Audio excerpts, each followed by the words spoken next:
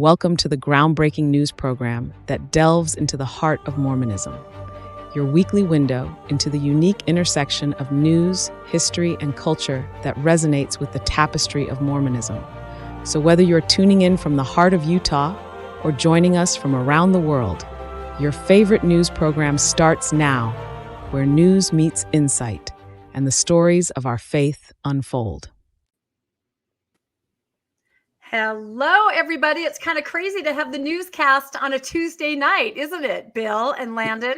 It is a little crazy, but crazy things are happening all across the country when it comes to the Mormon Church and their temples. You said it. That's exactly right. It's funny not to have RFM. He will be joining us soon, but instead we have Landon. Would you like to fill in for RFM, Landon? Do you think you can, I don't know if I can like fill those shoes. Yeah.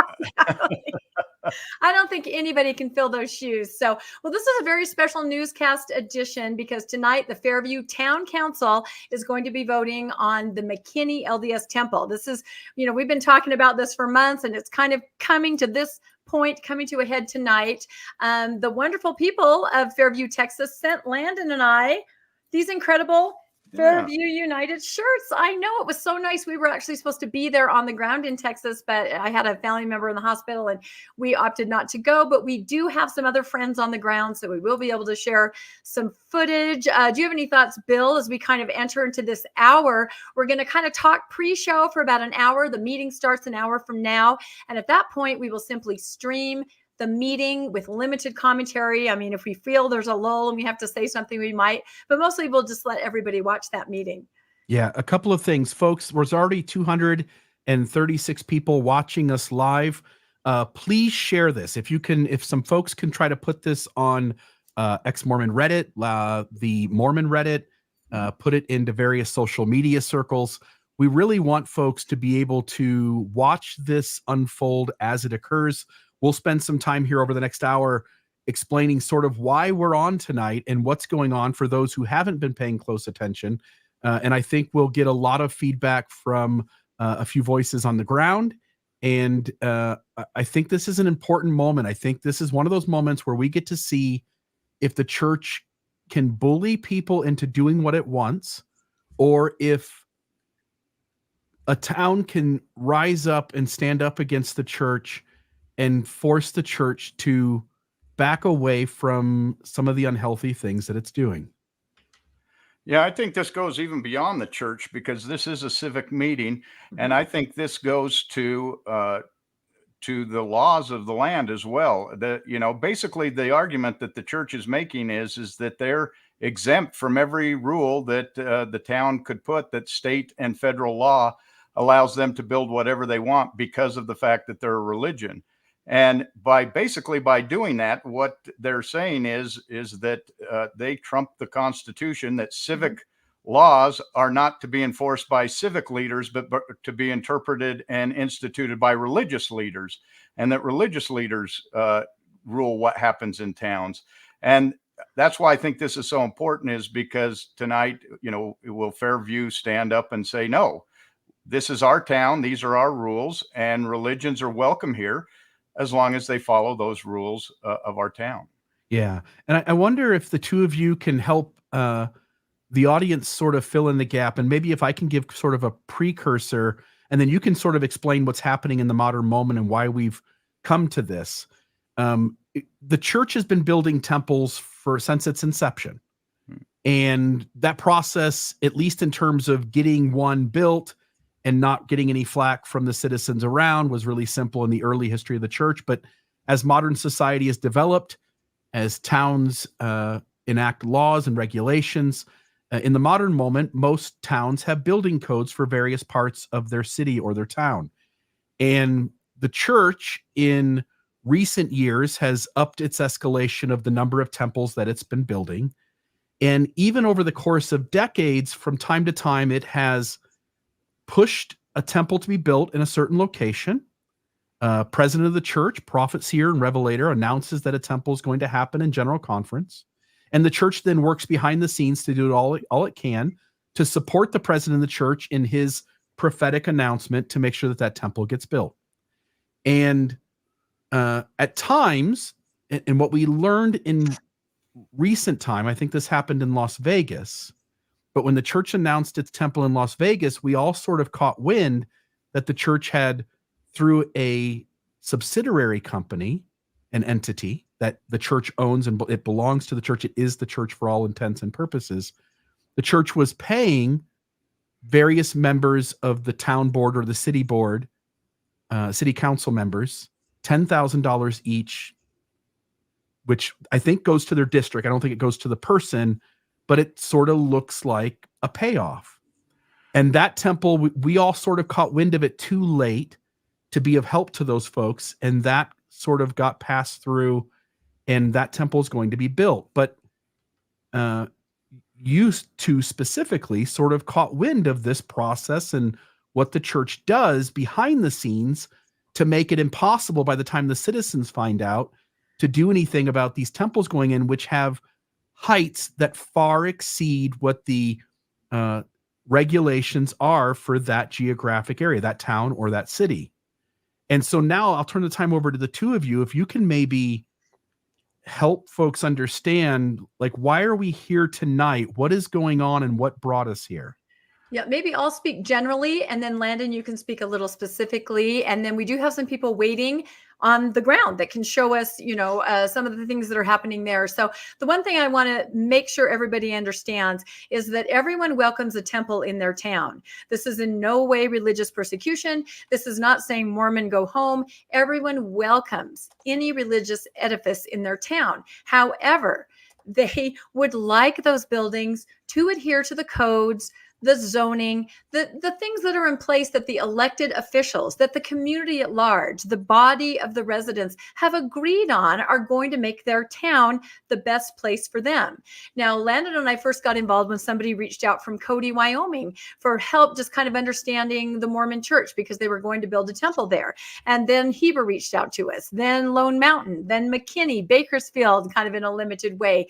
And what we started to realize is, as Bill alluded to, there is a playbook, and that involves not really letting people know where it's going to be built ahead of time, working behind the scenes with different resources. In Vegas, campaign contributions. In Cody, an LDS city planner that allegedly put some zoning in place behind the scenes, or perhaps allegedly manipulated, some of the members of the planning and zoning board. In Heber, all LDS city council and county commission, putting a legislative land development act, an LDA, behind the scenes to change everything before anyone knew. The key to the playbook is a lot of this happens before anyone is even aware that a temple is coming to town.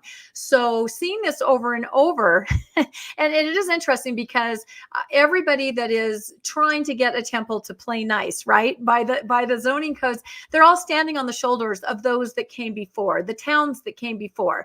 I say that McKinney is where it is today. Fairview with the McKinney Temple. We should make that clear. The temple's named McKinney. The town is Fairview where they're building it. They are standing on the shoulders of Cody, who I know is watching tonight. Heber, I know they're watching. Lone Mountain. Everything that they learned and got up to speed on, other towns were more quickly able to get up to speed because of what other towns had gone through. So that's kind of the beauty of all of this. But yes, there is a playbook. There are strategies and techniques that are used in every single place that we look at. Now, if you, Landon, want to speak a little more specifically to Fairview and the McKinney Temple, let's do that for a minute. And then let's bring at least one of our people in so we can see the scene on the ground. Yeah, I want to clarify one thing real quick that Bill said. In the Lone Peak, the church nor its subsidiaries did not make the donation. It was actually the law firm that represents the church that made the donation to 7 different councilmen and a total of $70,000, or council people. So obviously, campaign contributions are legal. So we don't want to infer that anything illegal happened, but certainly anyone who thinks that $70,000 in campaign donations, which do go specifically to the campaign for that specific council member. So although they can't spend it on, shoes and cars, they do spend it on their reelection campaign. Anyone who thinks that didn't have an impact on the vote is naive at best. Oops, Bill, I think you're muted. Yeah, if anybody thinks that legal team is not doing that on behalf of the church, that's also I think, absurd. Yeah. It is obvious that the church instructed its legal team to pay those campaign donations, those campaign amounts of $10,000 each to 7 different council members. It directly connected to the church. There's no other way to make the rationale of that work. Yeah, the law firm filed the permit on behalf of the church, and Yeah. they're the ones who paid the money. So you can say you can't prove it. Of course we can't prove it, because you can't go in discovery and ask for the lawyer's records to show how they got paid or how they used their money. So obviously somebody knows what they're doing in the way that they're making the contributions. So that's true. And I was just going to say, Landon, that people are going into the building. So if we wanted to get more of a sense of the outside, I wonder if before you talk, we should go to one of our people on the ground before people file in. So let's see, is Mark there? Is Inga still there, or has she ducked out? I'm here. Oh, there she is. Okay. All right. Hi, Inga. Look, she's wearing her green Fairview shirt. Now, you were on the ground right there in front of the building, aren't you? I am, guys, and I've got to break it to you. There's nobody here. It's like they wanted us to believe maybe something that wasn't the case. So we've maybe had 60 white shirts come in, which is what they call themselves, the LDS representation. I maybe have seen some more, some of their the applicants' attorneys come in, but they warned us via stake letters that got out that there was going to be thousands of people here. And there aren't. There's like 60. So was that an intimidation technique to maybe silence residents and intimidate them from coming out or getting tickets? Because there's like maybe 60 people I've seen total straight in. Well, and the other difference this time as compared to the meeting before is that they're having watch parties in stake centers. These letters from the stake presidents in, up to 100-mile radius, not even in the Temple district, said, try to go to Fairview, but if you can't, go to your local stake center, and we're going to be watching it there. And I got a letter was it yesterday or this morning? I can't even keep track, that said that those meetings will be videotaped and will be shown tonight inside the council meeting to say, look how many people are in favor of this temple. Here's a whole group of people in a stake center watching. So supposedly they're going to be showing some of those gatherings in stake centers. Also, what temperature is it there, Inga? Maybe that has something to do with it. It's about 100 degrees, but I'll tell you, I live about a block away from the stake center, and there's no cars in the parking lot either. So how interesting. It's empty. And I was curious because I remember the watch parties as well, but I'm not seeing any LDS out here tonight. Yeah, because describe the scene last time at the last meeting. It was packed. There were people with white shirts everywhere. So And I also feel like a lot of people may have already gone into the building. I've been receiving some pictures that people were walking in. I think, interestingly, some of the reserved seats went to youth. I saw a lot of young people, teenagers walking in, which is interesting if voting adults can't get in and teenage white shirts can. I don't know. Can you tell us a little bit about... Oh, go ahead. Last time there were thousands of people out here. I think the police department estimated that I believe 2,000 people were outside, and they had guitars and signs, and it was very, kumbaya. Yeah. But none of that this time. We see some people behind me here trickling in, but it's been a slow, steady stream of people. I assume it's what we have, those who have reserved seats, but not the multitude that we were told. Interesting. Do you think, and this is just your gut, but do you think the church realized that this was not a good tactic to have thousands of people descend upon a town where you have command centers and police that have to, that's not a good look. Nope. Totally agree. Well, and it's interesting because today we started realizing, talking to some of the people that had set this meeting, behind the scenes together, and the expense that the town had to go to, renting a larger hall for this number of people that were supposed to descend, $10,000, paying for increased bandwidth, I guess, to be able to have thousands of people be able to watch remotely, $3,000, paying overtime for police officers and medical. That's going to be money. Yeah. And once we were up, we were going, oh my gosh, we couldn't believe that. We're up probably maybe like $15,000, $16,000, $17,000. We realized the town had to do that just 2 months ago. And this is out of the town's budget, a town of less than 15,000 people. That just seems incredible to me. You're spot on, Rebecca. And I think it really speaks to the town of Fairview. I believe that the council really do want people to have a voice, and they're willing to accommodate, the people who want to be a part of this. They're also concerned with safety, but it certainly feels like not being the best neighbor if you make a town go to that expense and you're not going to even show up as you said you were. So, yeah. Now, do you have a ticket to go inside, Inga, or are you outside? I have a ticket to go inside. I was one of the good. lucky few that got a ticket right in the 1 minute before they sold out. Well, there you go. Well, why don't you do what you need to do and send me some pictures of what it looks like inside, and I'll send them to Bill, and hopefully we can put them up on the screen. So, but yeah, it is really funny to see it so empty, because last time it was a sea of white shirts. That's so funny to me. So true. And this is definitely a coordinated effort if they didn't show up, because they were sending letters out telling everyone to show up. Yep. And now all of a sudden nobody shows up. So that tells you that this was planned to give the indication, to get the city all mobilized for this, and then to pull the plug at the last minute, which is similar to what they did last month or 2 months ago, when everyone showed up for the meeting and they asked for a continuance just a couple hours before the meeting was to begin. Yeah. Yep, it's a crazy game. All right, send us some pictures from inside, Inga. We will be thinking of all of you and watching along, and we'll follow up afterwards. Thank you. Bye-bye.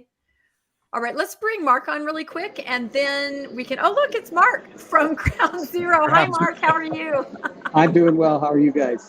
Oh, great. Are you inside the building right now? Yes, I am inside. I was in the general seating line, and they have us sitting in an auxiliary room. I don't know if at some point they will move us into the main room. I'm hoping they do, but if not, I'll show you what it looks like where I'm at right now. Okay. Hold on a second. So they've got this screen here where we can watch it, and people are kind of filing in right now, mostly white shirts. The green shirts, from what I could see, were the larger portion of the people that had the reserved seating. And we probably should point out that what they did is I think it seats 300 people. They gave 150 tickets to people from outside of Fairview and 150 tickets from those inside Fairview. So the seating kind of came, you had to go online in a raffle almost to get them. I think, Mark, you got standby tickets. Is that correct? You were able to get in and get standby? Yeah, I showed up around 5 o'clock Texas time, and I was one of the first people in the general line. And then, that slowly started filing in, and they let the people with the reserve seating in at about 6 o'clock, and I had to wait till about 6:45, and then I was able to get in. And so you were outside for a while, and you were telling me that it seemed like there were some good conversations going on between white shirts and green shirts, and maybe a little dialogue and interaction. What was the vibe like out there? Well, there were a few people that were antagonistic, but for the most part, it was really good civil conversation. And it almost makes me wonder, the irony of it is that if the people from the city of Fairview and the members of the church sat down, I think they could reach a compromise. I think the real problem here is the leadership of the church and their insistence on what they want. Yeah. Because it was very interesting. They would talk and they would say, hey, here's what it is from our perspective. And then they would listen. And I even heard one woman say, look, I love temples. I want a temple here. I just don't want it to be that tall. Mm-hmm. No, that's the thing I think people don't realize, is that we also podcast and broadcast for the LDS members, because we feel they are being manipulated in a way by the leadership and put in these terrible positions. And every piece of information and letter, the things that we post, they all come from faithful members who say, please don't use my name. I love my town. I love my church. I want my church to do better. We're talking the faithful members are the ones that are saying, let's just compromise. Like Mark said, let's just sit down and work this out. There's a way that everyone is happy. The town is happy to welcome a temple there. just follow the codes. Everybody can get what they want. And that to me is the saddest part. I totally agree with you, Mark. The people could work this out probably in half an hour of discussion, but you've got lawyers, you've got teams of lawyers, you've got church officials that will not budge, and the collateral damage are the residents and the LDS members in the area. Absolutely. Absolutely. And I would say that it's not even so much the building as the manipulation that is surrounding the building that's really upsetting most of the residents. They were given a flyer that said this is a 2-story building that meets all the codes and regulations. When they found out that that was not the case, they were quite upset. The lawyers have come in to meet with the town council. The town council's told them what they need to do in order to build the building, what the height limits are that they will approve. The city, the church asked for a continuance just hours before it was supposed to go to the vote. The city honored that and gave them 2 months. And in that 2 months, they said, go back, redesign it, relook at it, make changes to make it meet so that we can approve it. And in lieu of that, the church went and hired a law firm, a RLUIPA law firm, to come in and represent them in addition to the attorneys they already had. They met with the city council and made what they called significant concessions, which was lower the steeple 15 feet and that steeple was was 170 something feet. 173 feet. Yeah. Yeah, so Oh, 15 feet is peanuts. Yeah, They it's told them nothing. It's 60 like feet is where it 8%. needed Yeah. to be, and so they said they'd cut 15 feet off of the Yeah. steeple. And then they wrote a letter, a press release, saying that the city council refused to meet with them, which the city council cannot meet with them unless, as a body, unless it's a scheduled meeting that is notified with an agenda that everybody knows about and can attend. So they made it look like that they made all these concessions and the city continued to reject them.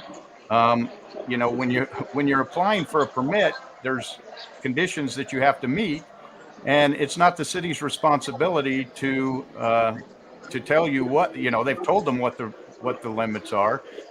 It's not a negotiation at that point. It's here's the code and here's what we let you. We're already giving you the highest levels of the highest religious facility. They said you can build it as high as the largest religious facility in town, which is the LDS Church currently. They already have the largest facility. Yeah, they already have the largest. And we should point out that typically an applicant does not get to make concessions. You are the applicant. Absolutely. Yeah, I found that weird. I'm a real estate land use attorney myself, and I found that really odd that when they came to the table and said, okay, we're going to make a concession. No, usually it's the city that either extracts those concessions as part of getting a deal done, or they make exceptions, or there's some negotiating. But usually it's the city that has the authority, whereas here it's the church acting like they have the authority and saying, okay, we'll do this, and then we'll change the name to the Fairview Temple, which, yeah, ridiculous. Absolutely ridiculous. From someone from my perspective, yeah, it's absolutely ridiculous. Yeah, no, and that's the larger picture that Landon was trying to describe. Honestly, it seems like the church is saying you and your sovereignty, as a governing body of a town, we can sweep that all under the table in simplistic terms, because what we need as a religious organization trumps any of you elected officials elected by the citizens. That doesn't fly here, and that's of concern. Wouldn't you say, Landon? Absolutely. To me, the church is claiming that they have absolute power, that anything they decide, anything they claim is a religious symbol, anything they claim height. In fact, in some of the legal briefs that they served up to the city, they specifically say that you can't even question the truthfulness of what we are saying because you don't have the right to question a religion and what they believe to be doctrine. So basically, as you read the letter, it's as if the government, as if they're saying federal and state law give us full ability to enact whatever zoning laws that we desire, and we trump anything that you as a city might attempt to impose upon us. Have you run into that before, Mark, as a real estate attorney? Yeah, it's really an interesting issue. I mean, if this thing gets struck down, the arguments the church is going to have to make under RLUIPA are going to be pretty wild, because you basically have two steps on a RLUIPA claim. First, you've got to show that the government is imposing a substantial burden. Whereas here, I don't think they hit that. The substantial burden would be basically they're limiting the church's ability to exercise their religion. I think the only way they can get there is if they continue to argue this doctrine about the height of the building and the steeple, right? Which we all know. I mean, I've been in the church for most of my life. Never heard that. I've served in leadership callings. Never heard that at all. But that's the only way they can get past that substantial burden step. Because once you get past that, then it's a really heavy burden for the government to prove their case. Yeah. They have to show that it's a compelling government interest and that it's narrowly tailored to meet that. Now, a compelling government interest might not be, we want our buildings a certain height, right? And so if the church can clear that substantial burden prong, I think the argument becomes a lot easier for them to do that. But in order to do that, they've basically got to make up, in my opinion, they've got to make up doctrine to say they're imposing a substantial burden on our ability to exercise religion. Because I look at it as somebody who's been through the temple, and I've never once thought, wow, this building needs to be a certain height, or I'm not going to be able to have a spiritual experience there. No, I've never thought that, and I don't think anybody ever has. Or that steeple's too small. It's affecting my ability to feel the spirit in this building. No, I've never felt that, and most members of the church wouldn't say that. But an interesting thing is if they argue, well, this is new doctrine, then is the church always one step ahead of the government at that point, saying, well, we got a revelation saying that this is now an important part of our doctrine. I think if this case goes to a trial and it becomes a law, it's going to be a really interesting showdown, because you could have the church basically saying, hey, we can create doctrine and receive revelation to get ahead of regulation, which would, in my opinion, would be a legal disaster. Someone has to look at this, honestly. And maybe we should just explain really quickly, if no one knows what we're talking about with the steeple doctrine. When the church tried to build in Cody, they tried to use this. We need to have a tall steeple because our religion requires it. Well, the Cody residents said, where? Show us that in your doctrine. And also look at these 11 temples that only have domes or a flatter surface. Well, they couldn't do it. So here we come up to McKinney, and all of a sudden you see letters going out from state presidents to members saying, please write an email to the town council and make sure you tell them how important the height of the steeple is to you. We had never seen anything like that before. We knew exactly what it was the second we saw it. We need people to start claiming that it's an integral part of their religious worship. That way, exactly like Matt said, they can use that to activate RLUIPA. Not only the height of the steeple, but we've also now seen verbiage, the mass of the walls, because the buildings themselves are beyond code in addition to the additional steeple height. So anything they need is a legal workaround they are going to try to insert into the doctrine. Well, unfortunately for them, we found several clips. We found Elder Bednar saying size doesn't matter. We found President Nelson saying it's not the architecture, it's not the building, it's what happens inside. So there are definitely things that are contrary to what they're trying to claim. I agree with you, Mark. I think conference session October, we're going to see some talks where they start to mention the height. We've heard rhetoric from the lawyers about God dwells on the second floor. We've heard rhetoric about, it lifts your eyes heavenward. It's where heaven and earth meet. I've seen some things that make me think they're going to link it to the Liahona, finding direction from God, looking upward. So, we're trying to be a step ahead and tell everyone, watch for this, but this is what they need to do, as Mark said, to be able to take this to court and activate RLUIPA. It really is it's crazy. It's cats and dogs living together. I've never seen anything like it. Bill, I think you were going to say something. Yeah, sort of the same thing. It's not only that all of us grew up in a Mormonism that did not emphasize temple height at all, to the point where, as you guys have pointed out, there are temples all across the world. Some of them don't have steeples. Some of them are smaller. Some of them are not very tall. Some of them make use of really concise small spaces. And as you guys are also pointing out, there is teachings of the leaders of the church, current leaders, the current prophet of the church, that clearly state that the size of the temple doesn't matter. Elder Bednar, I just put it up on the screen. The one you mentioned, no small temples.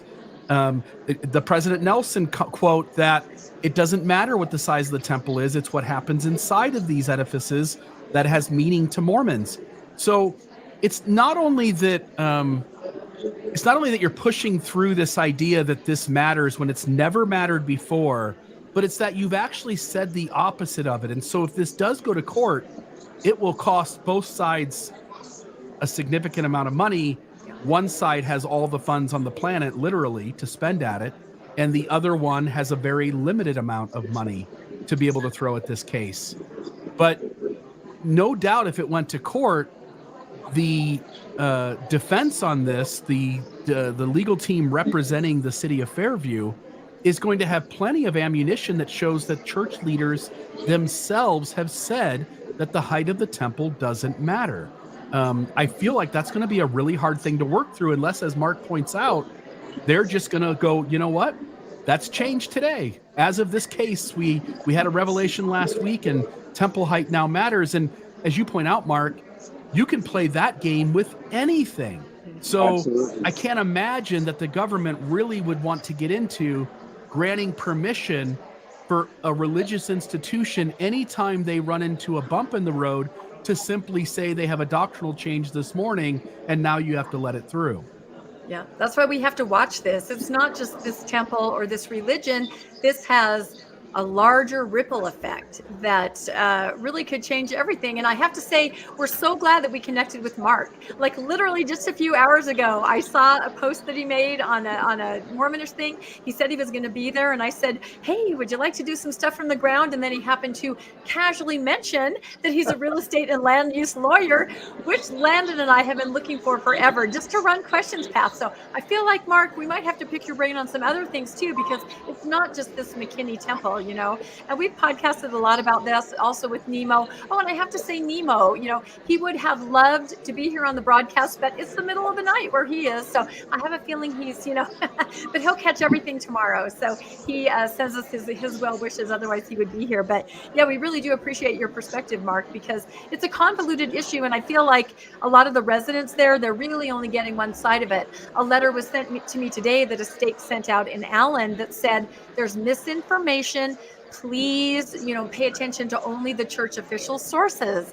And so I kind of feel like people don't really understand necessarily the big picture. Do you get that sense, Mark? Yeah, absolutely. And I mean, as I was sitting in line, I heard one gentleman say, why does the city of Fairview think that they don't have to comply with state and federal law?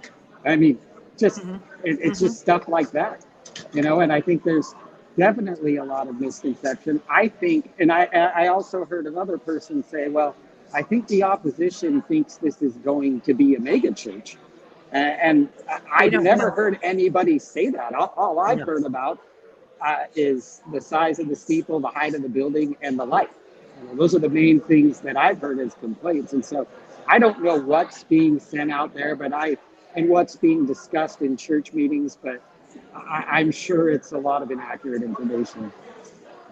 I feel I wanted to point out too, Bill, this is not just religions that have this right, because the RLUIPA law and the church put out an 81-page brief that they sent to the city citing RLUIPA law. And part of RLUIPA is that individuals praying in their home have the same right as a church does. So what's to prevent an individual who doesn't meet code for some purpose in their house saying, well, my religion says I have to have that in my home, therefore I'm allowed to have it, and can completely bypass the city.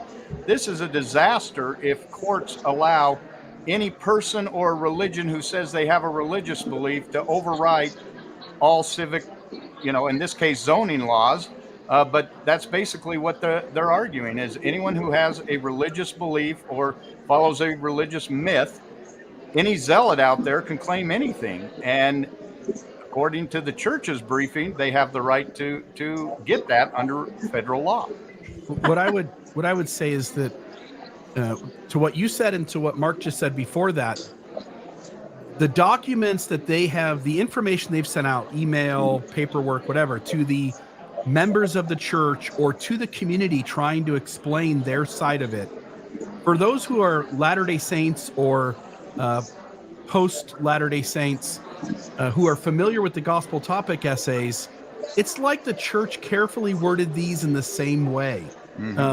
To, as Mark pointed out, to emphasize that, hey, according to state and federal laws, we're allowed to do this. Well, no, state and federal laws say that if you can prove the two things that Mark said you could prove, that this is crucial to your religious practice and it's important, it's part of your theology, then yes, like, okay.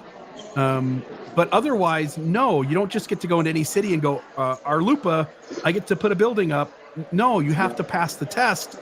And the church has clearly, at least up to this moment, I don't think demonstrated to the general public, the public opinion, that they've done that they've met the threshold for either of those two categories that they need to cross to be able to justify this. And so you're misleading the general public and you're misleading the members of the church to think you have some God-given right to build your building as high as you want. And that's just not how Arlupa works. But that's what they're claiming. Bill, I just texted you some pictures, especially of the stacks of petitions that the lawyers are wheeling in because they had their members. They sent out so many letters saying, sign the petition, send the petition in.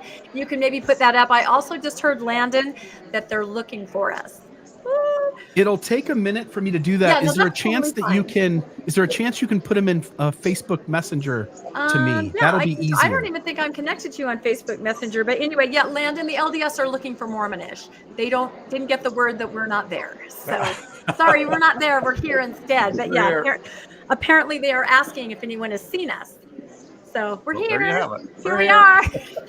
Hi. The LDS Church is looking for you guys. Yes, that's what I'm saying. The LDS are asking, where's that Mormonish?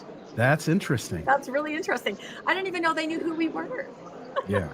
Well, they must be listening, so that's good. That's right. Let me see if I can put, this one particular picture, in fact, of the petitions is just interesting. And we should point out, we were supposed to be there. Yes. We were going to fly out there and be on site, but due to hospitalization Family member in the hospital family, on my part. Yeah, I couldn't leave. So. We just couldn't make it. There was too many things that had to be taken care of here. But the Fairview United sent us these shirts. Since we couldn't make it, they also gave several things from Texas, so that's why I'm wearing the bandana here. They sent some cute boots. I guess I'm leaning the wrong direction here, but you can see the Texas boots. They're just so wonderful. Great people. They sent a casserole to Rebecca because of her the situation with her family, and just wonderful people. People like Inga that you just met that were on the ground that have just been wonderful.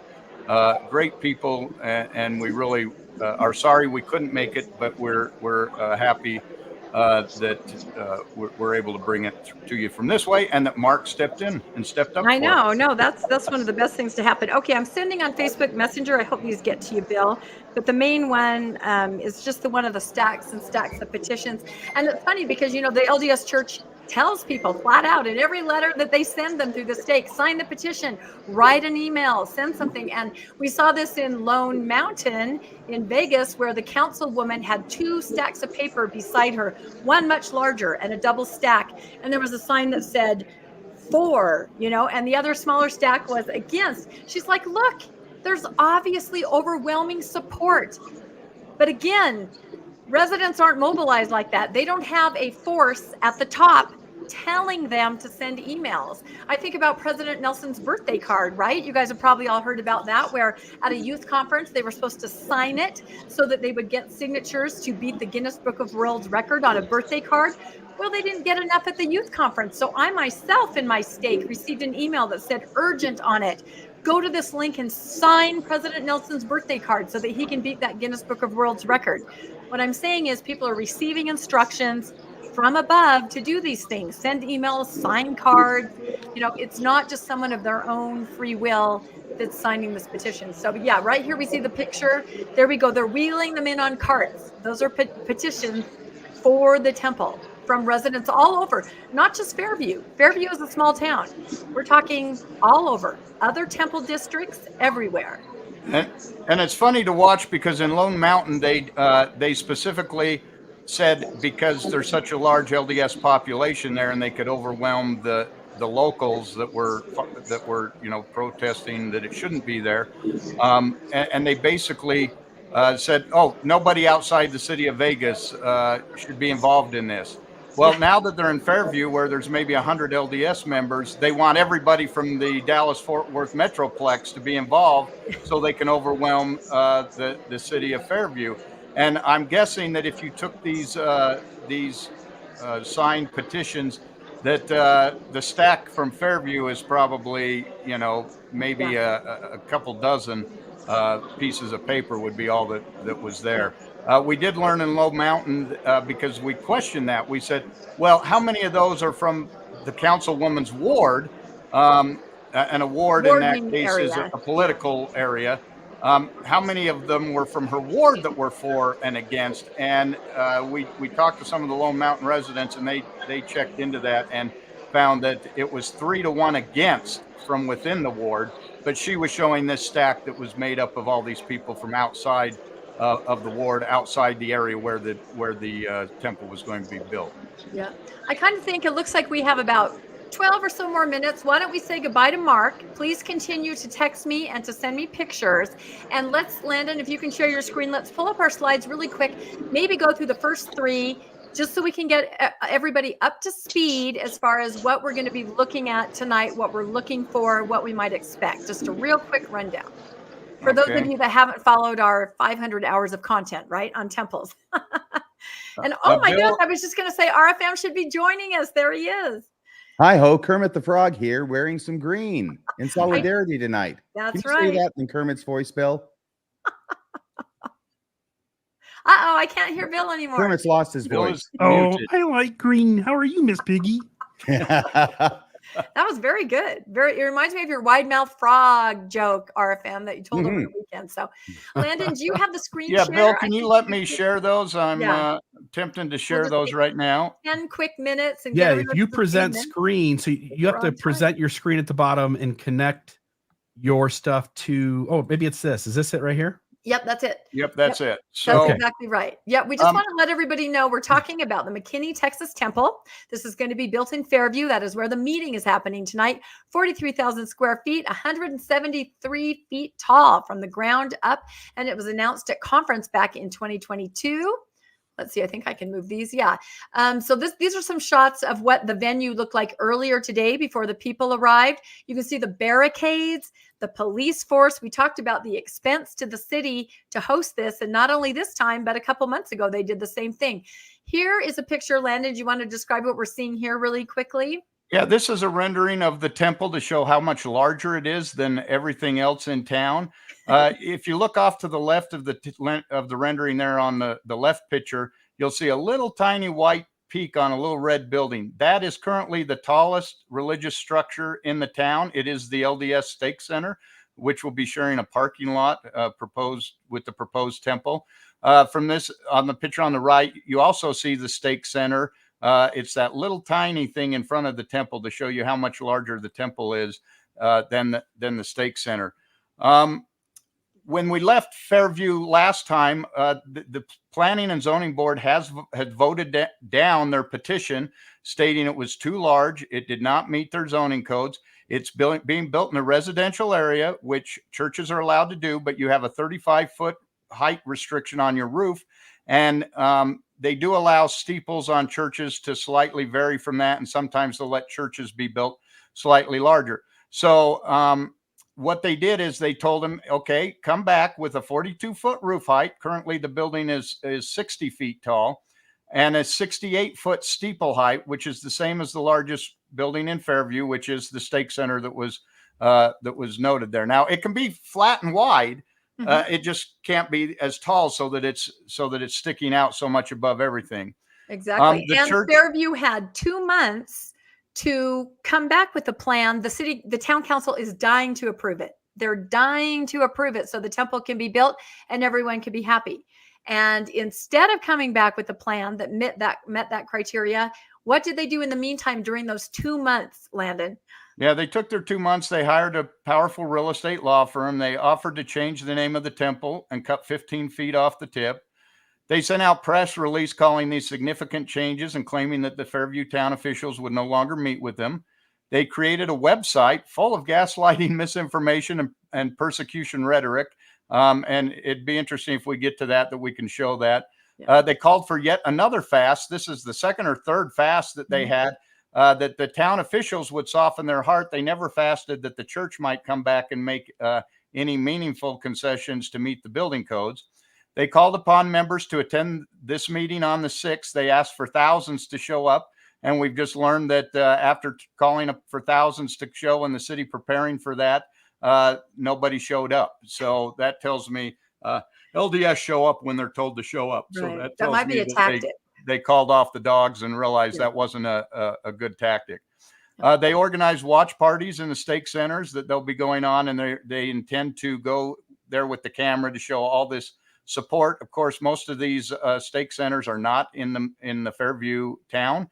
They're outside in other towns. Oh. They created an 81-page document explaining their interpretation of RLUIPA and outlining their intention to sue the city.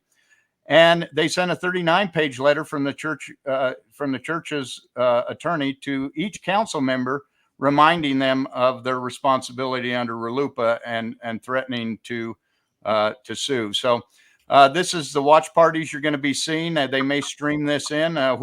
They're all wearing green for Fairview or white for the church. That's just how I picture it. Like you'd have to have cheerleaders there. You'd have to have snacks, hot dogs, chips, nachos. That's what I was picturing. And this is an important slide right here, because what this shows is what you're going to hear this probably argued during the meeting tonight. You're going to hear about the Creekwood United Methodist Church bell tower.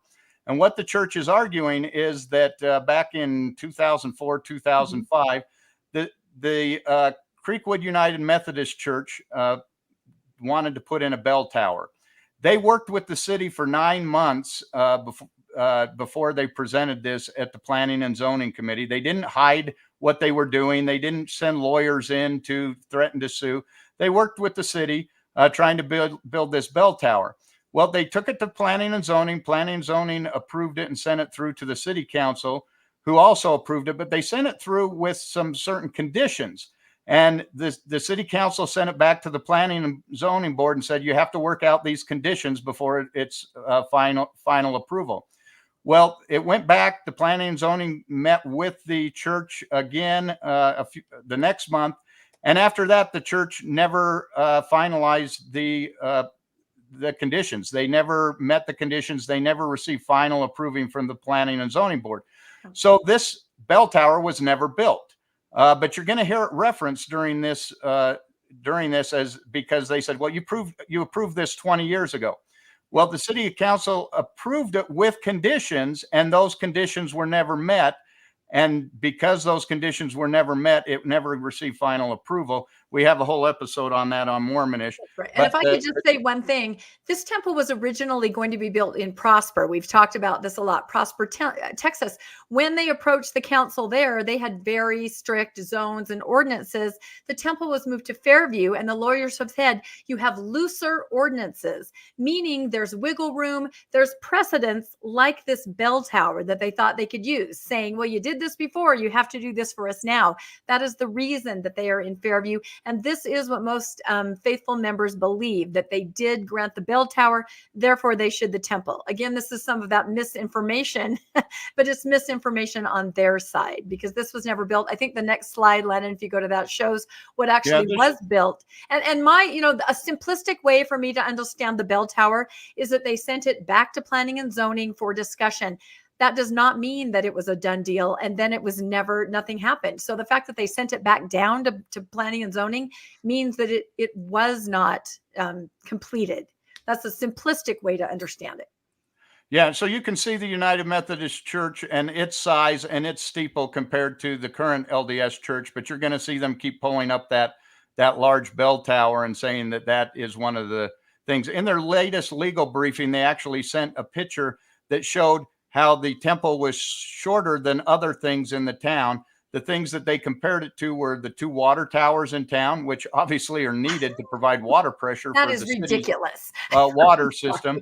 Also a radio tower. Yeah, you can see this picture here. And then they also compare it to the bell tower. You can see that one there on the right is the bell tower that was never built. It doesn't exist. It's not there. But they're saying, well, since it's approved, this shows you what they can do. But if you look at these, there's one thing in these pictures that you'll notice. None of those other buildings are occupied. They don't have occupants. They are not buildings. They are towers. That has a completely different requirement than buildings do. The law recognizes that communication towers have to be tall. High power lines have to be tall. These things are needed for cities to work. And so they make exemptions for that. Buildings do not have to be tall.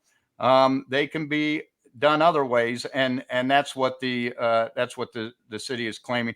And one of the problems with the bell tower is at that height, when they'd ring the bells, the sound would go out too far, and so that was one of the things that they were working on, was that the bells couldn't be too loud, and so they had to match the height with the sound and everything to get it, and they never got that to get the final approval. To use these these necessary sort of utility functional structures as justification for why you should be allowed seems so absurd. Like every city is going to have to come up with things like this that have to be allowed. It seems like such a different thing than a religious edifice for worship. It just seems apples and oranges, and yet the church will grab onto anything that it can. And you notice what they didn't put on there is a house that would be sitting next to it that would be limited to 35 feet tall, because it would show how absolutely ridiculous this height is compared to the surrounding neighborhood. They don't put the church. They didn't put they put the steeple there, but they didn't put the church that's associated with that steeple, which is much, much smaller than the temple footprint, which would also show how small it was. So they conveniently showed only the things that they wanted you to see in that picture. Some of the other arguments they made, and Bill, if you can scroll down, is they started showing other churches that had these large and this is This is a letter that they gave to each city council member just yesterday at the very last minute, a 39-page letter from a lawyer, which I think is kind of an intimidation tactic. It mentions RLUIPA all the way through it, and it shows all these examples of other towns that approved spires that are taller or as tall as the temple. Other towns, not Fairview, just other random towns. And they may show that throughout, but keep in mind, these are not in Fairview. Fairview is their motto is keeping it country. They're a small town. They want a country feel. They don't want large buildings scattering their town, and that's why they've put their codes the way they have. McKinney is a much larger city. They show you Station Park, Texas. They show you Richardson, Texas. They're showing all buildings that are not in this town. So what does this have to do with anything? It's saying you could show buildings in New York City, right? For this sort of argument, you could show 42 floor high rises in some epicenter of humanity and say that fits. By the way, this is McKinney, which is the name of the temple, but as you guys point out, where they're trying to actually build the McKinney temple is Fairview, Texas. Correct. And so McKinney is not the same locale. No. And it's funny because there is some animosity between the two cities over some other, an airport. So it's insult to injury that the temple is called McKinney. And I really quickly just want to mention, because we're almost getting to the meeting, some people thought people at the meeting are going to be voting. This is not what's happening. This is a town council meeting. the members of the town council at the end of this meeting will be voting. The members, the elected members of the council, the people that are at the meeting will be giving 1 minute pleas for the temple, or, talking about zoning codes. You'll be able to see sort of a cross section of how people are feeling and trying to speak their piece in front of the town council. But at the end, the town council members will be the ones that will vote whether to allow the conditional use permit. I just wanted to make that clear in case And, that and wasn't. because it was denied by the planning and zoning board, they need a super majority, which I believe there's 7 members, I think, and they need 6 of them to vote for it. Everyone has to be on board. Override it. So yeah, these are some pictures of mega churches in Texas, but these mega churches are not in Fairview. This is not their town. This is regulations allowed by other towns. I will point out the McKinney church, the first one that you showed up there that was so tall. The McKinney Town Council, or the McKinney Planning and Zoning Board, just last month at their Planning and Zoning Board voted down a 37,000 square foot mosque that was 40 feet tall. Yep. Well below the size of this building here that they had approved for another church, and they voted it down, saying it was too large for the area. So to point to McKinney as the example of what they should do, when McKinney just voted down a mosque that is smaller by far than the LDS temple, just makes absolutely no sense. Well, and the mosque came back and said, "Oh, the town doesn't want us. Well, I guess we could make 3 small buildings instead of, we'll work with the town." It was very interesting to see the 2 perspectives when your plan is voted down or not approved by the town council. Very interesting. So this is what you're going to see tonight. They're going to be discussing these things. You're going to hear a lot about codes, and that's what a city meeting should be limited to. Is what's the codes, what's the arguments for why you should and shouldn't. We found in previous meetings, especially the planning and zoning meeting, the LDS have a tendency to stand up and bear their testimony and tell you how important the temple is and how their kids have to go that's all irrelevant. This is a city council deciding whether or not this meets their codes, and there's no place for you're religious to teach your religion, to teach your religious beliefs. It's simply to put in place why you should have a temple there, or how you meet the codes. It just FYI, we have a special guest down below. I won't say anything. I'll leave it. What? Just somebody you were expecting, but maybe others weren't expecting. And then just FYI, the thing does start in 51 seconds. Exactly. Let's let our guest on. Who could be appearing at the very last minute? Oh, Nemo, you're supposed to be asleep. What the heck? What time is it there? It's 1:30 in the morning. Oh my gosh. What kind of pajamas are you wearing, Nemo?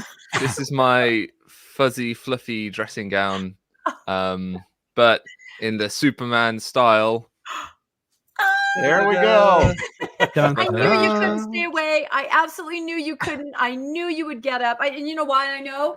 Because I got myself another package of Jammy Dodgers so that we can all be on the same page. There we go.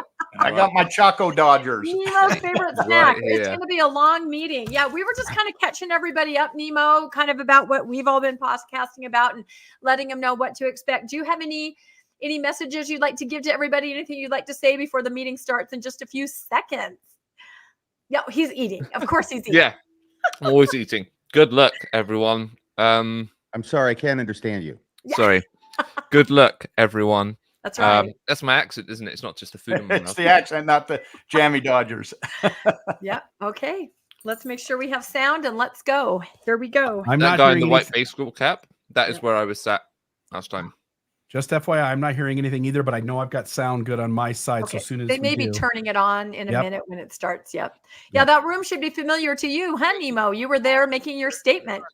And I'm gonna pull myself off the screen. It'll probably buffer better if everyone is sort of off and if you only come on for a comment. Yeah, I can hear him, so let's go. Yep. Today to get everybody in here safely and as many as we could out of the weather.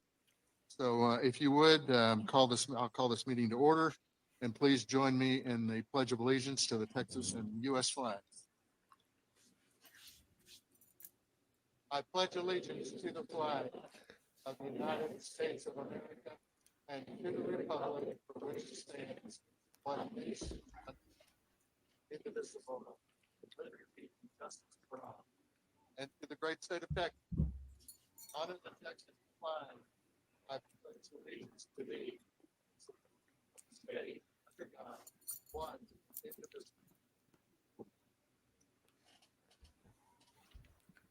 Thank y'all. That actually is really cool when you hear a lot of people like that doing that. Thank God for our nation. All right, so we have just a couple of things today I want to make a comment about. Kind of rules that we're working under here. We got a lot of people in the building. So one thing I think everybody understands is if you leave the building, you will lose your seat. Someone else will be allowed to go in. You go out that door if you need to leave, but other people, if 2 people leave, 2 people will come in. So we'll do that so as many people get a chance to be in here as possible. When we go into this, I'm going to ask if you would not, no displays of pleasure or displeasure. Please don't clap. Please don't boo. Whatever we do. The last time we did this, it was fine. I mean, everybody did okay. We clapped a lot for each other, and that's okay. But today, I would ask that we don't do that. I'm going to try to move this along as quickly as I can. And then in that sense, when we get to the public hearing on the temple, I'm going to call up like 10 people at a time. So what I'm going to ask you to do is if you come up, we want you to, if you can go around the back, I think there's room back there, and line up behind the lectern here. And then we'll just go. Everybody we'll have 2 minutes. Normally in the Fairview Town Council meetings, we give people 5 minutes, but because we have so many people here, I want to get as many people to talk as they want to, but we're going to limit you to 2 minutes. So that being said. So we're going to start this off. The first item we have is a public hearing and related to the proposed LDS temple on Stacy Road. And I'm going to turn it over to Israel to introduce it. So let me, before I do that, I'm going to go through how this is going to work as far as order so everybody knows. Israel's going to introduce us, the room and the council to the project. Obviously, many of us know what this is about. We will then let the applicant speak. The applicant will tell us about what the proposal is, what's going on, why that's going, what's going to happen. And again, we're just doing this as a normal council thing. And then once the applicant is done, then I'll turn it back to the council, see if the council has any comments, questions associated with the applicant. And then once we get to that point, then I'll move to the public hearing. And the public hearing is when I'll start calling 10 people at a time. I'll probably have 10 people. We have some folks that one person that wrote in, I will read his. He wasn't here. He wanted to speak. He wasn't here last month, in the June meeting. And then I also have a list of people who were here in June, because this is a continuation of a meeting we had in June. I will give those folks a chance to speak first. And then from that, I'll start drawing from this pile I have. And I'm just going to go as first one, second one. And I'll call up about 10 people at a time. When I get to number 7, I'll probably call up 10 more people. So kind of listen for your name. All right, so let's go to Israel. Israel, give us an introduction as to what we're going to be dealing with here tonight, please.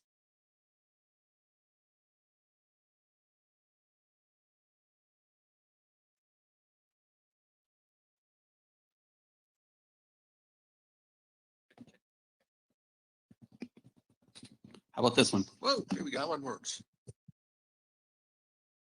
All right, Mayor, Council, this is a continuation of the public hearing that was first started back in June. And as just for a refresher, this is a request for approval of a conditional use permit for a religious facility. It's a little over 8-acre site located on the north side of Stacy, west of Meandering, is zoned for an RE1 1-acre range state district. Again, this is the continuation that we first started that public hearing back in June. Just as a reminder, this request features the proposed construction of a ceremonial temple building that consists of about 45,000 square feet, a 65-foot tall building, and a spire that tops out at 173 feet tall. The plan also includes an accelerator of the grounds and distribution building, a third of which is consistent, or not, sorry, it's not, has that distribution portion for on-site uses. Just kind of update you, nothing's really changed on those plans since we've we've met previously, just kind of update you where we are on the public input portion of this. So we've received well over 15,000 pieces of correspondence over the life of this application. Of those, about 489 of those are from Fairview residents. Of those 489, 437 are in opposition. The remaining 14,500 and change are from folks that are not in Fairview residents. Of those, most of those are in support of the project. We've also received a digital petition with about 1,160 names on it, also in opposition. Just as a reminder, back in May, the Planning and Zoning Commission did recommend denial of this application. So therefore, it takes what's known as the supermajority to pass this request. So 75% or a minimum of 6 of y'all would take to pass this the request. So I was brief. I know we got a lot of folks that you talked. So if there's no questions or comments, I will pass it on to, I guess, Tom for the portion of the presentation. Okay. Tom, are you going to do it? Okay, Tom, you're up.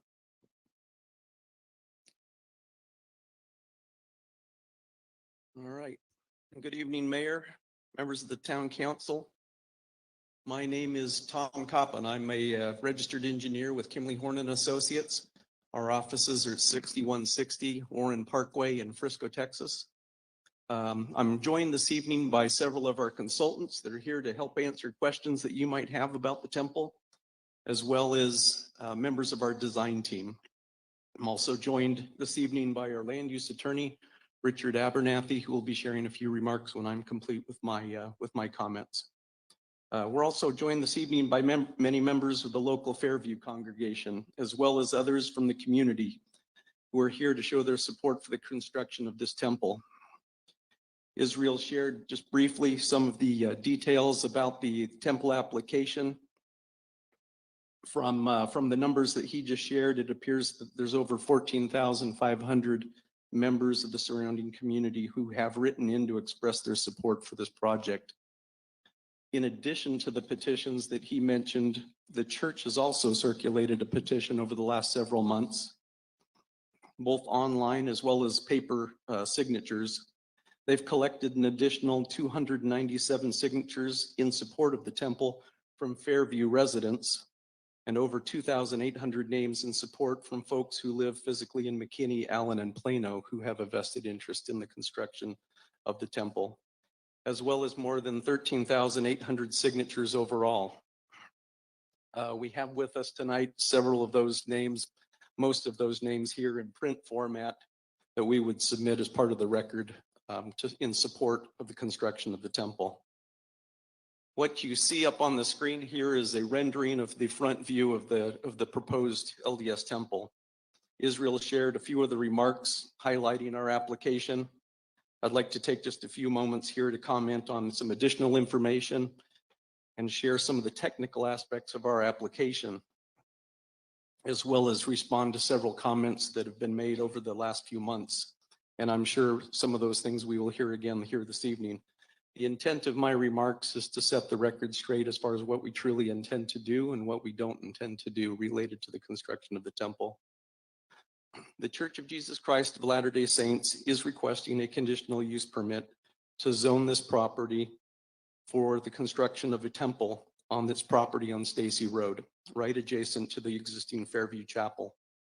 The proposed use is consistent with other religious facilities and campuses currently located along Stacy Road, which are also located in the RE1 zoning district.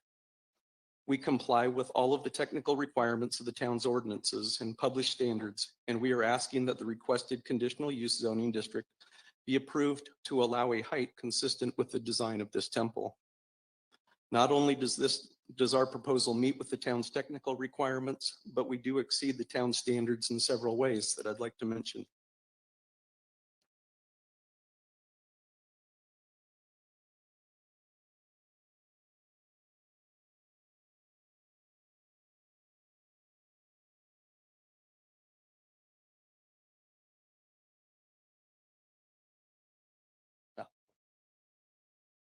Perfect. Thank you. Yeah. Where to point?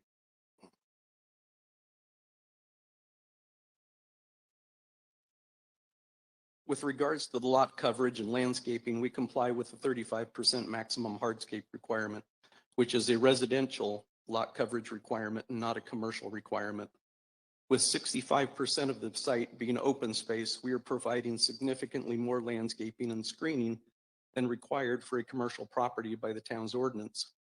In addition to the required 13 parking lot trees and 16 screening trees along our north property line, the temple will add at least 78 additional trees to the property, an additional 46,000 square feet of shrubs and ground cover, and over 187,000 square feet of turf. The north tree line will remain in place and be rejuvenated by cleaning out dead undergrowth and adding additional trees and shrubs to preserve the vegetated buffer that exists today.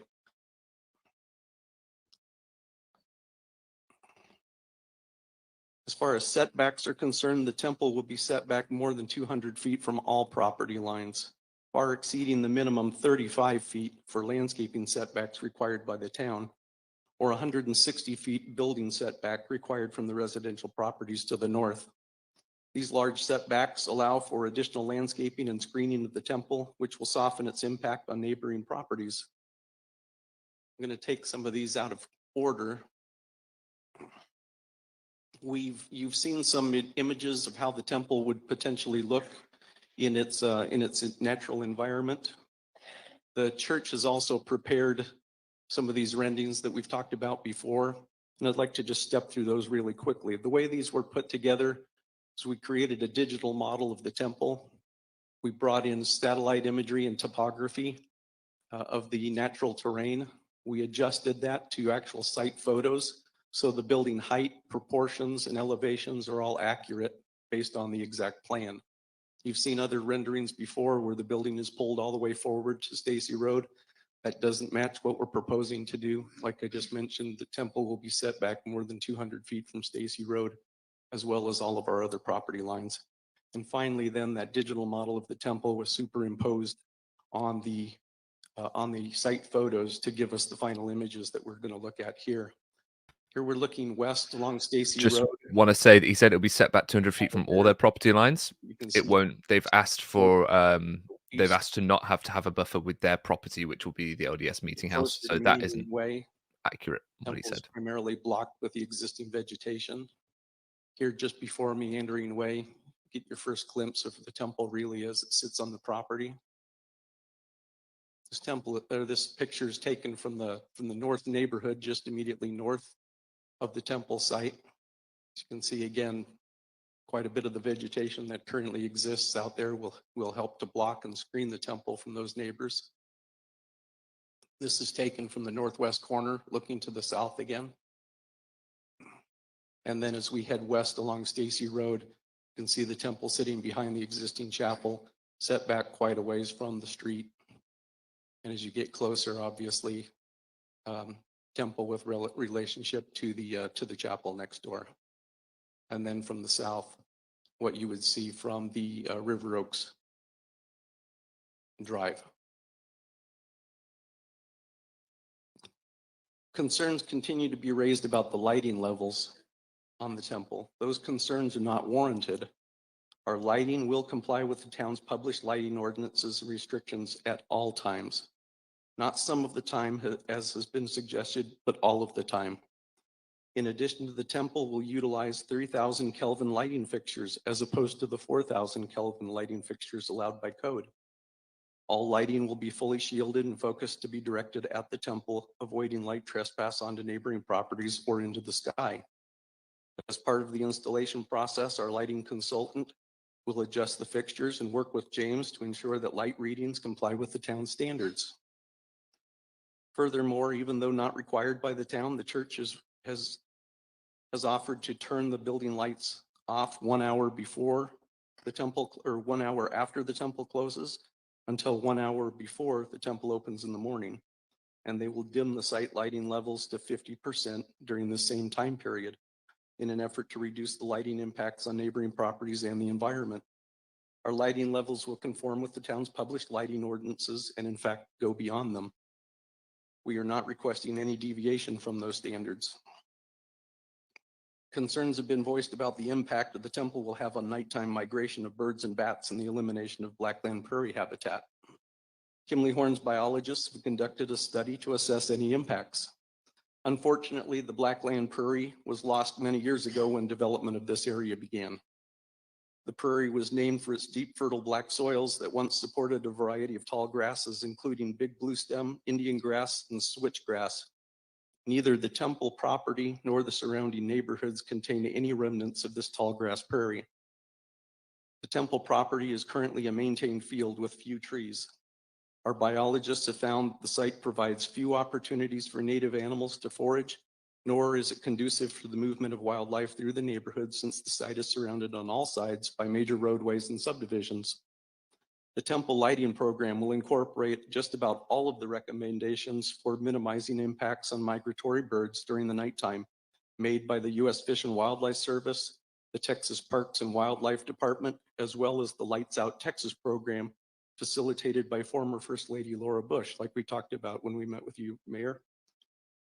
These measures that we are incorporating include turning off the lights completely at night, limiting the light to necessary times only, turning off the lights that face up into the sky, avoiding upward lighting scattered by shielding and selecting or positioning the lights where they will not emit above the horizontal plane, using lights that are less than 3,000 Kelvin degrees, and keeping lights as dim as possible.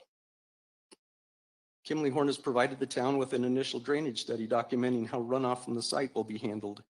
Generally, all of the runoff from the site will be directed to a large detention basin. Let's flip back here. You can see there on the site plan, you can see a large detention basin that runs the entire length of our north property line. There's no physical way that water from the site will be able to flow across the north property line to our neighbors.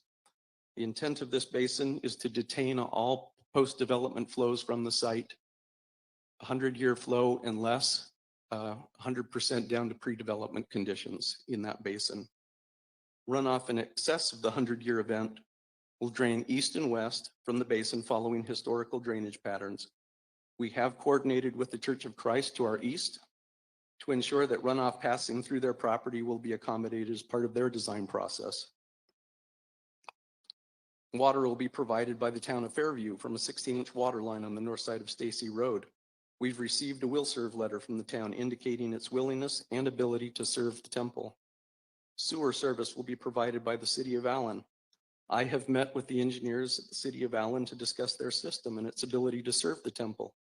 Kimley Horn has reviewed their as-built plans, has studied the downstream sewer shed. Our sewer study demonstrates that the downstream sewer system does have capacity to accommodate the flow from the temple without impacting the downstream facilities.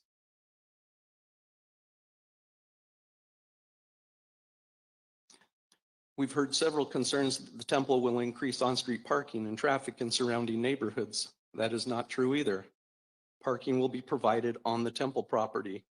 Additional parking is available at the chapel next door, which will be immediately adjacent to the temple.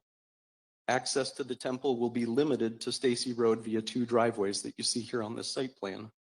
The southeast driveway will be limited to a right, or the southwest driveway will be limited for full access. It currently exists, and it'll be shared with the LDS Chapel. The southeast driveway will be limited to right in, right out traffic only. And last week we did hear from TxDOT. They approved our traffic study. Their only comment is that we move the southeast driveway to the property line as shown on this version of the site plan so that it can be shared with the driveway access for the Church of Christ immediately to our east on the corner. I have shared this feedback with the Church of Christ architect, and we are collaborating on the design of the entrance. I understand they will likely choose to gate their half of the entrance to prevent cut-through traffic during the week, which eliminates any possibility of the traffic exiting to Meandering Way. Since the last town council meeting, the LDS Church has asked Kimley Horn to update the old traffic studies to ensure we are reflecting current traffic counts and intersection data. Our study was prepared with collaboration between Kimley Horn, the town of Fairview, the City of Allen, and TxDOT. The updated study reports that it finds and agrees with all of our original findings, namely that traffic from the temple will not impact surrounding neighborhoods or intersections beyond what is already existing. As a matter of fact, the temple traffic on Stacy Road will be low enough that it doesn't meet TxDOT's requirements for a right turn pocket into the property. We do agree that Stacy Road should be widened to a 6-lane facility. Based on discussions with the town, Stacy Road is estimated to have a daily capacity of 40,000 vehicles and is currently operating at about 32,000 vehicles a day. We understand that the town is coordinating with TxDOT to plan the future widening of Stacy Road when daily volumes exceed 40,000 vehicles. Based on our projections, it's expected that this will occur somewhere about 2032. Unlike the adjacent chapels, the temple will not be open on Sundays. It will operate Tuesday through Saturday for members to attend one of 8 2-hour sessions. This temple will serve members in adjacent congregations from Allen to Sherman. It will not host regional events or large crowds like a mega church does, as some have speculated. Based on the traffic counts that we've taken at the Dallas temple and the room capacity at this temple, the maximum building occupancy at any peak moment in time is anticipated to be 280 occupants. That is with all rooms full and with all facilities in use. 102 parking stalls are provided on the temple property, which exceeds the town's required 94 parking stalls. An additional 192 parking stalls are also available at the adjacent chapel if they're ever needed. And finally, the building height is not a hazard to air traffic. The steeple is located 3.3 miles southwest of the McKinney Airport and 2.2 miles west of the extended runway centerline. Kimley Horn has submitted a notice of proposed construction or alteration form to the FAA and requested review of the project. The FAA has returned a determination of no hazard to air navigation and stated that the temple does not require any markings or lighting. The church's purpose for building so many temples worldwide is to make them more accessible to its members. The size of this temple is being driven by local demand caused by continued church membership growth in this area. It is not accurate to compare the proposed size of this temple to other temples around the country or other parts of the world, which lack the same membership or projected growth. It's also inaccurate to compare the temple to the adjacent chapel in terms of size and function. They serve completely different purposes. Once constructed, the temple will be dedicated as a house of the Lord and set aside as a place of worship for local members to receive instruction, meditate, and participate in sacred ordinances. The temple is a vital part of the religious beliefs and practices for its members, and the ordinance performed in the temple represent the highest form of worship. Every aspect of the building, from the design of its rooms, the artwork, the finishes, and the stained glass windows, including the steeple, serve as religious symbols intended to point the eye and the heart towards heaven and Christ. I appreciate the opportunity that you've allowed us tonight to come and present these details to you and to talk about what we're proposing to do at the temple. I ask that you seriously consider our request for a conditional use permit to allow for construction of this temple. Thank you very much for your time, and I'll turn the microphone over to Richard. Thank you, Tom. Thank you. Good job, Tom.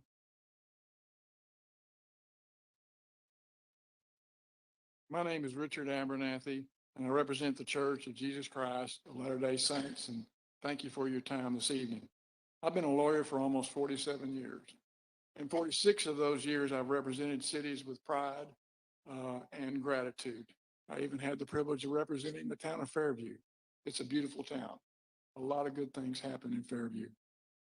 What the council apparently plans to do in this zoning case is inconsistent with what I understand the town's about.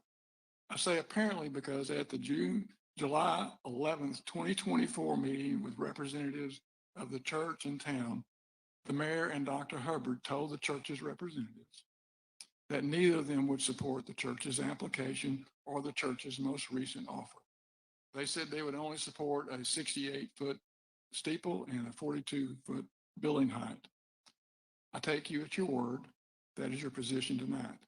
Since it takes 6 of you to approve our proposal, That means the church's application or its most recent offer will fail without, in my view, fully considering all of the relevant law, facts, and issues. I don't understand. I just don't understand. Let's start with the meeting tonight.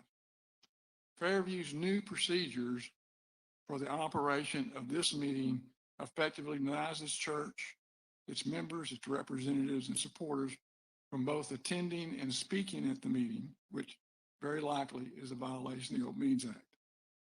This differential treatment should not be allowed by you. For example, your sign outside states that there cannot be live streaming inside the building. In my opinion, the Open Meetings Act says that anybody can videotape this meeting anytime they want to. What is the basis of your denial to allow anybody in here to videotape whatever they want to videotape or live stream it?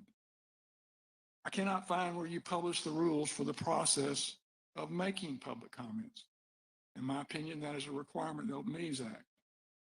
I haven't seen them, and maybe you have them, and just I haven't seen them. So I'd like to see them. And why are you not allowing everyone who wishes to speak during public comment the opportunity to do so? My understanding of the Open Meetings Act and the Attorney General is you have to require everyone to speak. I spent a lot of time in these meetings, and this meeting's going to be long. I sat through a lot of long meetings, but everybody got to speak. Let me turn to the town planner. The town planner has written 3 reports on this zoning application. One's dated April 11th. Another is dated May 9th, and the third is dated August 2nd. In the first 2 reports, the town planner supported the site and landscape development plans and stated the steeple and the building heights were, quote, policy, end quote, issues for you to decide. The April 11th and May 9th, 2024 planning reports, when read together, find compliance with the landscape buffers and the lot coverage. As Tom said, he concluded in those reports that the traffic impact study does not require further additional deceleration lanes.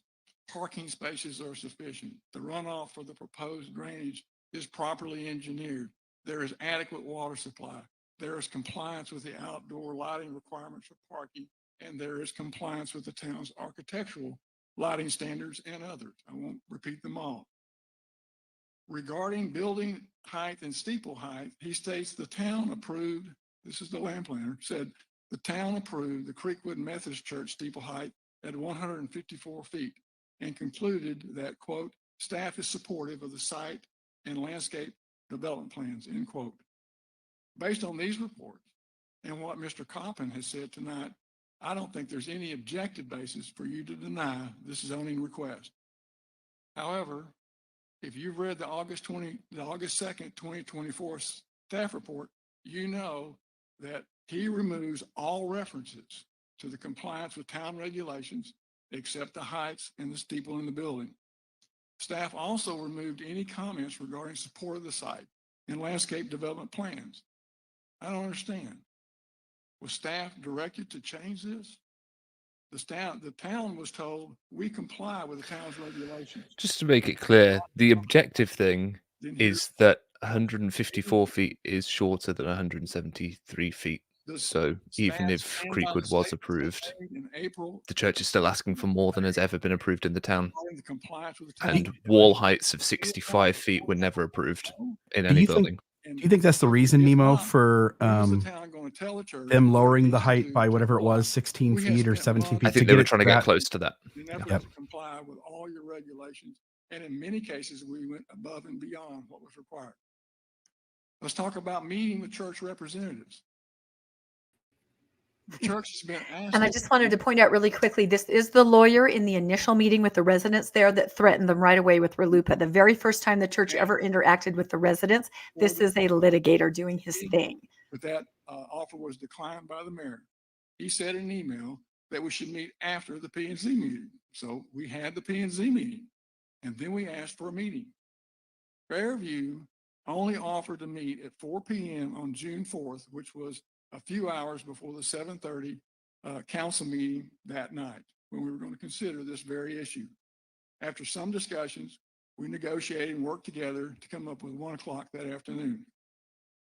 We also met with Dr. Hubbard and Mayor Lessner and the town staff on July 11th, 2024. With other meetings with other council members were declined, even though we invited to meet even with their town council. We also asked the town attorney to meet with us in person. He declined. I'm not aware of anything in the Open Meetings Act that prohibits you from meeting with members, with us meeting with members of the town council or the town attorney to discuss our concerns and our applications in your city or your town. It's unfortunate that we've not been able to have more of those discussions. I assume that each of you did the same by not meeting with citizens who oppose the zoning's application.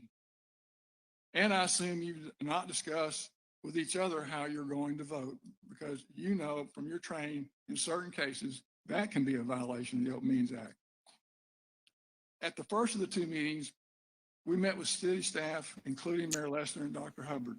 Him alluding to them not meeting, that's not true. They have sunshine laws. They can only meet with certain people under certain criteria. That is not true what he's saying. That's correct. And they only asked for the meeting with the town council slightly a couple hours the day before the meeting. Just same thing happened here where they just sent the lawsuit in. All of these RLUIPA laws that they put their briefing in, they sent in 24 hours before. They won't send it in before so they have anything to discuss. And the last point I want to make is there's no decision makers at any of these meetings. So what is the town council supposed to meet about? Nobody that they meeting with can make a decision or tell them anything. Decision maker. Yeah, the church cannot make a decision. That's our position. We've been wrong before. Why didn't you just tell me what's wrong? I've been wrong lots of times. We also provided Fairview and your town attorney a total now of 3 written briefs regarding the applicable law. Despite asking for meetings to discuss and request for written requests, for written responses, we've not received any explanation. We've also provided a written brief to your outside counsel, Mr. Christian, who also has not responded to our position. From the church's perspective, there's not been nearly enough discussion about the legal issue in this case. In any case, we're here, and I want to talk to you about the law for just a moment. The reason I've emphasized the law is, remember, this is the issue the opponents put on their t-shirts. That's their first issue. Follow the law and not an inch more. They want you to follow the law. The church wants you to follow the law. Each of you took an oath to follow the law and the Constitution, and I'm confident that each of you want to and intend to follow the law. The law is very much in play in this zoning application. At the June 4th, 2024 town meeting, for example, the mayor said to the audience, and I won't get the quote right, but I hope I get the gist of it. You said, there is a serious legal issue in this zoning application or something to that effect. We all recognize it, but we're not addressing it. Why haven't you been willing to discuss the impact of the law on this zoning case? We stand ready to do that, to understand why what we think controls, you don't think controls. I don't understand why an applicant who seeks to build a church in your town, a landowner who seeks to build a building in your town, can't get a straight answer to this question. Why isn't RLUIPA or the Texas Religious Freedom Restoration Act mandate that you approve the zoning request? I'm not demanding that it does. I'm just saying, tell me why it doesn't. I hope that you'll engage me, Mr. Custer, with more than shaking your head no. I respect your right to tell me no, but I hope you'll engage me. That seems fair. I also want to talk about your zoning ordinance. It's unevenly applied. The church believes it has been discriminated against by the town in its process and evaluation of the town's application of the zoning ordinance. For example, Fairview has a zoning classification that allows for sexually oriented businesses. That's chapter 4.04 of your code of ordinances. But you don't have an existing specific classification for churches. Sexually oriented churches or businesses, such as adult theaters and adult cabarets, may be located in the special entertainment zoning overlay district. That's section 14.02.751. So I need to, I'll repeat it for you, Dr. Hubbard. 1402-751. And the town ordinance specifically states that the town intends to protect the First Amendment rights of sexually oriented businesses. You put that in your ordinance, and I agree with you. I don't like sexually oriented businesses, but the law requires them to have First Amendment rights, and you acknowledge them in your ordinance. But did you know that a sexually oriented business, such as an adult cabaret, does not need a conditional use permit for its business in Fairview? A church does. The town passed laws to recognize and legislatively protect the First Amendment rights of the owner of a sexually oriented business. Not so for the church. The church can't even get the council or its attorney to discuss the First Amendment and statutory rights and the town's position on those rights so we could possibly come to an agreement. But unlike sexually oriented businesses, drilling for oil, hamburger joints, residential homes, assuming they've got zoning, they don't have to come to you and obtain approval because they've already got that approval. They got to comply with your rules, but they don't have to come down and do what we're doing, which is get a new zoning classification. By requiring the church to seek approval for the right to exist in Fairview when dozens of other businesses don't, that sure looks like discrimination, and it sure appears unlawful. Let's talk about the applicable regulations and the compliance by the church. In my opinion, the town's regulations applicable to the church are ambiguous. They focus on the wrong issues and they ignore state and federal law. Let me explain why. The CUP states that the zoning classification may, quote, contain such requirements and safeguards as are necessary to protect adjacent property, adjoining property, excuse me, end quote. That's one of the things that you can consider under your ordinance. Section 14.02.517 of the town's code of ordinances identifies 10 factors the council, quote, may take into consideration, end quote, in granting or denying the church's CUP application. The church's application plainly satisfies the first 9 of those factors, but also that ordinance allows, in considering the church's application, you can take in consideration 2 other things.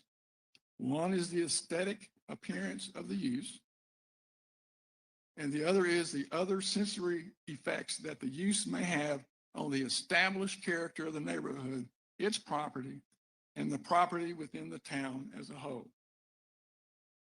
I asked the question to myself, what do those standards mean and how are they applied? Do any of you know how they're done? Has someone interpreted those words in another document that I haven't seen? Because I haven't seen it.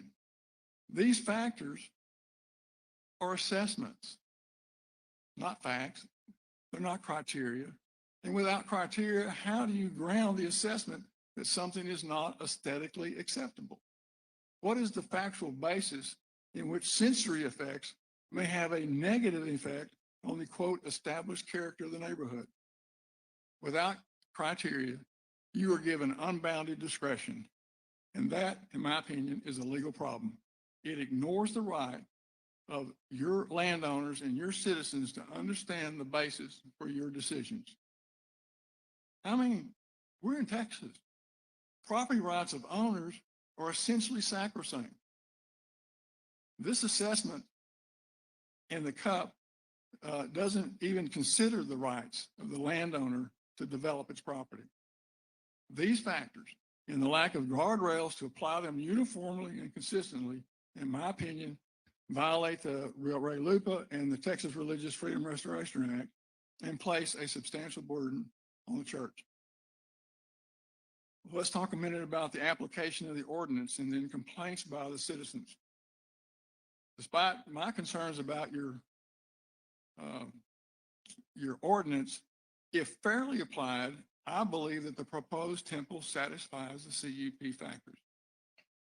The temple will be on what is referred to by some as Church Road. It will be surrounded by 3 other churches. The proposed use could not be any more consistent with the character of the neighborhood as voted on and approved by you or your predecessors. Yes, it's near residential neighborhoods. But from the beginning of this country and long before, churches have been built primarily in residential neighborhoods because that's where the people live. The Supreme Court of Texas long ago declared, quote, excluding churches from residential districts does not promote the health, the safety, the morals, or the general welfare of the community. To my knowledge, that is still good law and common sense. And the zoning ordinance states, in your zoning ordinance, it states that churches and temples can be located in any zoning district in Fairview, including neighborhoods. But some opponents, so let's move on to another complaint. Some opponents might say it's not consistent with the character of the neighborhood because it's just too big. Well, let's talk about that for a second. The not 1 inch slogan misunderstands the law. Under section 14.02.512 of the ordinance, the 35-foot height restriction in RE1 district applies only to permitted uses, not conditional uses like churches. This council or your predecessor council didn't violate the town's ordinances when it approved the 154-foot bell tower for the Creekwood United Methodist Church, and nothing in the ordinance prohibits the similar height of the proposed temple. There's an example of it right around here. It's shown up here. Less than 5 miles from this temple is another church building, which is very similar in size. It's the First McKinney Baptist Church. Yeah, it's not in Fairview, but it's in the same zip code, and it's about 5 miles away. I've driven by this church for years. I've attended the church. I've been in and out of the church, and I've never thought it was out of place in our community. It's located within single-family homes, and I've never heard anyone refer to it as some of the words that these folks have used about the proposed temple, that being a monastery, a monstrosity. Citizens need to have community services for their neighborhood, such as water and communications, and you provided them. You have placed water towers and radio towers right next to home. Citizens also need to have religious services. So take a moment. You can see what they are. I think you've seen them before. Citizens also have a great need for religious services in their neighborhood. In fact, during the COVID-19 pandemic, Governor Abbott declared that churches and religious services to be, quote, essential services to our communities, like emergency services, water services, and grocery services. As you'll recall, essential services could never be affected by any regulation by a county or a city or someone else. This temple will have minimal impact on residential neighborhoods. We have done studies on this. The steeple will not be intrusive. It will peek out over the tops of the trees. We showed you photographs of that, and you'll see it clearly when you drive down Stacy Road. But we have a tradition in Texas of building churches, some with even tall steeples, like some of the steeples near your homes. We've shown a number of these throughout North Texas. Many examples exist of large churches, even the mega churches, which are built next to residential areas, have tall steeples. The temple is not a mega church, but like many other churches around, it's important that it has some height because the heights of its temples are meaningful, symbolic to the church members. Let's talk about the application of the law. The denial of the church's application would impose a substantial burden because the location and design of this temple was motivated by religious belief. I was surprised somewhat at the last hearing that after the mayor said he was going to hear from Fairview residents, one of the first people he called was someone who said he was from Britain. And that resident said that steeples are not required by the church doctrine, and therefore denying the application would not impose a substantial burden. If the opponent understood the law, he would have known that steeples not being required, even if that were true, is irrelevant. The Ray Lupa and the Texas statute protect all religiously motivated conduct, not just conduct that's required or compelled by the church's doctrine. The Texas statute clearly says, according to the courts, that religious exercise need not be a, quote, central part or central requirement of the person's sincere religious belief. The Supreme Court has also said that town councils have no business deciding what practices are central to the church's belief. That court also said neither do courts have any business deciding what's central to their beliefs. I can tell you that the church is compelled by its beliefs to build temples. You've heard from them. And to build them, and they want to build them large enough to accommodate the religious worship that occurs inside the temple. This size of the temple was determined in part by the number of church members it'll serve. To deny the church's application would place a substantial burden on its religious exercise. I got to say that after all the information that the church has submitted to you regarding its belief in this temple, how this temple will serve its religious needs and allow it to express its religion in the area, are you really going to take the position that the members of the Church of Jesus Christ of Latter-day Saints don't genuinely believe that the height of the steeple and the height of the temple building are motivated by religious beliefs? I know some of you a little bit. I have read your biographies. They're impressive. You are all serious and accomplished people, and you've had to make tough decisions in your past. I'm asking you to do your duty. If you don't know the law, find out what the law is. And whatever it is, I hope that you will follow the law, which in my opinion would result in the approval of our application. And please don't let emotions and politics bind you from complying with your oath. We would like to reserve a few minutes at the back to address any questions that you may have, and thank you for your time tonight. Thank you, Richard.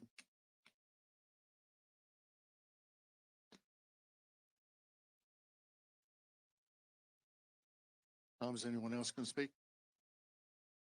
You want to tell us what these are? Is that the petition? Oh, okay, I'm sorry. These were copies of the petitions the church has acquired over the last several months, both copies of the online petitions and the physical signatures. Okay, thank you. All right, is that the end of y'all's presentation? Yeah. Okay. All right, turn it over to the council. Before we open the public hearing, anybody who have anything they want to ask or say? Just want to throw it in before the council jump in there. He said, "Oh, do you believe that the members don't sincerely believe the steeple height matters?" Yes, they should believe that. That's what I was telling them, because if they sincerely believed it, they wouldn't have it coached them by lawyers, Thanks to etc. everyone's coming out, both members of the church and members of and residents of Fairview.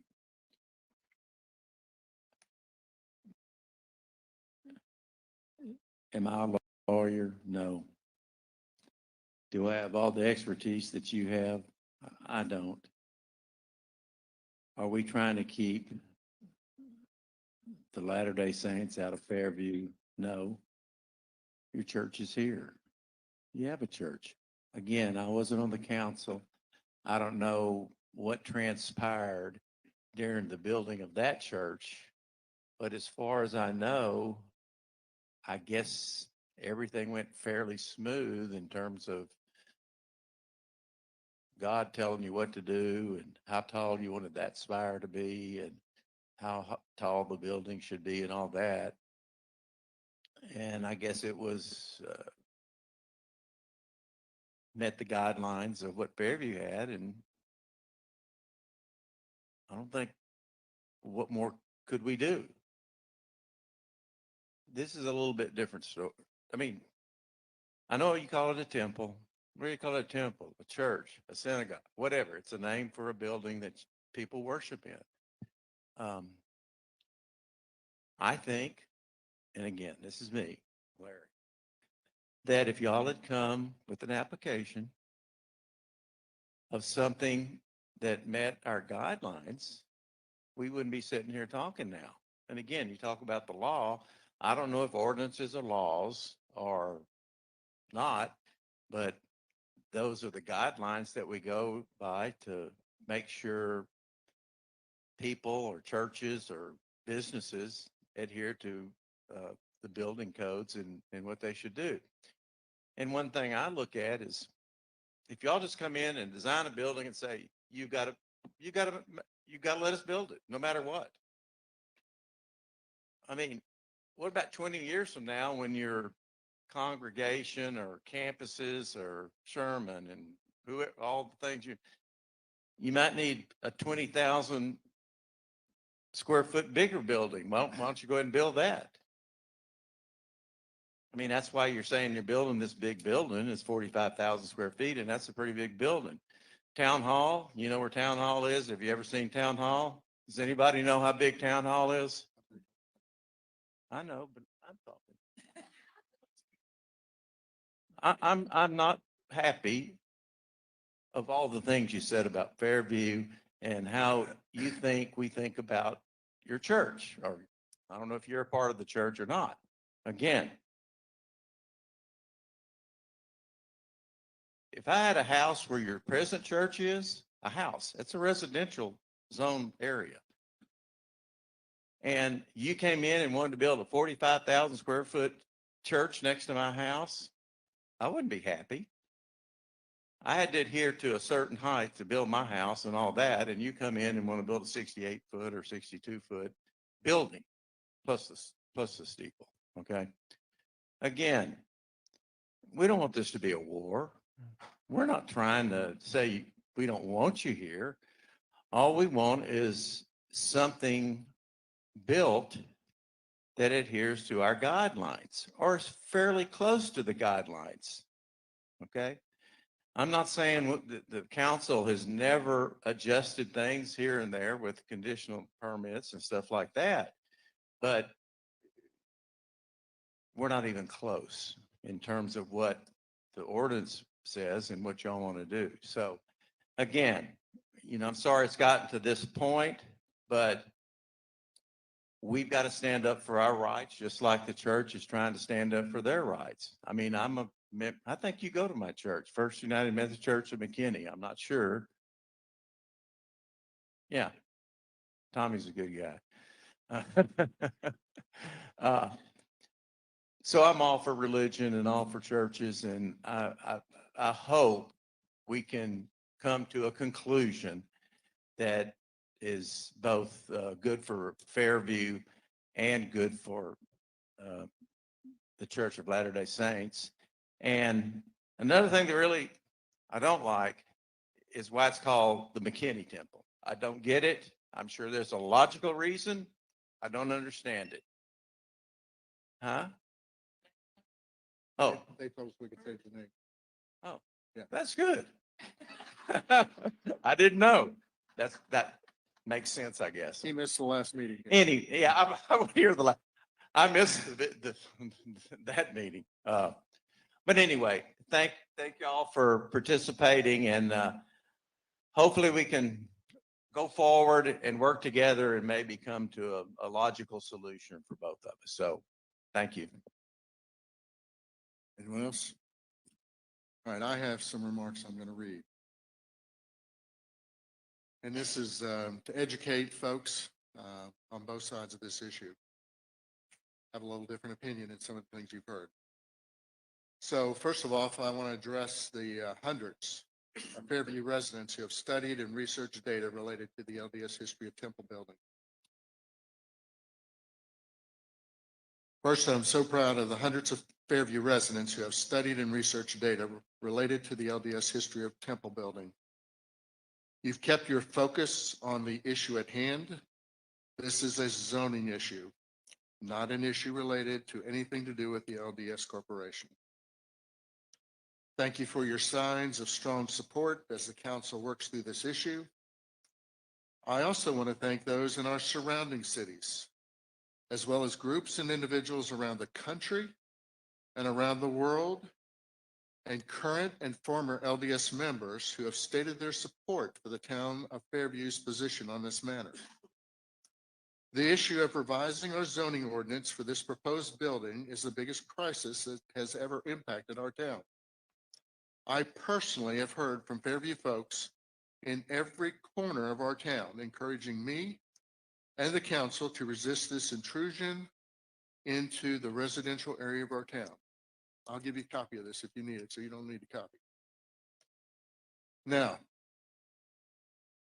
I want to address the thousands, potentially, I don't know how many people are outside, but I know there were thousands last time, of LDS folks who are here, somewhere in the vicinity of this meeting or listening online.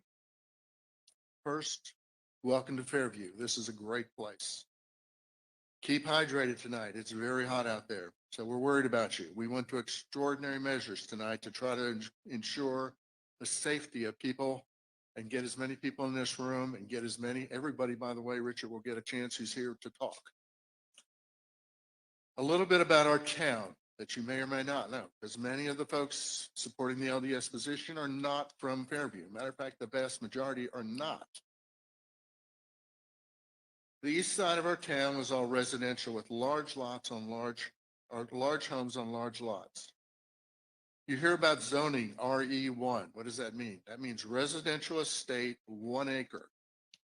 We have RE1, RE1.5, RE2, and then areas over further east are even less dense than that, 4 acre lots, 6 acre lots. The maximum home height in this area allowed is 35 feet, and we hold people to that. We have families with longhorns, alpacas, horse farms, and donkeys all over town. There is no sewer system or storm drainage system in that part of town. I'm talking about the east side of town, on the east side of Greenville out here. There are no businesses. There's no multifamily dwellings. And you've heard us talk about our dark skies. We take pride in that. As a matter of fact, just last weekend, the Star Party was held in our town. You can actually see the stars in our town. It's important to us. Zoning is tightly enforced, and all building is looked at closely to make sure that it will not have a negative effect on the neighbors. The objective is to maintain the country feel on that side of town that our residents moved to Fairview for. Now, that's the east side of town, the residential side where this temple was proposed to be built. On the west side, the side of town that you're sitting in right now, this is our commercial area where we have single and multifamily dwellings, shopping, restaurants, hotels. We actually have some corporate offices recently. There is nothing new about the way our town is zoned. It was done this way intentionally, and it's been this way for decades, maybe 70 years. So this is not something that we just came up with yesterday. This is the way the town was laid out, and it's why people move here, to keep the country feel on that side of town. So if you were here at the meeting, I have a request. I would ask you to walk about 50 yards about that way. Go north and of the building we're in to the steps of Fairview Town Hall. And I've had some of your folks up there, which is in our commercial area. Look up at that town hall. It is 65 feet tall, coincidentally, same as what the temple is proposed to be, and contains 22,000 square feet of office space. The building that your leaders from Salt Lake City are proposing is 65 feet tall and about 45,000 square feet, surrounded by gleaming white marble and topped by a 109-foot spire. The proposed temple building itself is literally twice as large as our town hall. And then you stick the 109-foot spire on top. That takes it up to 174 feet, which is taller than our water towers. This proposed gigantic building is to be located in the residential side of town, the east side, where the maximum allowable height again is 35 feet. Every home over there conforms with this. You can actually get up on a drone and find homes that have flat roofs because of this limitation. We enforce it. At this location, this proposed building would be so out of scale, so out of place, that it would look like some alien civilization has dropped it onto that property. And I'm sorry if you don't like that, but that's what it looks like. This is the crux of our zoning problem. It is hard to imagine how an architect or site planner or a simple casual observer could not see how out of place that building would be giving the RE1 zoning. Now, again, for the LDS folks listening, this is kind of our side of what you heard a little bit ago. Your representative's position with our residents from the very start has been, if you don't like this, if you don't approve this building as is, we will sue you. If y'all remember the second information center, many of you people that are in this room were there.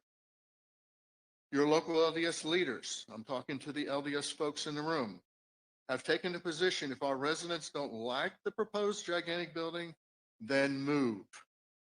An LDS family would be more than happy to pay a premium for your property to live so close to a temple. People who move to Fairview, they raise their families here and they tend to stay. So we have very long-term residents in this community. There's, we have new developments coming in, but when people get here, they tend to stay. This is why we are pushing so hard and why they are pushing so hard against this proposed building. Your attorneys from Salt Lake City are very smooth, calmly starting our conversation with the fact that they've dealt with municipalities many, many times, if y'all remember that conversation, and essentially have forced these communities to take an unwanted large building. What a thing to be proud of. Their message to us is fighting this gigantic building proposed for Fairview is really a waste of our time, and you heard that tonight. I think the word for this attitude is extreme arrogance, and it's what we in Fairview will remember about the LDS representatives. I would also add, shame on the local leaders for stabbing our town in the back. They knew exactly the impact this building would have on our town, and obviously don't give a flip, which is really disappointing. There's no secret what the town of Fairview would have done with this or how we would have reacted. And if somebody didn't tell the folks from Salt Lake City, shame on y'all. Fairview has 8 religious buildings in our small town, one of which is the LDS Meeting House. The town and its residents have had no issues with any of them. In fact, the current LDS Meeting House is the tallest building at 68 feet in our residential zone. We have offered a CUP, conditional use permit, for the proposed building that includes a 42-foot maximum building height, which, by the way, is the height of the Chase Oaks Church, with the spire going up to 68 feet, with 42% impervious coverage of the property. The size of the Dallas Temple, which most of us have been to see multiple times, is close to what might work for Fairview in our residential zone. We have suggested that. We have also suggested that if for some reason this building must be built in Fairview, which we're not sure why, but for the LDS corporate folks in Salt Lake City to save face, this large building, as is, would probably fit into the commercial zone with few issues. That's on this side of town. So I asked the LDS folks listening tonight to join with the numerous LDS groups around the country that are protesting the use of LDS's organization, Great Wealth, to target smaller communities. This is happening all over the country right now, sometimes threatening to bankrupt the town. That has happened. To try to force zoning changes so they can erect gigantic buildings in residential zones. Most of those churches that are these pictures of are in commercial zones, by the way. They're not in residential neighborhoods. If the town of Fairview and its residents are somehow forced to accept this misplaced, gigantic building, thousands of folks from this area passing by that building every day will only see and remember the legacy of the LDS arrogance. I suspect that is not the legacy that you want to leave with. So I ask one more time, please, if you're here from the LDS community, please walk about 50 yards up to our town hall, take a look at that building, double the size, and put a 109-foot spire on top. That is what the issue is. The building is way too big, way out of place for that location. We've given options, what could be done. I think they're reasonable options. End of my speech. Thank you. Anybody else want to say anything before I go to the open meeting? Open the public. All right. So I'm going to open the public. We're going to continue the public hearing that we started last in June, I guess it was. Remember what I said? I'm going to ask you a number of people at a time. We're going to have 2 minutes. So there's a timer down here I can see. I'm going to ask you to come and line up in the middle here as we're making the microphone ready for you. I'm going to start off because there were a number of people that were here last time in the building and we were not able to allow them to speak because we had an agreement that we were going to kind of end the meeting and continue it to this meeting. So the first thing I'm going to do, I gave people an opportunity if they wanted to, if they weren't here and they were in the previous meeting, to write something. So I happen to have one. I don't know who this person is, but I'm going to read this and then I'll go. So first, before I do that, I'm going to call 10 names to see if who's here. And this is from the list of people who were here last meeting who did not get to speak. So I'm going to call just in order. If you're here tonight, please come to the middle. I don't really care what order you're in, but Joyce Dreeling, who's from Greenville. Mark Cope, who's from McKinney. Cody Hooper is from Fairview. Nikki Butler, who's from Fairview. Nolan Godfrey from Fairview. David Dietz from Fairview. Rainey Rogers from McKinney. Claudia Mayer from Fairview. Hugh Mayer from Fairview. Gilmore Carey from Fairview. Mary Jane Lawrence from Fairview. Rose Oswald from Fairview. And Greg Smith from Fairview. So first, before we start, I'm going to read this. And then if you would, when you come up, please identify yourself, your name and your address is what we usually have people do. So I'm going to read this little note here from this gentleman. It says Larry Thomas is who it is. He is a Fairview resident from 20 years. This is his comment that he wasn't here to be able to speak. He says, as a retired land developer and land planner, consultant, project manager, and partner with major developers, I have been involved in controversial zoning cases for 13 states. In most cases, lighting and height have been issues. Only in a commercial high-density zone away from residential homes would a structure 48 feet higher than the Bucky sign in Melissa even be given consideration. Okay. This is the most extreme variance request I've ever seen witnessed. This is directed to the council. You were elected to protect the residents and property values of the residents. Please do your job and deny this request. It's signed Larry Thomas on 8/6. So Larry, thank you for submitting that. Oh, you are here. I'm sorry. Well, okay. Well, I spoke for you. Is that all right? What? Okay, thank you, sir. All right, we've taken care of Larry. All right, I'm guessing, come on up and give me your name and your address, please. Hi, my name is Nikki Butler. I live at 681 Oakmont Court. I'm a resident of Fairview and I'm a member of the Church of Jesus Christ of Latter-day Saints. I support the temple. I'm proud to say that, but I have worried about how to express that support tonight. My heart breaks over how contentious this has become.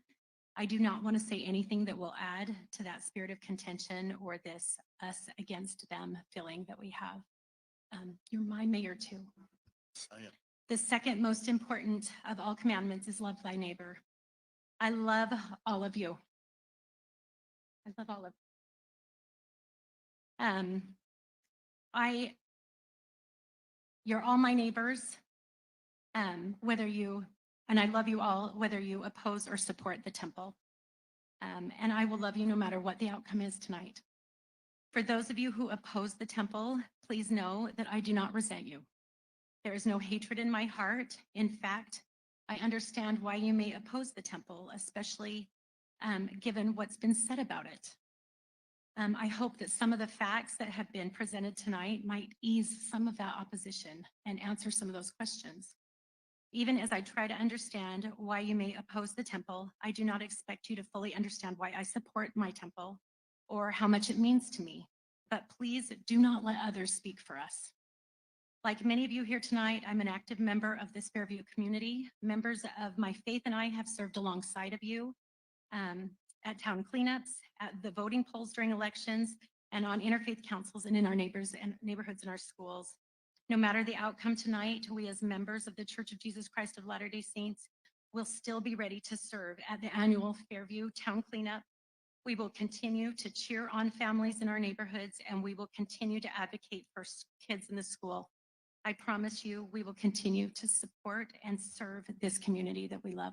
Thank you. Thank you, Nikki. Yeah, we try to make it very clear. This is not about the residents who are LDS members in Fairview. Yes, sir. What is your name and what's your address? Hi, my name is David Dietz. My family lives at 5136 Pond Springs Circle here in Fairview.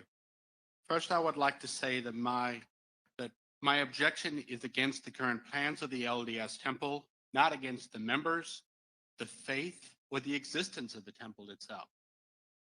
My family has peacefully coexisted with our LDS neighbors in Fairview for 18 years, and we've worked alongside them for 10 years in the scouting community. On the subject of temple height requirements, consider the facts from the wiki page, comparison of temples of the LDS. The shortest is only 50 feet.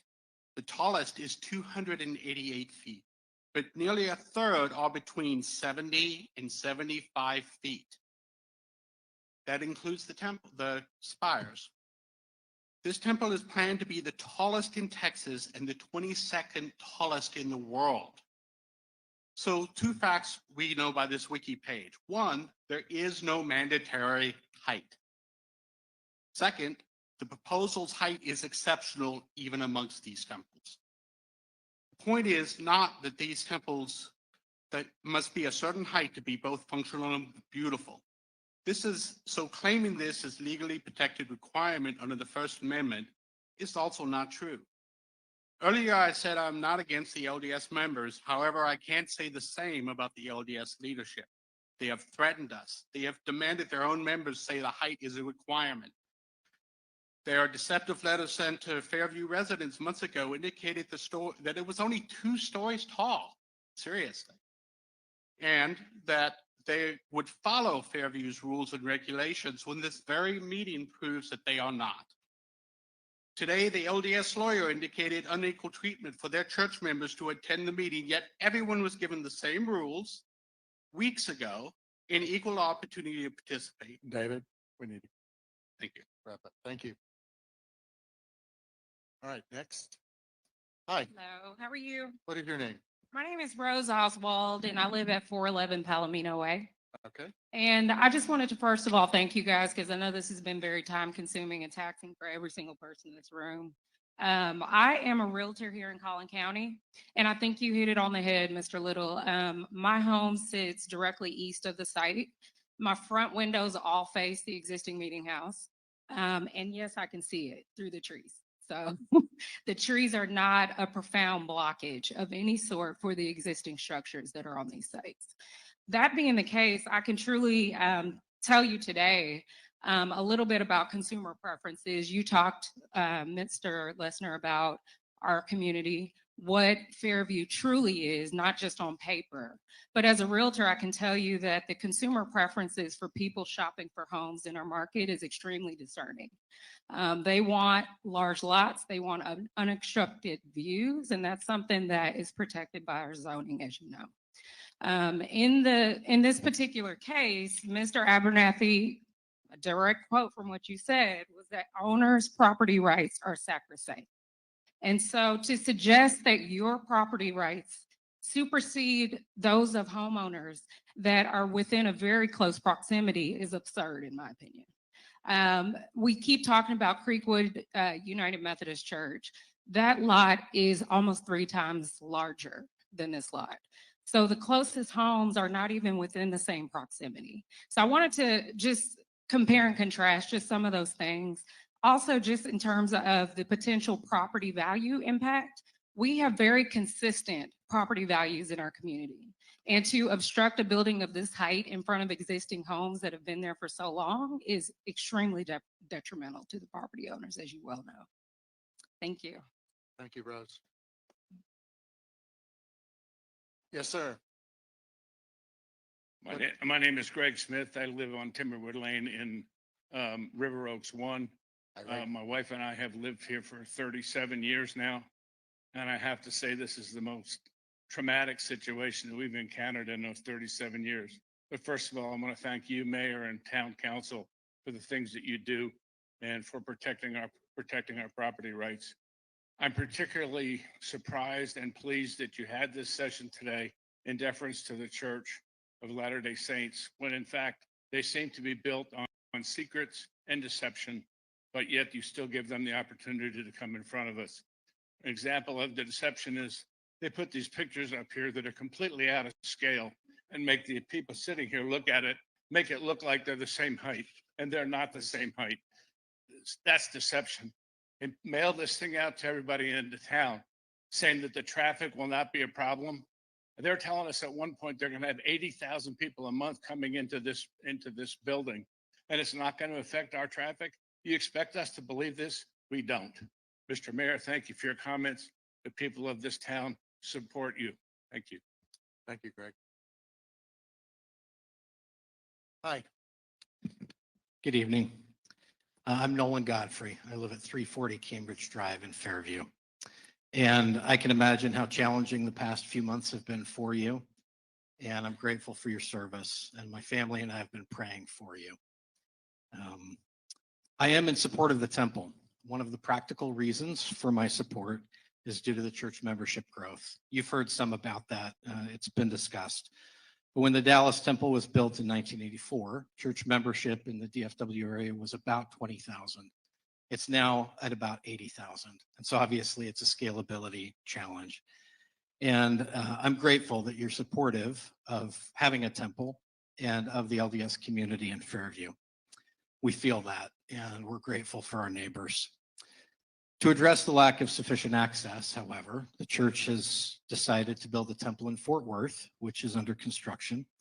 And I believe a temple in Fairview would be a beautiful central location to serve not only our Fairview congregation, but the surrounding areas.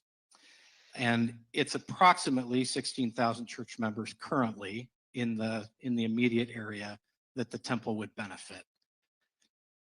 Also, on another matter, the 7 of you have been elected by us, the members of the Fairview town, in this case, to vote and to decide on really important matters to us. The decision that rests for all of the rest of us is simply how we treat one another, regardless of the outcome. And my hope is that we can maintain and exemplify civility and kindness in our community. And since these proceedings are going out into the Metroplex and perhaps into the nation, I hope that we are a model and an example of that. Thank you very much. Nolan, can I ask you a question? Yes, you can.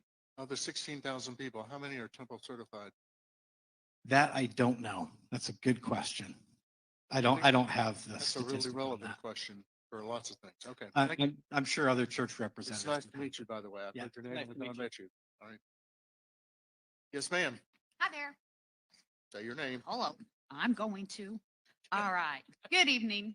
My name is Claudia Mayer, and in 1999, along with my husband and our 2-year-old twins, we were fortunate to move to 500 Lost Creek Trail in beautiful Fairview.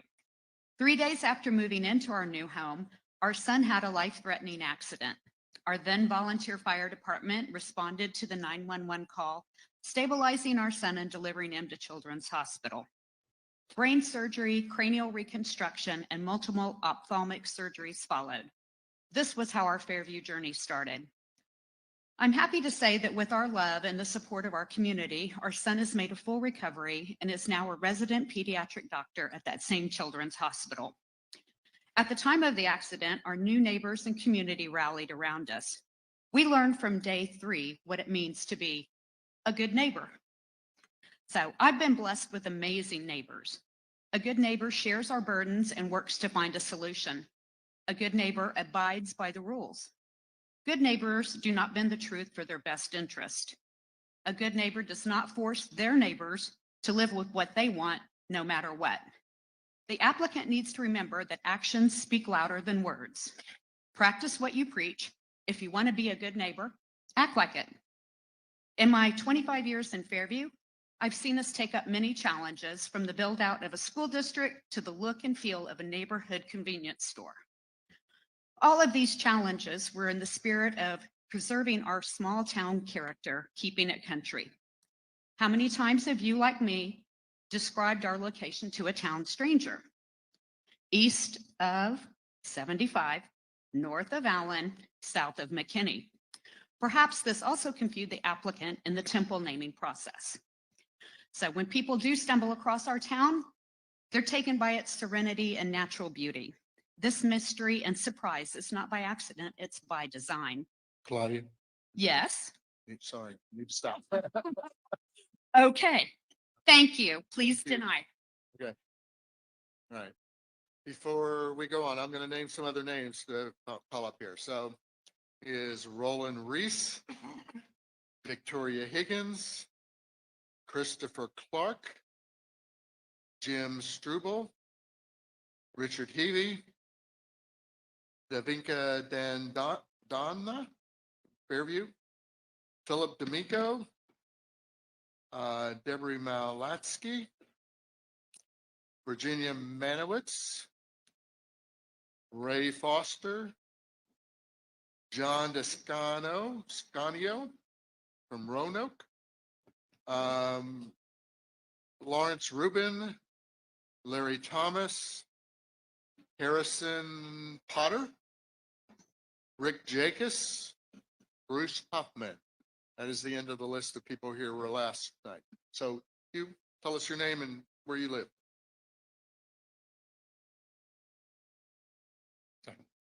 Hugh Mayer, 500 Lost Creek Trail in Fairview. Good evening, Mayor, Council. In 1990, I immigrated from Scotland to the United States to work at Texas Instruments. And in 1999, I moved with my young family to Fairview. Like James Madison, I'm not a lawyer. However, when I became a US citizen a number of years ago, I was acquainted with Madison's work, even tested on it. Of course, I'm referring to the Constitution and the naturalization exam. I vividly remember being questioned, what is freedom of religion? And enthusiastically responding the freedom to practice any religion and the freedom to practice no religion. Are we assuring freedom of religion to those who would live under the shadow of this proposed structure? So now enters the applicant with their marked up copy of our LUPA. According to their document, everything related to the proposed structure, size, shape, location, lighting, you name it, can be attributed to the intentions of church leadership and as such receive absolute protection under our LUPA. Presidents are for you, not for them. And since both the Constitution and our LUPA are rightfully clear on discrimination of religion, according to this, church leaders of any religion, be they domestic or foreign, have carte blanche in relation to property rights and restrictions in America.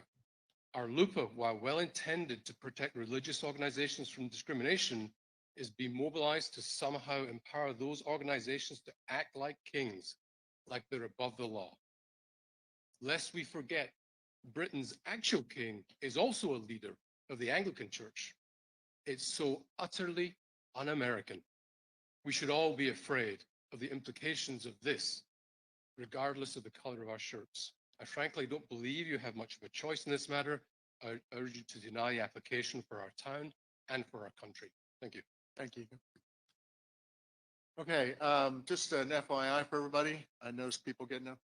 You know, I made a comment, if you leave the building, you might lose your seat. If you just need to go to the bathroom, the bathrooms are through either of these doors towards the middle is where you go. So you might see some people up here getting up and leaving every once in a while too. So if you need to do that, please, you're welcome back. Yes, sir. Tell us your name and where you live. I am Dick Heavey, and I live at 438 Long Cove Drive in Fairview. My wife and I moved here 9 years ago after living 45 years in a foreign country, Louisiana. I want to speak to you tonight about the height of the spire of the proposed McKinney Temple on Stacy Road. Why is the height important? And why must the council deny a permit for this building tonight? As proposed, the spire is 173 feet, 8 inches tall. That is 22 feet higher than the Statue of Liberty that has welcomed people of all faiths from around the world as we do here in Fairview. It's even taller than the famous Bucky sign up in Melissa. The height is important because it would be 105 feet and 8 inches higher than the tallest existing permitted church spire in RE1 residential zone in Fairview. 105 feet, 8 inches higher. It just so happens that the current LDS Meeting House on Stacy Road has the tallest spire on a religious building in a residential zone in Fairview. It is 68 feet tall. The height of the spire is also important because the elevation of the proposed building site is 660 feet above sea level. It's the highest elevation in Fairview, and probably why this site was selected.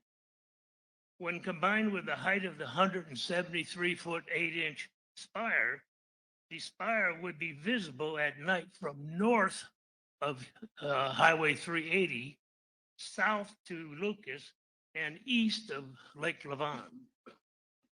It would be a violation of our dark skies code.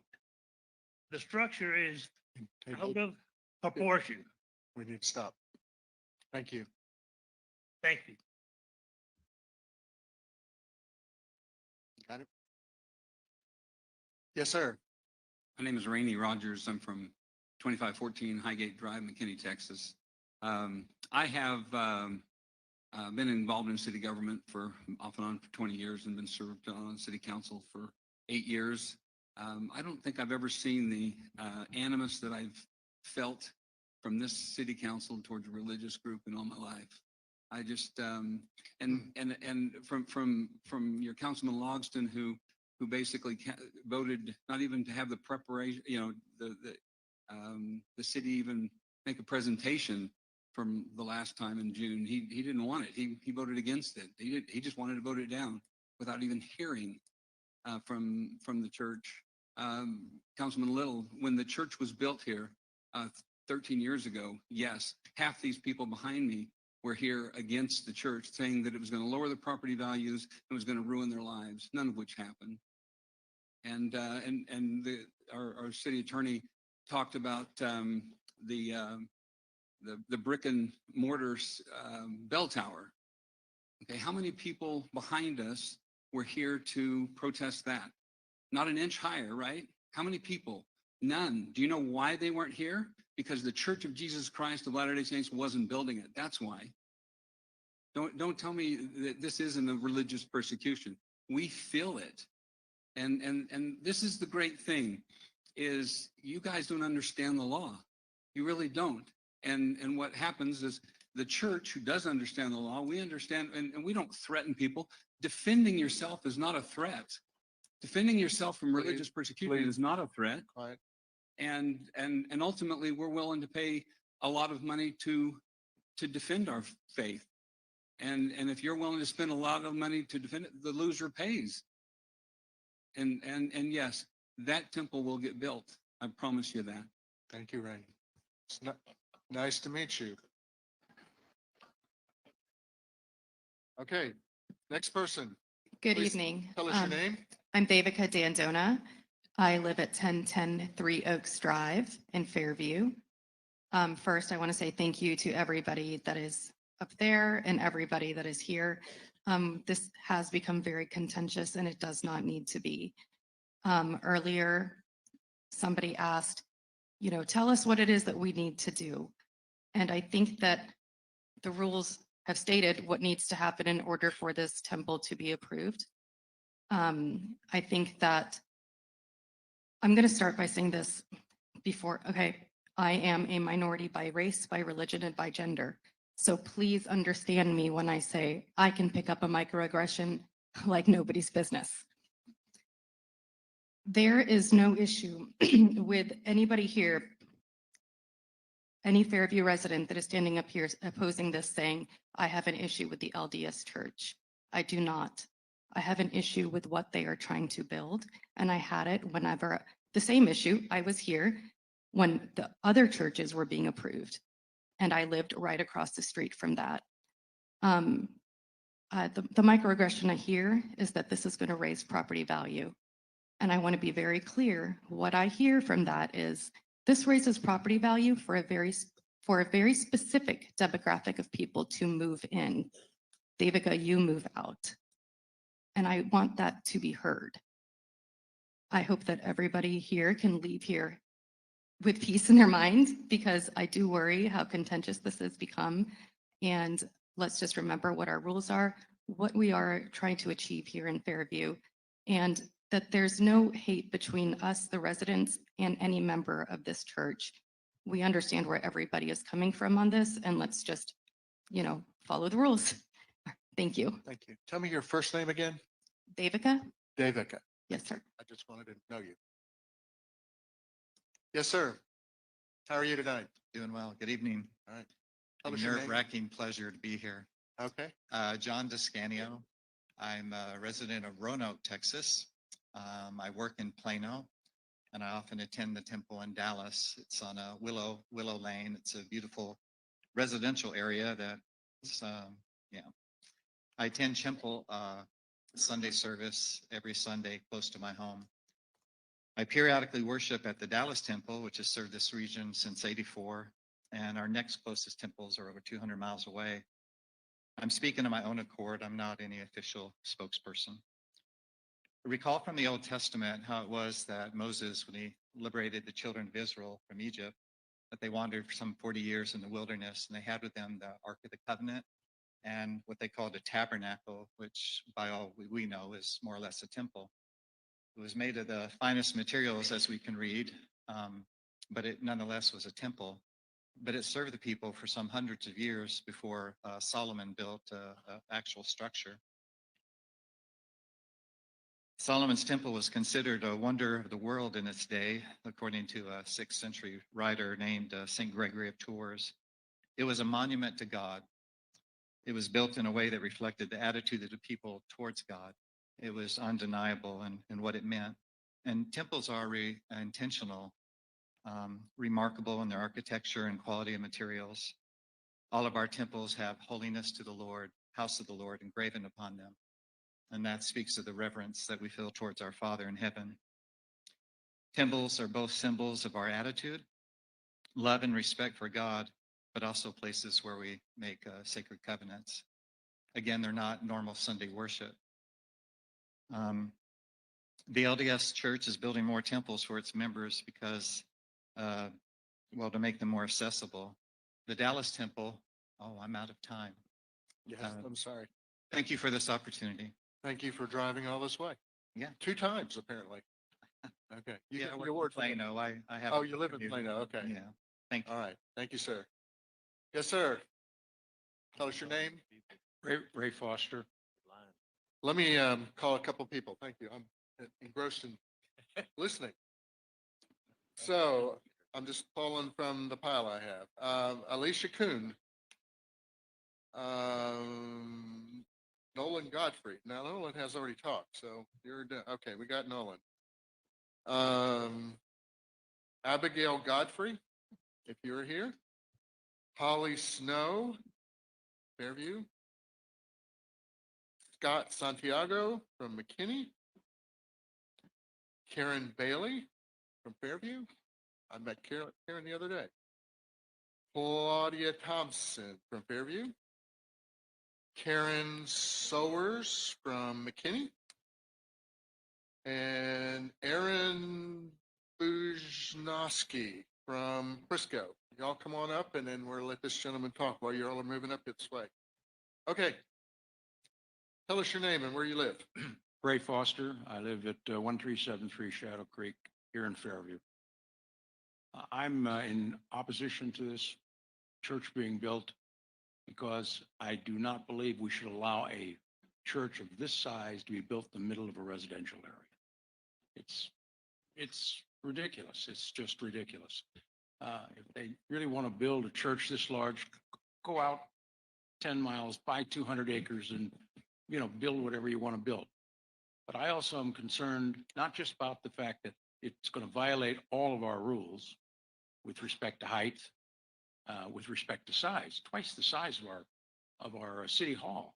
I mean, look, that's a gigantic building already in the middle of a residential area, and I live over there. I want to talk a little bit about the business side of this. I don't hear enough of that. The LDS Church is a nonprofit organization. That means that everything that is provided by the city of Fairview is going to be paid for by Fairview, meaning myself. Now, I'm a retired guy, as are about 3,000 or 4,000 more of our residents, because this is a big retirement area. And we're going to get to pay for this church costs.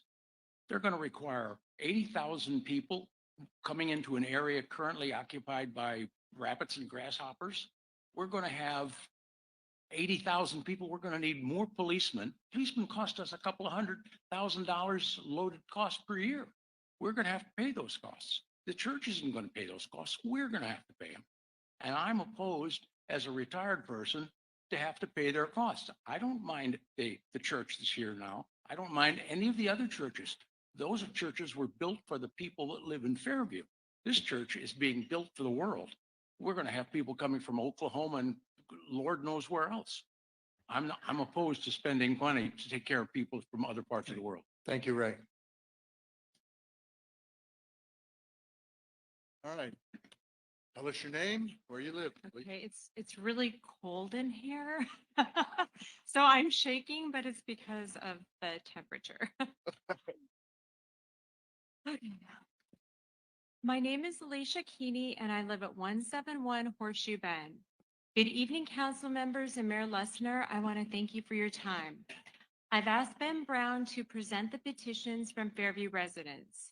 In 6 weeks, we have collected 2,482 signatures. That's 29% of the adult population in Fairview, more than the number who voted in the last local election. We're urging you all to protect our town zoning ordinances and not allow the conditional use permit for the applicant.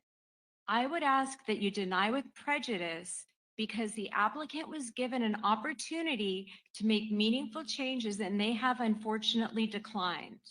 Their only response is to threaten the residents of Fairview with a lawsuit. Our homes are our sanctuary, and they're just as important as any religious entity. They provide us with an escape from the intrusiveness of the world around us.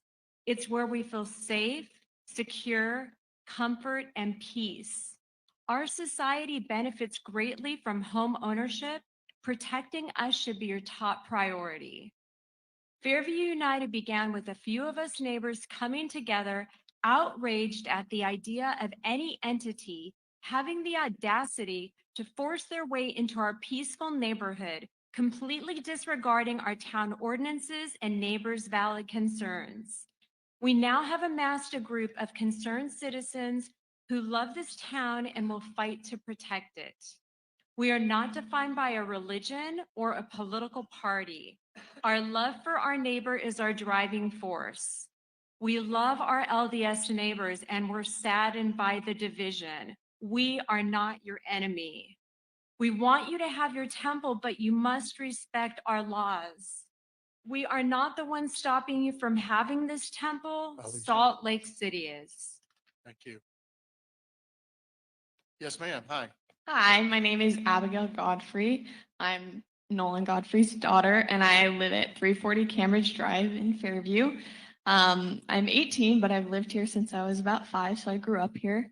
I'm here today to express my strong support for the temple. As a youth member of the Church of Jesus Christ of Latter-day Saints, I try to attend and worship at the Dallas Temple regularly. However, this tends to be difficult to plan and is a large time commitment. There are many members that attend the Dallas Temple, which serves a growing community of members, as was mentioned, and because of this, it's difficult to go as often as I'd like. Throughout my teenage years, there have been many times when I've needed a moment of peace and reflection. I've been able to find that peace and grow closer to my Heavenly Father while worshiping in the temple or simply walking the grounds. However, with the time that it takes to plan a trip, I'm unable to go when those moments come. Spending time with youth that share my same values in a beautiful space dedicated for worship, such as a temple, is such a strength to me. However, as a youth group, we are only able to attend twice a year due to the distance and demand at the Dallas Temple. With the temple much closer, it would allow us to go and worship more often, strengthening our faith in Jesus Christ and helping bring us together in unity and love. Overall, a temple in Fairview would help bring strength and peace to many people. It represents and brings peace, unity, and strength, which binds people together regardless of their faith. I believe it would be a beautiful addition to our already beautiful town and community. Thank you for your time. Thank you, Abigail. Good evening. Hi, What is your name? I'm Holly Snow. I live at 120 Weston Drive in Fairview. Thank you for letting me speak, say a few things. In the last meeting, a couple of people tried to explain that steeples are not required by the church's beliefs. They pointed to the fact that some of the church's temples do not have steeples. This is true. Nothing in the church's beliefs require a steeple. However, houses of worship of nearly all Christian faiths have steeples. I don't think their steeples are required by their doctrine either. Many churches use the cross as a symbol. It is not required by their doctrine. Christians can worship in a building that does not have a cross. Yet I would never say that steeples and crosses are not an important part of their faith. I would never suggest to my Christian neighbors that the steeple on their church is just a meaningless symbol, or to my Catholic neighbors that the cross on their church blocks my view and has no purpose. I hang a picture of the temple in my home to remind me of the promises I made to God. Steeples, like pictures, are symbolic. The steeple reminds me to look up to God and to trust in Him. The president of my church is Russell M. Nelson. He is a prophet, like Abraham and Moses before him. The only difference is that he lives on the earth today. He said, "When you look at the temple, you should realize it is a symbol of Jesus Christ, as He is our mediator with the Father. Only by Him can we reach our Heavenly Father." The steeple is an essential part of that symbolism. Just as the cross reminds Christians that Jesus died for us, the steeple points us to heaven to remind us that He was resurrected and risen from the dead. Jesus Christ is important to me, so things that symbolize Him and remind me of Him are also important, including steeples. I ask the council to approve the temple as designed. Thank you. Thank you, Holly. Hello. Hi, Mayor. Real quick, she made an appeal to popularity talking about other religious institutions. She said you wouldn't tell them they can't have a steeple. You might tell them that it's too tall, though, mightn't you? It is good to see you, Mayor. I would like to first publicly thank you, Mayor, for the kindness and the respect that you showed to me and my husband at the breakfast we shared at Heritage Ranch this summer. Thank you. The currency of our faith, all of our faiths, no matter the name on the building door, is to look out for our neighbor. It's my hope that our miscommunications and misunderstandings on the temple in the name of truth and facts can be resolved without any more feelings of stabbing in the back or harsh rhetoric. This is my faith, it's my church, and it is absolutely my hometown. I am fiercely loyal to both. We have our differences because we're all different. There's beauty in differences. There's learning and there's progress.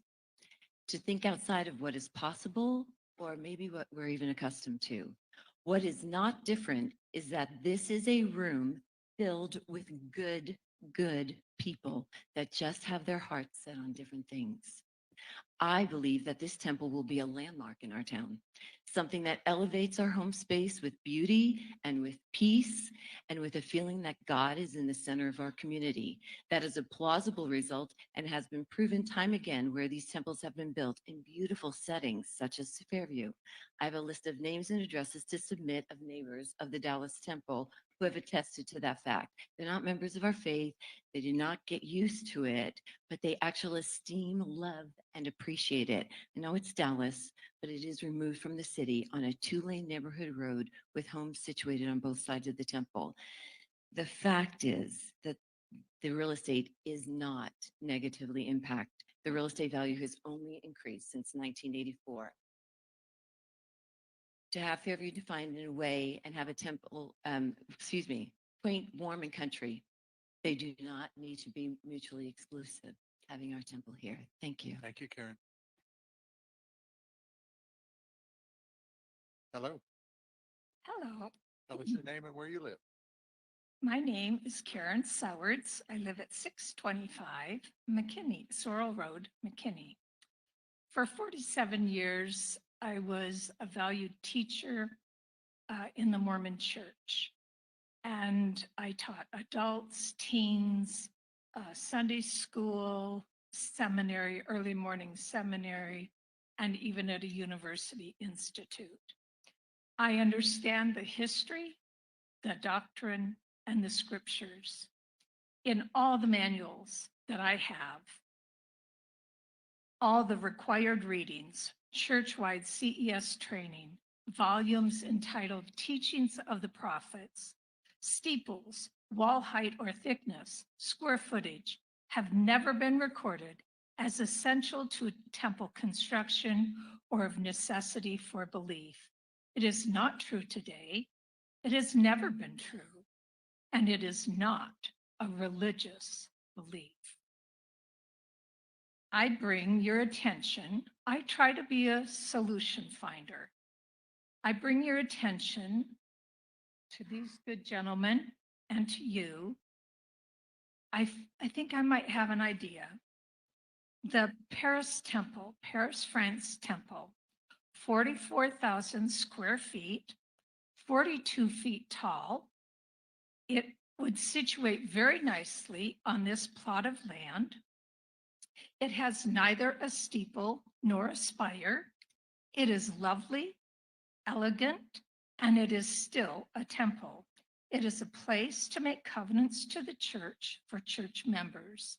I encourage the corporation of the president to replicate, with maybe some modifications, the Paris, France Temple for the Prosper, McKinney, Fairview, North Texas Temple. Thank you, Karen. The corporation of the, Karen, sorry. Karen, we need to stop. But Thank we're you. familiar with the Paris Temple, though. Thank you. God will not be mocked. Okay. Thank you. Yes, sir. Good evening. My name is Scott Santiago. I live at 8516 Sand Hills Drive in McKinney. I don't have any prepared remarks tonight, but I want to thank each of you, City Council, Mayor, for being here. I don't know you, but I know for you to be sitting in those seats, each of you are men of character. And you have a tough decision on your hands. And I recognize that. I am a member of the Church of Jesus Christ of Latter-day Saints. My wife and I moved to Collin County in 1995, and we made a decision to raise our 4 children here. 3 of those kids went on to be college athletes, and one of the greatest aspects of raising our kids here was the opportunity each of them had to integrate and associate with members of other faiths. The character that they built, the opportunities they had to integrate and be in homes and with families of other members of other churches was integral in the foundation that they built. I hear it in your comments. I hear it in the comments of the people in this room. It's foundational. It's important. The contention that I hear here is frustrating because it's not who we are. It's not the foundation of who I believe we as members of our church want to be. In our business lives, we go into rooms and we sit down and we find solutions. I have to believe there's a way we can sit in a room, we can get in a room and make a decision and find a solution for all of us. I encourage you to make those hard decisions, and thank you for being here tonight. Thank you, Scott. Hello. Hello. I'm just looking Tag for, yes. team? Okay. Okay. My name is Claudia Thompson, and this is my neighbor Dee Dee, who I've asked to come with me because I'm very lucky to have her as a neighbor along with everybody else here.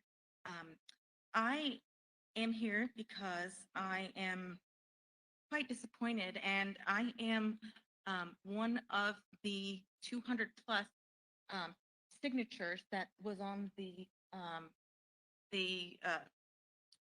petition that was presented here with the Fairview residents that were in support. The reason why I am disappointed is because, sorry, I'm very nervous. I was walking my dog, and I was earlier in the day, a gentleman, a very nice gentleman, had come to my door.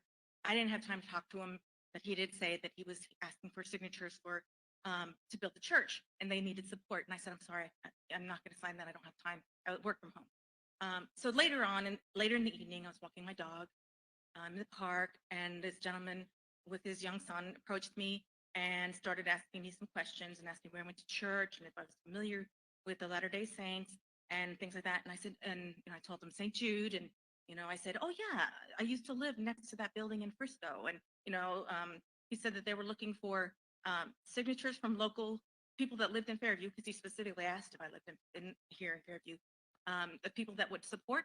I said yes, but he showed me a picture. I didn't know that I didn't bring a protractor or a ruler with me. I don't measure, and I just saw a picture. I never knew, it was never expressed to me the size. It just said, yeah, well, come on, we let, well, regardless, later on that evening, I talked to Dee Dee, and she said that you signed it. He had approached her after he approached me, and sorry, and she made a point to mention to him that he had not told her the size. Okay, And we need to go. yeah, so Thank you. I do have a copy Ma'am? of the petition of Okay, give it to, okay, thank you. All right. 1 second, let me call some other folks up here. Gretchen Wild. Ben Kuhn. Nikki Butler. Nikki's been here, so I'll put that over there. Is that right? Nikki's been here, right? Ray Foster has also been here.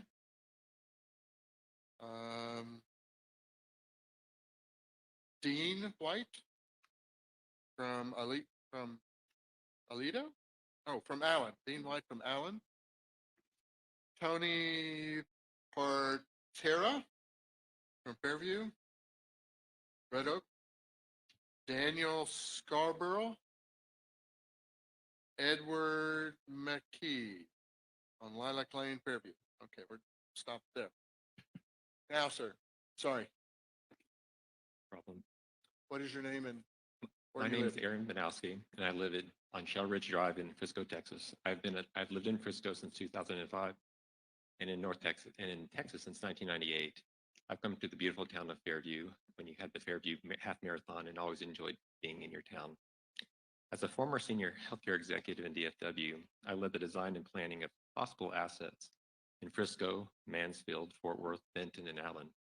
My team performed analytics to appropriately size these hospitals for North Texas's growth, giving me deep insight into the region's population trends during my nearly 9 years in that role. Although I did not design the McKinney, Texas Temple, my expertise in planning and population growth allows me to offer a well-informed opinion about the proposed temple. It is appropriately sized for the growth of this area. Just as hospitals must be tailored to the community's needs, so too must temples. McKinney, Texas Temple is appropriately designed to serve the current and future church members in Fairview, Allen, Sherman, McKinney, Frisco, and Prosper. Insufficient capacity in the temple would hinder worship by creating capacity constraints, as we heard earlier, similar to how undersized hospitals limit patient care. Additionally, undersizing the temple would waste financial resources, as this choice would necessitate building another temple to serve the same population. As a member of the Church of Jesus Christ of Latter-day Saints, I believe that sacred tithing funds should be used efficiently. I urge you to approve the proposed size and configuration of the temple and not create a substantial burden for the church or its members by forcing capacity constraints or unnecessarily wasting financial resources. This decision will support our worship now and into the future as our community grows. I am a disciple of Jesus Christ, and the temple is central to my faith in him. Thank you for your consideration. Thank you, Aaron. Thank Hi. you so, hi.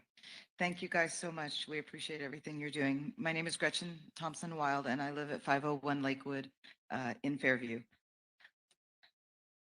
I'm really sad that over the last few months, our friends and neighbors have been having to talk about religious discrimination, religious freedom, bigotry, laws, things that we should just never have to talk about really as friends. And out of respect for my LDS friends, I read the change.org petition that was presented for like 14,000 signatures. And I can't say anything but to support what it says as it's written. But the reason I'm standing here now is because it's intentionally vague. It said nothing but we want a church in Fairview. And all of us are okay with that, or a temple, or, and so I respect Mr. Abernathy's interpretation, but I'm sure there are plenty of other lawyers that would stand up here and give a different interpretation of our LUPA and Texas laws that says it's intended as a protection and not as a weapon for against small communities.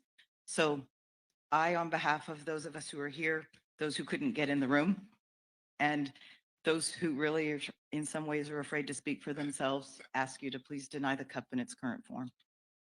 Thank you, Gretchen. Yes, sir. Hello, Council. My name is Ben Keeney, not Kuhn. I live at Bridal Gate Community across the Meander Way from the temple. I ask that you follow the recommendation of the P&Z and deny this cup application. From what I've seen, this building will be 2 times the allowable height with a steeple that's 5 times the allowable height. It will also have a 3rd floor, which is not allowed in an RE1 zone. The applicant has made many false statements in this application, which should be considered. First, it's only 2 stories. Sorry, the so-called mechanical level is a conditioned space, has office space, and has a restroom. That's 3 stories. On their own plans, they list the floors as level 1, 2, and 3. Second, making it shorter would be a substantial burden on our religious exercise. Again, no. Height has nothing to do with your ability to worship, or perform the ordinances in which this building is designed for. Third, they say on page 21 of this application that, quote, the temple is practically invisible from the surrounding neighborhoods.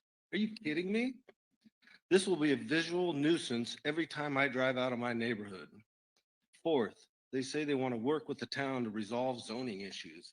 Again, sorry.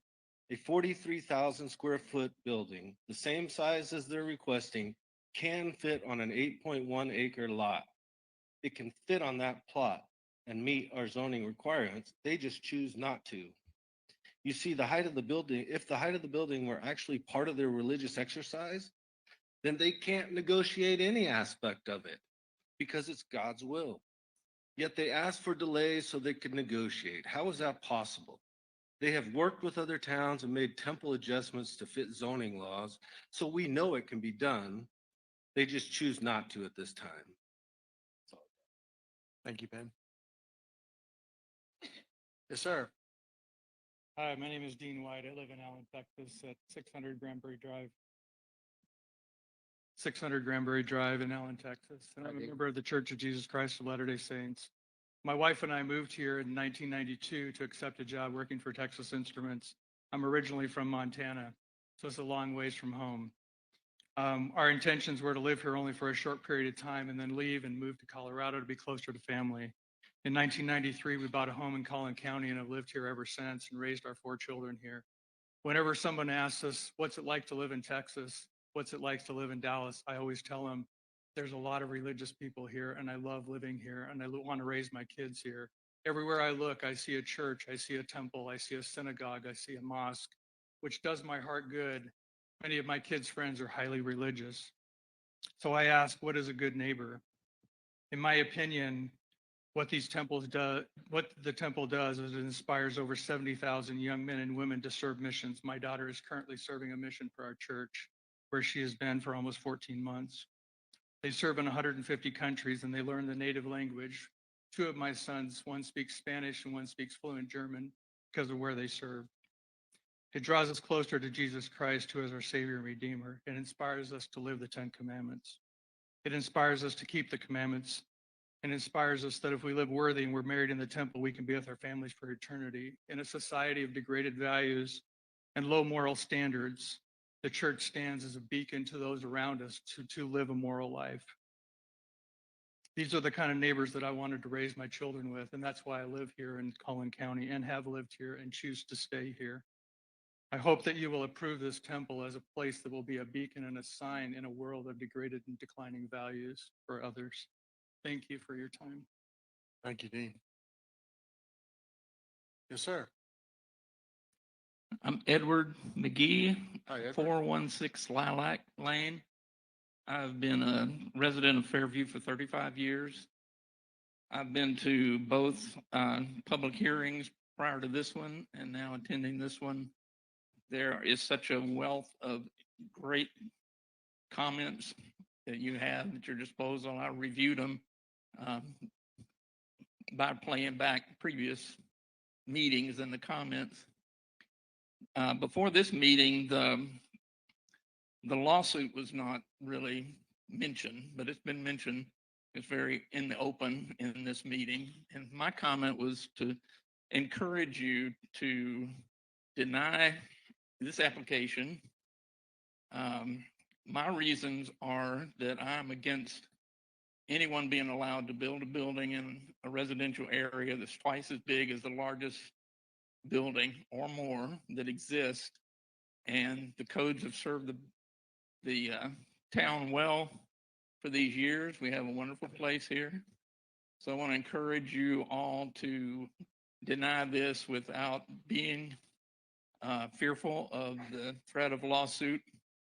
I can't count the number of times I heard substantial burden used tonight. So it's all in the open. Mayor Lessner, I thank you for your comments. I couldn't agree with you more.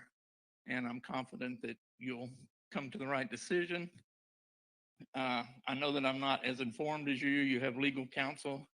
So if I'm disappointed tonight, I hope that you will have a chance to communicate the reason why you approved it. So thank you very much. Thank you, Edward. Yes, sir. Hello, Hi. my name's Tony Portera. I live at 1301 Red Oak Trail in Fairview. I'm one of those that keeps it country. I have cows and donkeys and Awesome. goats and chickens and all sorts of things on our little farm. So nice to be here tonight. And hello again, Greg and John. It was great to meet with you before. Some background here. My children frequently present me with gifts made of Legos. We have 5 kids. They go to Lovejoy schools. While I was thinking about what to say tonight, I went back on Friday, one of my kids decided to give me another gift of Legos. It wasn't a car or a plane or a farm animal. This time, my child spontaneously gave me a mini version of our future temple. I brought a picture of it for you tonight. This is the temple through the child's eyes, which I thought was very interesting to me. It made me see the temple the way she sees it in our faith. It has a tall steeple, as you saw, with the building pointing towards heaven, and it was surrounded by gardens. There are little bits of paradise on earth. The outward appearance of our temples are an expression of our faith. All of our temples have impeccable landscaping and beautifully maintained grounds. We find that individuals and families in the community who are not members of the church visit the grounds and enjoy the beautiful landscaping, as is the case with the Dallas Temple. In addition to visiting the grounds, anyone is welcome to enter the lobby and submit names to be included on our prayer roll. These names are then prayed over by temple patrons, providing a source of spiritual support and comfort to those in need. I believe the temple is fully consistent with the aesthetic appearance intent of Section 14 in the town ordinances. Our temple will be built to the highest architectural and engineering standards. It will be beautiful inside, outside, and around the grounds. It will enhance the aesthetic appeal of the community, provide a serene space for all residents to enjoy, and offer spiritual support to those who seek it. I respectfully urge the council to consider these positive aspects as you contemplate the temple proposal as designed. Thank you for your time and consideration. Thank you, Tony. Let me call some other folks up here before you start. I've made this joke once already. Objection, Your Honor, relevance. And I Let's- think that's a lot of what we're seeing from the LDS folks at the moment is just a lack of relevance to the issue at hand, which is the height of the building. People keep bringing up Creekwood, the couple of points. It wasn't approved as far as we can tell. And even if it was, it's 20 feet shorter than what they're asking for. And again, the building mass was shorter than that. So it was a much more distinct tower off a short building. And finally, it was on a bigger lot and slightly further away from all the buildings around it. So conditional use permits have to be considered in the context in which they're found. They have to be considered individually. You can't just say, oh, well, Creekwood got it and this one doesn't. This one's in a different place. It's a different type of building. It's different heights involved. So Creekwood doesn't really matter, Thank you, sir. even if it was approved. Randy Rogers, he has spoken. Dan Trithall. Dan here? I haven't seen Dan. Anyway, there he is. And Thomas Musk. Why don't y'all come up? All right. Thank you. Thank you. What's your name? My name is Dan Scarborough. Hi, Dan. I live in Allen and was quick on the trigger to try to get a seat here tonight just to show my strong support for the temple. And even in spite of, I think, some of the discussions tonight, I think some may still wonder why a temple is necessary when there's a meeting house already in Fairview right next door. And some might even ask why this temple needs to be so much taller than that meeting house, which I believe are very fair questions. Since that, go back Old Testament times, people have been trying to follow God, have built these structures, these temples, where they would perform these special spiritual rituals and ordinances, and they were not where believers would go to sing or to listen to sermons. In fact, this temple would not be used on Sundays. Likewise, the Church of Jesus Christ of Latter-day Saints has both meeting houses where we do meet each Sunday and temples where our most sacred ordinances take place. For faithful church members, the temple is our highest goal and represents our highest aspirations. The building itself is intended to reflect those heavenly aspirations. Temples contain various essential rooms where these sacred ordinances take place. Among them, temples have baptismal fonts, they have ordinance rooms, they have sealing rooms for marriages. Each of these rooms are distinct and essential to our religious beliefs. Some rooms are simply necessary for the function of the temple. For example, there's a locker room for the patrons when they arrive to change into white clothes, which represents equality. Thus, right, in God's eyes, we are all equal. In the temple, there is no status. Right? This also symbolizes that because of Jesus Christ, we can be purified, we can be cleansed of our sins. The central room in the temple is the celestial room. Like in much religious architecture, vaulted ceilings are used, and this is symbolically where we enter the presence of God, and this helps create that feeling. The size and the structure of the temple are essential for functional and religious purposes and help us connect with God. Thank you. Thank you, Dan. Hi. Hi, I'm Nikki Smith, and I live at 1670 Ashcroft Drive. I've been here in Fairview for a little over 19 years now. I respectfully request that the Fairview Town Council reject the CUP proposed by the applicant based on the following ordinances in the Fairview Code. According to section 14.02.515, the application must include drawings and data necessary to show the full scope of the facility.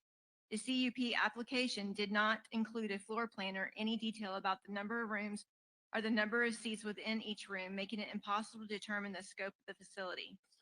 According to section 14.02.517, in granting or denying an application for a CUP zoning district classification, the governing body of the town may take into consideration, first, noise, producing elements, glare, vehicular and stationary lights, and the effects of such noise and lights on the established character of the neighboring property.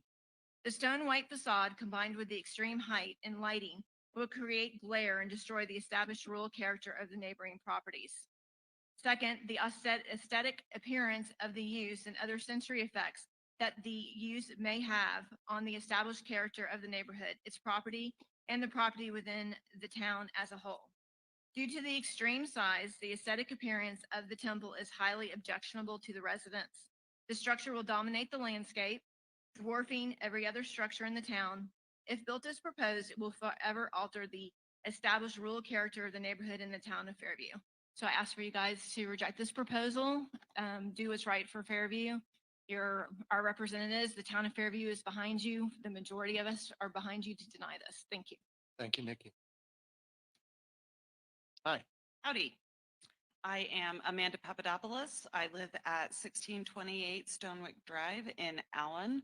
I am a member of the Allen Fairview Chamber of Commerce. I can thought say you my looked last name, but I familiar. can't get that one out, right? Yes. I have concerns about this temple being built. I grew up in Salt Lake County. I lived there for over 30 years.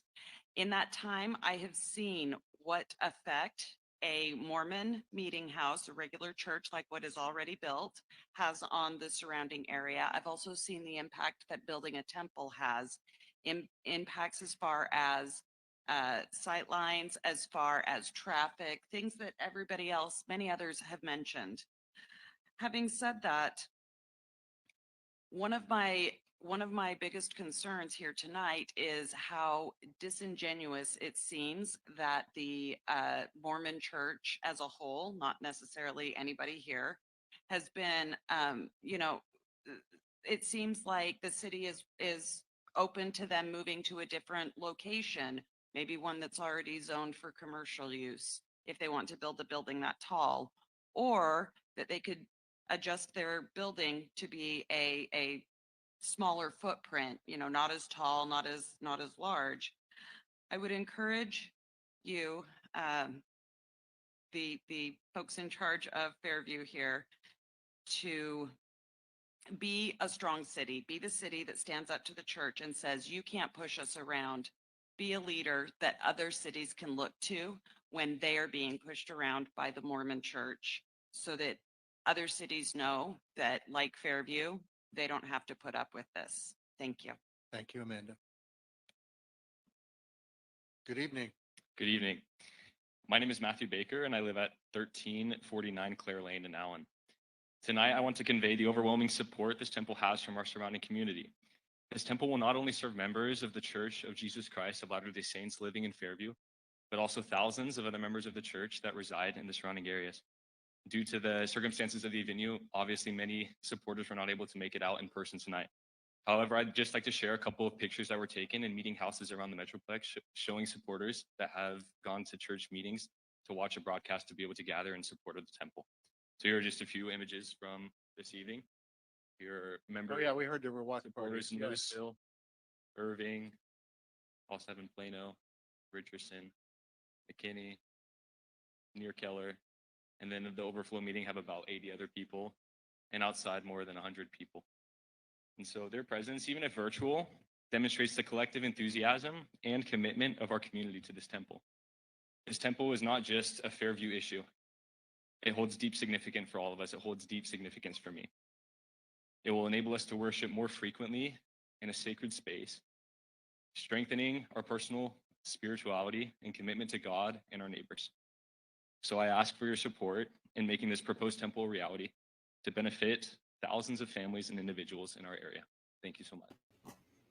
Yeah, I just want to remind everyone, we were told the purpose of the watch parties was so they could record them and show them to the town council to show the overwhelming support. And I hope my comments will provide a unique perspective to this issue.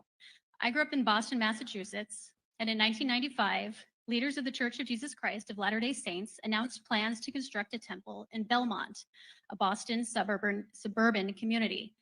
The proposed temple complied with Belmont town bylaws, except for the height of the steeple. Vocal opponents to the temple living in a nearby neighborhood contended that the steeple was not necessary for worship and should not be allowed to exceed zoning law. Sounds familiar. Ultimately, the dispute went to court, and then October of 2000, the temple was completed and dedicated without a steeple while waiting for resolution on the case. A few months later, my husband and I were married in that temple without a steeple. Here's the picture. Now, did the missing steeple prevent us from being married? No. But did it diminish our religious experience? Absolutely. About that time, the Massachusetts Supreme Court unanimously decided in favor of the steeple, saying that it is not for judges to determine whether the inclusion of a particular architectural feature is necessary for a particular religion. Spires, steeples, towers, minarets. Across religious denominations, the upward reach of these features on religious buildings symbolizes human aspiration to connect with God and offers a visual beacon of light and hope. Several members of this council probably worship in buildings adorned by similar features. Could I tell you that your religious symbols are unimportant to your worship experience? Religious symbols and architecture matter.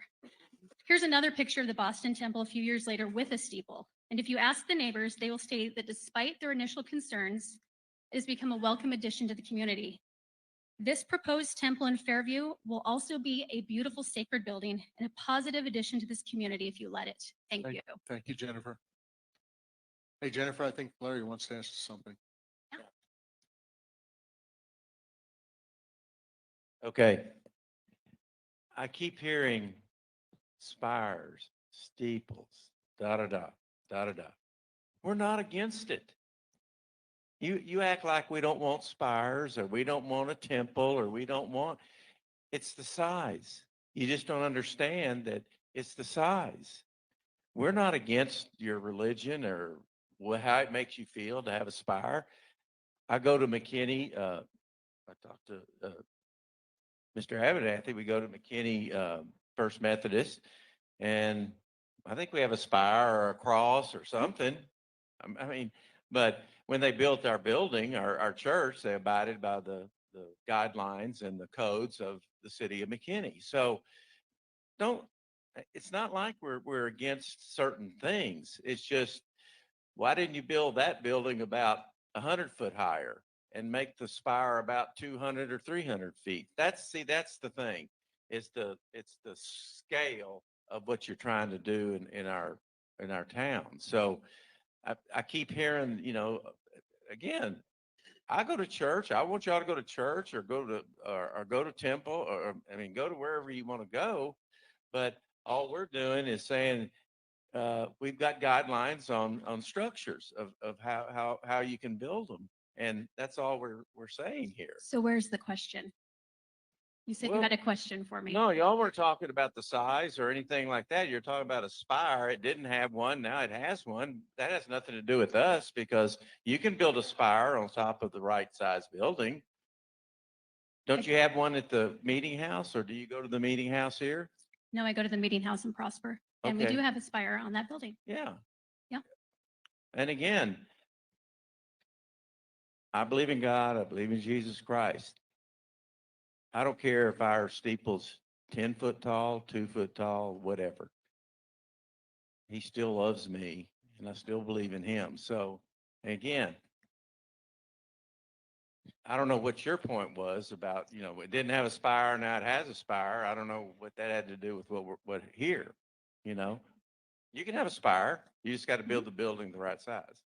Okay, let's go to the next person. Thank you. Yes, sir. Good evening. My name is Curtis Maxfield. I reside at 351 Oakwood Trail in Fairview. I'm an accountant by profession. I'm a member of the Church of Jesus Christ of Latter-day Saints and a resident of Fairview for 16 years. I support the temple for so many reasons, and I know it will benefit our town. I've heard and respect every legitimate concern that has been raised concerning the building of this temple.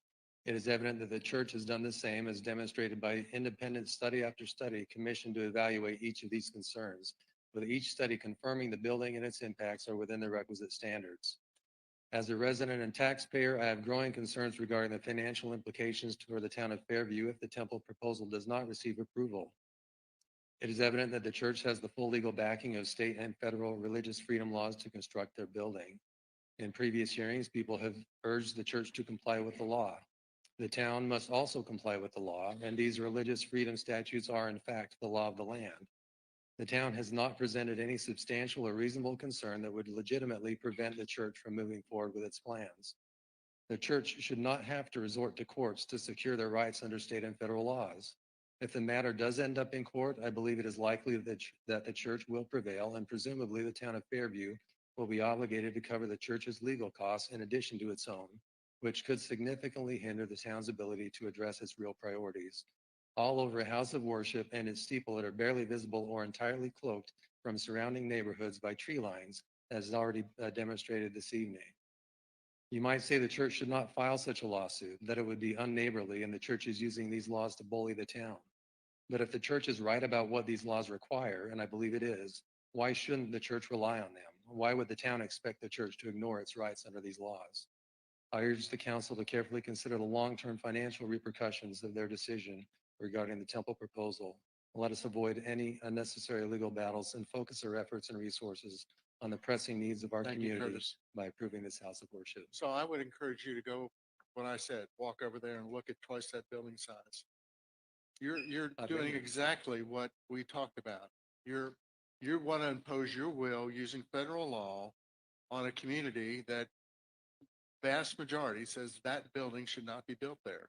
That is not right, that size building. That is just wrong. Dan, it's your turn. Thank you. Okay, yeah, go ahead.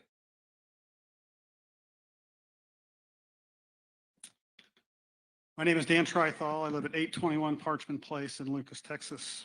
Mr. Mayor, members of the council, thank you for allowing me to speak again. I want to address some of the misleading pictures that have been distributed by those who oppose the temple. People are more likely to remember information presented in the form of pictures or images than information presented in text. In fact, it has been said that a picture is worth 1,000 words. But what if those pictures are inaccurate, distorted, incomplete, or not properly scaled? What might be said about those pictures? The images that were just handed to you represent two different perspectives of roughly the same picture. While both may have begun with a real picture, one of those more accurately shows a realistic image of what the temple will look like. The picture on top was created using a real photograph in conjunction with U.S. topography from OpenStreetMap and satellite coordinate imagery from Mapbox. It shows proper perspective, proportion, and scale. The other picture is flawed, incomplete, and distorted. It is a gross misrepresentation of what the temple and grounds will look like. For starters, it's not even shown in the proper location on the site. It is void of any landscape and does not show proper proportion, perspective, or scale. This erroneous image and many others are being used by those opposed to the temple to persuade and influence others to oppose the temple. Those opposed to the temple have also stated that this will be placed in the middle of a residential neighborhood. Stacy Road is hardly the middle of a residential neighborhood. It represents the very southern border of the town of Fairview and runs along the busiest road with a 50-mile-per-hour speed limit. I urge you to look at things as they really are and not focus on the deceptive and misleading images provided by those in opposition. The temple will be a beautiful complement to the town of Fairview. Please approve this application. Thank you, Dan. Just one comment, Dan, if I may, just a comment, because this is important. So when you look at the picture on the bottom, the spire, the current goes up to 68 feet. The building is 65 feet. So it's just below the spire. That is not what it shows on the picture you showed. That building is properly proportioned and scaled in that image. All right. Thank you. All right. Was Thomas Musk here? All right. We missed Thomas. All right. I'm going to call some other folks and I've lost my place here. So Joseph Walker from Lucas. Kelsey Tate from Highland Village. John Christensen from Lucas. Inga Fredrickson from Allen. Audrey Reinless-Bacher from Plano, lives on Turtle Point, to get that one right. And there's David has talked. And one more, Joel, maybe, Thompson from Rockwell. Y'all are up next. Yes, sir. How you doing? All right. My name is Joseph Walker, and I live at 15 North Star Road in Lucas. Hi, Joseph. At the last meeting, a temple supporter, actually Dan, explained his understanding that the town council had approved a 154-foot bell tower for the Creekwood United Methodist Church. One of the opponents caustically accused him of being dishonest and misrepresenting what had occurred. I want to respond and demonstrate that the town council did, in fact, approve the 154-foot bell tower.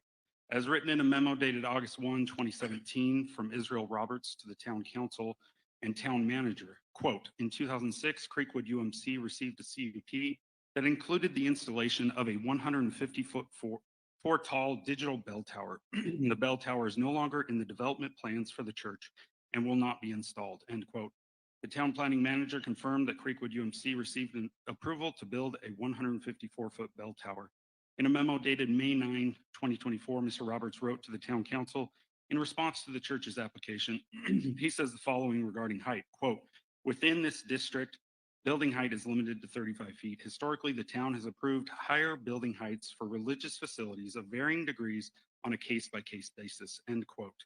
One of the approved structures listed is the 154-foot bell tower. If the town council refuses to allow the church to build a steeple that is at least 154 feet, the same height as the bell tower, it will be treating the church less favorably than another church. I ask the council to treat the church the same as it treated Creekwood UMC by approving a steeple at least 154 feet high and not place an undue burden on the church by arbitrarily and capriciously rejecting the building of the temple when the town council unanimously supported similarly sized structure. This would be shorter than Fairview's water towers and radio tower, which all are over 160 feet. And those water towers are much bigger at the top than the church's steeple will be. Water towers, while serving an important municipal purpose, deliver water and are utilitarian. A temple spire is beautiful and serves important religious purpose for those seeking living waters of the gospel of Jesus Christ. Thank you very much. Hello. Hey, Mayor Listener. My name is Inga Fredrickson, and I'm an Allen resident. I live at 1917 Baltimore Drive, and I'm just right down the street, so this affects me. Mayor, I wanted to address that Nolan Godfrey stated that he did not know how many temple members were, or how many ward members, excuse me, how many members of the meeting house were temple eligible. He is the bishop of the Fairview ward. I just find that kind of curious. To help put the massive size of the LDS temple in perspective for the citizens of Fairview, I tried to find a building that was similar. It turns out that the White House is fairly similar. It is all white and 185 feet long by 85 feet wide by 65 feet tall, 1 million cubic square feet. The LDS temple is much larger. It is also all white and 210 feet long by 110 feet wide by 65 feet tall, plus another 108-foot tall tower on top, and nearly 1.2 million cubic square feet.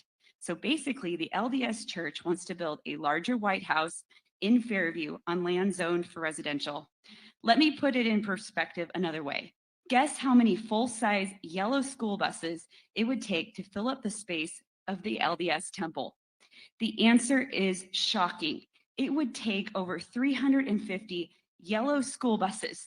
Trust me, the math works. Each school bus is about 35 feet long by 10 feet wide by 10 feet tall. Now imagine those buses lined up. You could line them up all the way from this town hall building to the LDS temple and back with any to spare. In summary, we don't need a larger White House in Fairview, and we certainly don't need the equivalent of 350 yellow school buses. The LDS should propose a building that meets zoning restrictions. Thank you. Thank you, Inga. Good evening. Good evening, Mayor, City Council. My name is John Christensen. I live at 2095 Toulouse Court in Lucas. We've lived here for 20 years, raised a family of 5 children, member of the Church of Jesus Christ of Latter-day Saints. I know Nolan Godfrey's not here to answer that question that was just proposed. He's the bishop of a congregation of 350. You had asked how many of the 16,000 are temple members, and certainly that's not a number that he would know. Do you know the number for the local stakes? I'm sorry? Do you know the numbers for the local stakes? Of the local sex. Stakes.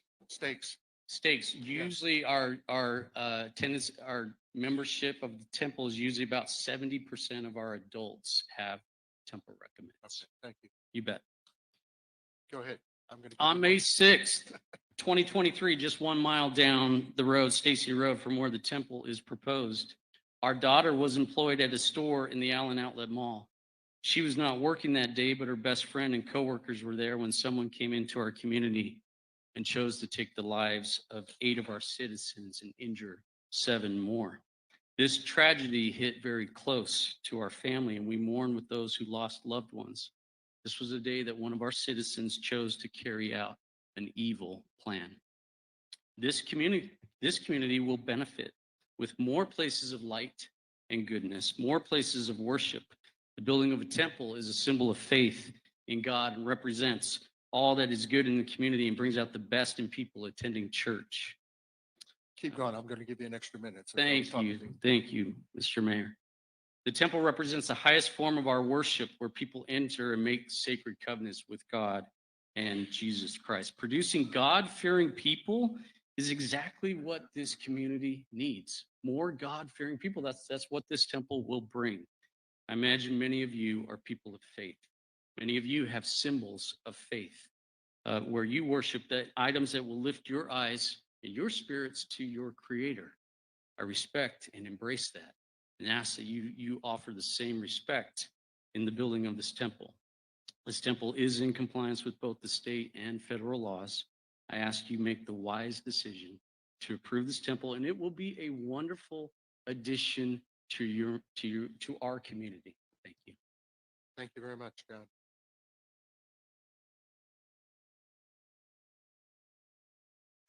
Hello. Hello, good evening. My name is Havel Thompson. I am a resident of Rockwall and a member of the Church of Jesus Christ of Latter-day Saints. I am here tonight to express my support for the construction of a temple in Fairview. The reason of my support may be different than most. I grew up in Mexico, in the city of Torreon, in the state of Coahuila, border state with Texas. Growing up, the closest temple to me was the Mexico City Temple. In order for us to go, church groups would collect funds throughout the year to be able to make the 20-hour road trip on a bus to be able to attend the temple. My family emigrated to Dallas in 1996, and we, as a family, were blessed to live in a city that has a temple. For years, the Dallas temple has been the only place where church members regularly attend to perform sacred ordinances outside the Sunday worship. Having a temple in Fairview will greatly benefit my own family and friends who live in Rockwall, Hunt, and Kaufman counties. If I can say something to soften our hearts, is that good people, God-loving people will flock this beautiful community. Church members who strive to keep God's commandments will be coming to your community. I cannot begin to express the joy and privilege I know.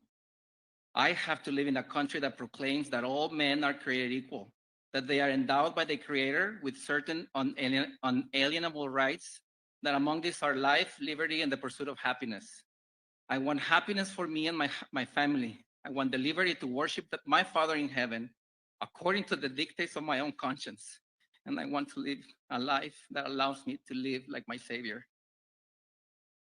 These feelings are the feelings that a temple promotes very intimately in each member of the Church of Jesus Christ of Latter-day Saints. My prayer is that this council will see beyond the mark and find a compromise that allows the construction of the temple, just like the city of Las Vegas unanimously approved the proposal 7-0 for the Lone Star Temple by finding common grounds just 3 weeks ago. Okay. Thank you for your time. Thank you, sir. Heartfelt. Good evening. Before you start, let me call up some more folks, okay? Okay. Are you Kelsey or Audrey? Audrey. Okay, just a second. Let me call up. Is Kelsey still here? Kelsey? Okay.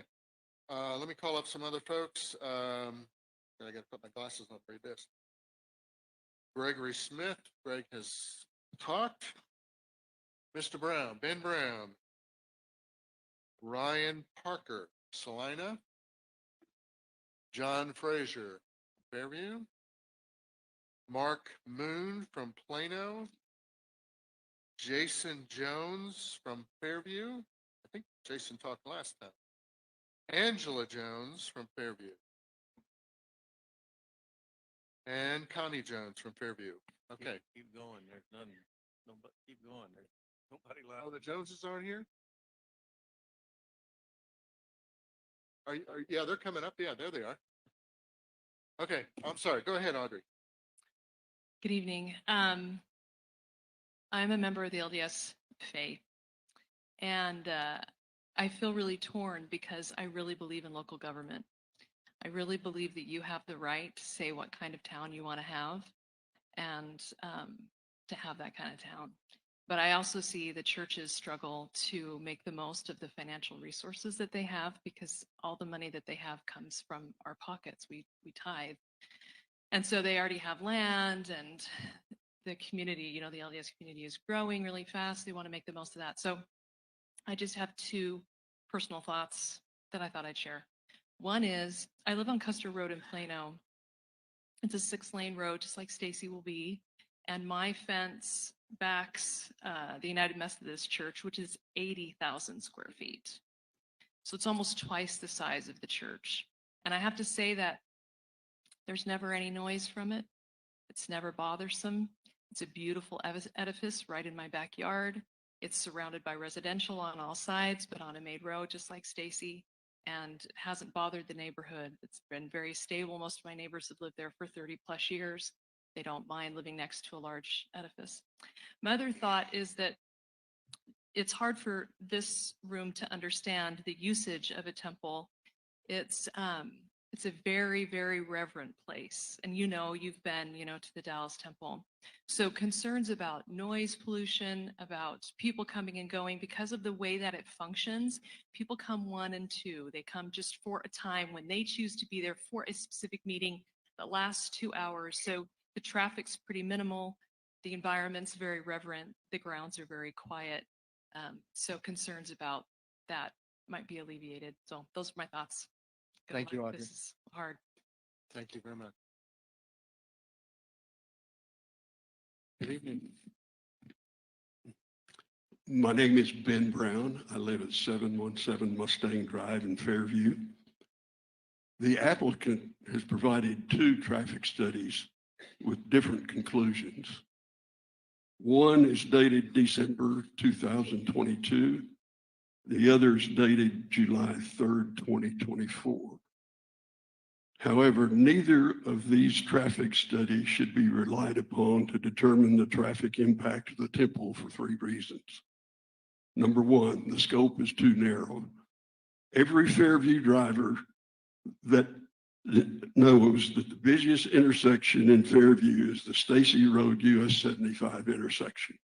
This intersection will be exposed to substantial temple traffic, but was not included in either of the 2 studies. Number 2, a low trip distribution was assigned to Stacy Road West. One study assumed the traffic from Stacy Road West was 35%, the other 60%. In my opinion, 75% would more represent the traffic of Stacy Road West, because the temple will serve 16,000 people from areas surrounding Fairview, including McKinney, Allen, Frisco, Prosper, and Sherman. Most of the 16,000 will use Stacy Road West to access the temple. Third, a maximum and busiest day case was not provided. They provided average day cases and even suggested a comparison of the temple with 2 rooms and 40 seats. A maximum case should be examined. Absent a complete traffic study with reasonable assumptions, the impacts of temple traffic is not known, and the conditional use permit must be denied. Thank you, Ben. Yes, sir. How are you tonight? Good. My name is Mark Moon. I'm a native Texan, was born in Waco, moved to Dallas in 1969 and Plano shortly thereafter, and that's where I live today. Growing up as a member of the Church of Jesus Christ of Latter-day Saints, our closest temple was Mesa, Arizona. So we'd either go to Mesa, Arizona or to Utah for temple service. As a 19-year-old, I was called on a 2-year mission to Concepcion, Chile. I distinctly remember the day in 1981 when I received a letter from home announcing that Dallas was going to get a temple. So the 30th temple of the Church of Jesus Christ of Latter-day Saints was going to be in the Lone Star State. In 1989, I began volunteering in the Dallas Temple. And I continue that practice today. Every Thursday morning at 5 a.m., my wife and I get up, we go to the Dallas Temple and serve there. Truly, it is a blessing to highlight that as part of our week. We all worship in different ways. A few years ago, I was in Jerusalem, standing at the Wailing Wall, wearing a yarmulke, witnessing a bar mitzvah. I was impressed by the reverence of that young man as he held the Torah. I wasn't raised with that tradition, but I could have joy in the joy that he was having in worshiping the way he pleased. Traveling down the Nile River, I was impressed as 5 times a day they have the call to prayer, a reminder that each of us are sons and daughters of Heavenly Father that desperately want to hear from each of us. Our prophet has made the following statement: construction of these temples may not change your life, but your time in the temple surely will. In that spirit, I bless you with greater harmony and love in your homes. I bless you with increased faith in the Lord Jesus Christ and a greater ability to follow him. Thank you. Thank you, Mark. Hi. Hi, my name is Ryan Parker. I live at 2001 South Salina Parkway in Salina, Texas. As a neighbor from a nearby community and a practicing member of the Church of Jesus Christ of Latter-day Saints, I want to reach out to express my support for this temple that's proposed to be built at Stacy Road. For members of my faith, the temple is a key part of our worship and religious observance. It is a place where families come together and where we make and renew commitments to live honorable and devoted lives. Temples are beautiful structures that are designed to lift one's sights to heaven and to inspire those who visit or view the temple to remember those principles that govern good and honest lives. In my experience, every community that is home to a temple is blessed by its presence. For members of my faith, the temple inspires us to continue doing our best, building strong families and strengthening our community. For those not of our faith, the temple is a beautiful building that invokes a sense of peace and purpose. When I lived in Central Texas, my family and I used to regularly drive for a few hours to access the nearest temple. Now that we live in North Texas, we've been so excited that temple is planned to be constructed in nearby Fairview, the beautiful community this is. The temple is a necessary part of my faith, and having one close by will be significant to my family and to many others of our faith. Each time a temple is completed, a couple of weeks are set apart prior to its dedication, when the public is invited to tour the building. We call it the open house period. We are an inclusive faith, and we hope that those in the area can experience the peace and beauty of the temple prior to its dedication, after which it will be used for its sacred purposes in the practice of our religion. I have attended a few temple dedications in other areas, and I know how special they are for the community. Thank you for your meaningful efforts to care for the city of Fairview and continuing to make it a wonderful place for residents and neighbors. Thank you, Ryan. Good evening. Evening, Council. Thanks for listening to me once again. Give me My your name is Jason. Jason Jones. I live at 380 Collinwood in Fairview, Texas. The purpose of my remarks tonight is for everybody here, you as the council, but also all of the Fairview members. My hope is to be able to improve our communication and maintain a better sense of unity. And the way that I propose we do that is please to try and focus on describing things as they are or as they really will be, either of those two. I should say, I feel a tremendous sense of sympathy and some tearing at my heartstrings over the difficult conversations that have happened. I respect everybody's ability to form their opinion and to express it. But my heart breaks when I know that some of those opinions are not based on accurate information. For example, the 80,000 number that has been spoken about tonight of attendance is the hope for the open house of the temple. That's before it goes into service, where it will be open to everybody, member and non-member, is a one-time event. As we've also heard, the routine service at the temple serves a much smaller number, right? 50 to 100 an hour, roughly. I have huge sympathy for those who will live close to the temple and are trying to understand why. I appreciate those who are really trying to understand that and would like to add a key to understanding if information is a reliable source. In 2018, President Russell M. Nelson, the church president, asked everybody who was a member to cease using the nickname Mormon. If you are using a source that is branded with Mormon or something like that, it's not reliable. Please talk to us local members. Thank you so much. Thank you, Jason. I think you probably heard that we are not using that. We have used LDS consistently because of that. May I respond to that? Yeah. I appreciate that and thank you for those learning. There are those who have identified I themselves understand. and our motives inaccurately that use that. I got you. Thank you, Jason. Yes, ma'am. Hi. Hello, my name is Angela Jones, and I am a Fairview resident, also living at 380 Collinwood Drive. At the June 4th meeting, two people, including a member of the town council, quoted Elder David A. Bednar, one of the 12 apostles of the Church of Jesus Christ of Latter-day Saints. While I applaud anyone who makes an earnest effort to learn more about the temples, Elder Bednar is a great source for that. However, in this case, Elder Bednar was quoted out of context. As a result, both speakers concluded wrongly that local members are not acting in harmony with the Church of Jesus Christ and that temple size is unimportant. I have listened to the entirety of this interview that the quote was extracted from, and I wholeheartedly agree with Elder Bednar's teachings. In the interview, he had recently participated in a dedication and rededication of two temples of vastly different size. The Washington, D.C. temple, which is 150,000 square feet, and a much smaller Guam temple of less than 7,000 square feet. When asked to compare the two, Elder Bednar simply taught that what happens inside the temple is more important than the size or exterior look of the temple. Note that he didn't say that size and beauty do not matter. He further noted there are different models of temples because the capacity needs of Guam differ from Washington, D.C. In doing so, he explained that temples are sized according to local demand. The Fairview Temple has been sized to meet local and future demand of our area. The misuse of Elder Bednar's words in the previous hearing highlights gaps in the understanding of the town and town council.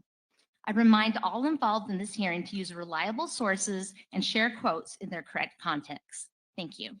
Thank you for that explanation, Angela.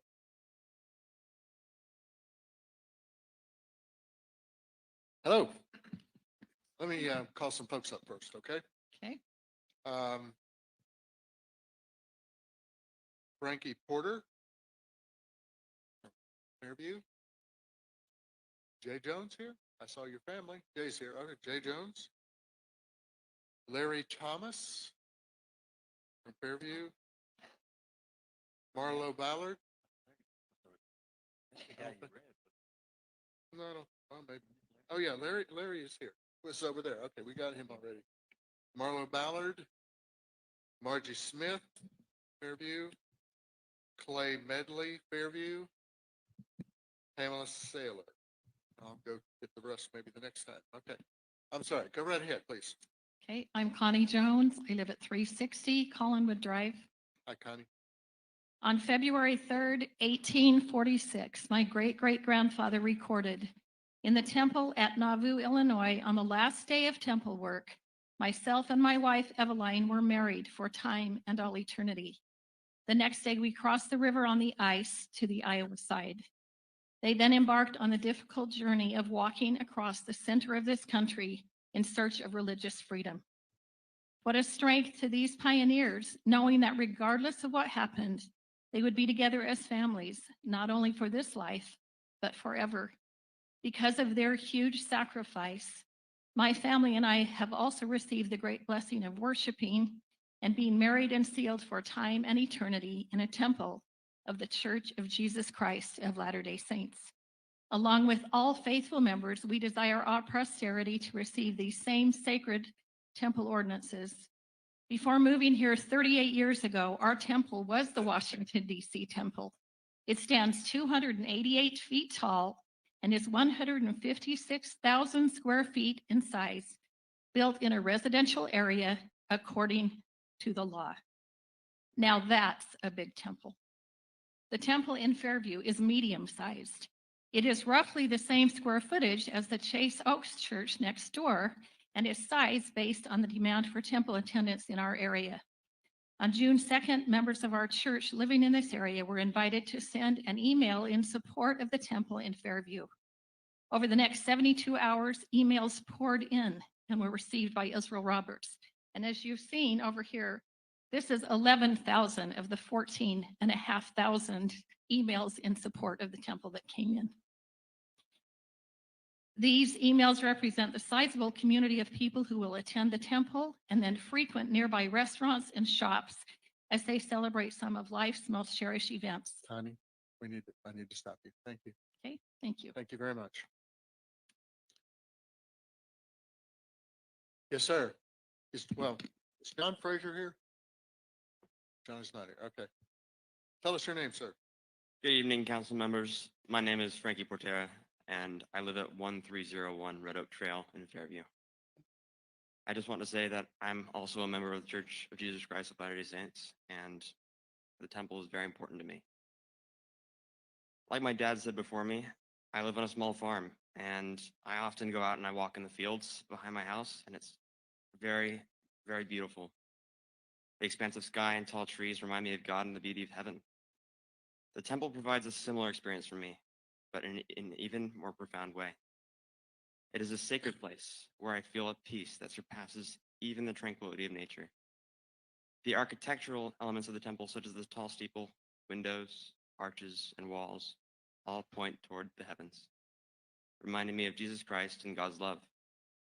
These features are not merely structural, they are symbolic, lifting our thoughts and hearts upward. These architectural elements deepen my worship experience and bring a profound sense of peace while I'm there. I have seen several temples and churches of various faiths with steeples as a beacon of hope and a testament to God's presence for all to see. Although I do not share all of the same beliefs with them, I understand why steeples are important to them, and I feel a shared love for God. I support the right of all churches to build their houses of worship consistent with their religious beliefs. I never thought a temple would be this close to my home here in Fairview. It is a blessing and a miracle to me, my family, and for many people who live here in Fairview. I hope you will approve the temple, and I thank you for your time and consideration. Thank you, sir.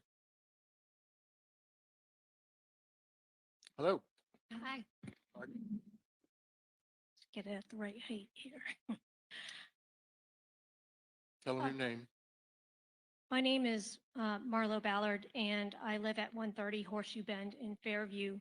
You may not know this, but the residents and the town of Fairview have said no to non-residential development on this specific parcel of land 4 times over the past 2 decades. In February of 2005, we said no to a change in the town's comprehensive plan, which would have changed the use from residential to professional offices. The original petition still exists, and I will present it this evening. In February of 2008, we said no to a developer who wanted to rezone the land to general business zone. In October of 2010, we said no to a developer who proposed professional offices. In January of 21, we said no to a developer who proposed professional offices for the comprehensive plan and plan center district for zoning. I know the zoning history because I've been to every one of these planning and zoning meetings, and they have set an important precedent for the expected land use and development of this specific parcel of land. Any conditional use permit and variance must honor the spirit of residential zoning, which we have been trying to protect on this parcel for 19 years. The applicant has proposed a commercial sized building with commercial scale lighting and commercial hours of operation and a residential plot of land. The extreme nature of the requested variances will destroy the established rural character of the neighborhood, which violates section 14.02.517 of the Fairview Code. Therefore, we ask the County Council to deny the current CUP application. Thank you, Marlo. Mr. Jones. Mayor, Town Council, thanks. Jay Jones, 360 Collinwood Drive. The historic precedent for church height approval in Fairview is 154 feet. The approval of the bell tower is clearly recorded in the full minutes of the town council meeting on September 5th, with an all in favor vote by the council, and quote, with note that council has no problem with the tower. This approval was also confirmed in a memo from Israel Roberts in 2017. The testimony I appreciate most confirming this, Mayor Lessner, is your own. When I talked with you after the town council meeting on April 2nd, you asked, would your church reduce the height of the steeple from 173 to 154 feet? Because you said the town had already approved 154 feet for another tier. The church officials met with you on July 11th and made a compromise offer to lower the height of the temple 9% to about the height of the bell tower. Also to change the name. That offer still stands. In June, our last meeting, Darren Culbertson asked, what has changed in the relationship with the Church of Jesus Christ of Latter-day Saints? In answer, first, an understanding of the laws that govern churches by you. Different laws apply to building churches. That is why none of the 5 churches along Stacy Road comply with residential ordinances. Second, communication and representation. In 2013, we met with the mayor and the town council members. We had a dialogue, we discussed, we resolved the issues. That has not been the case in 2024. Mayor Lessner, you committed to meet with me at my home on May 29th. You were no-show, stood us up. Correct. Representation means communication. This temple will bless our town. Thank you, Jay.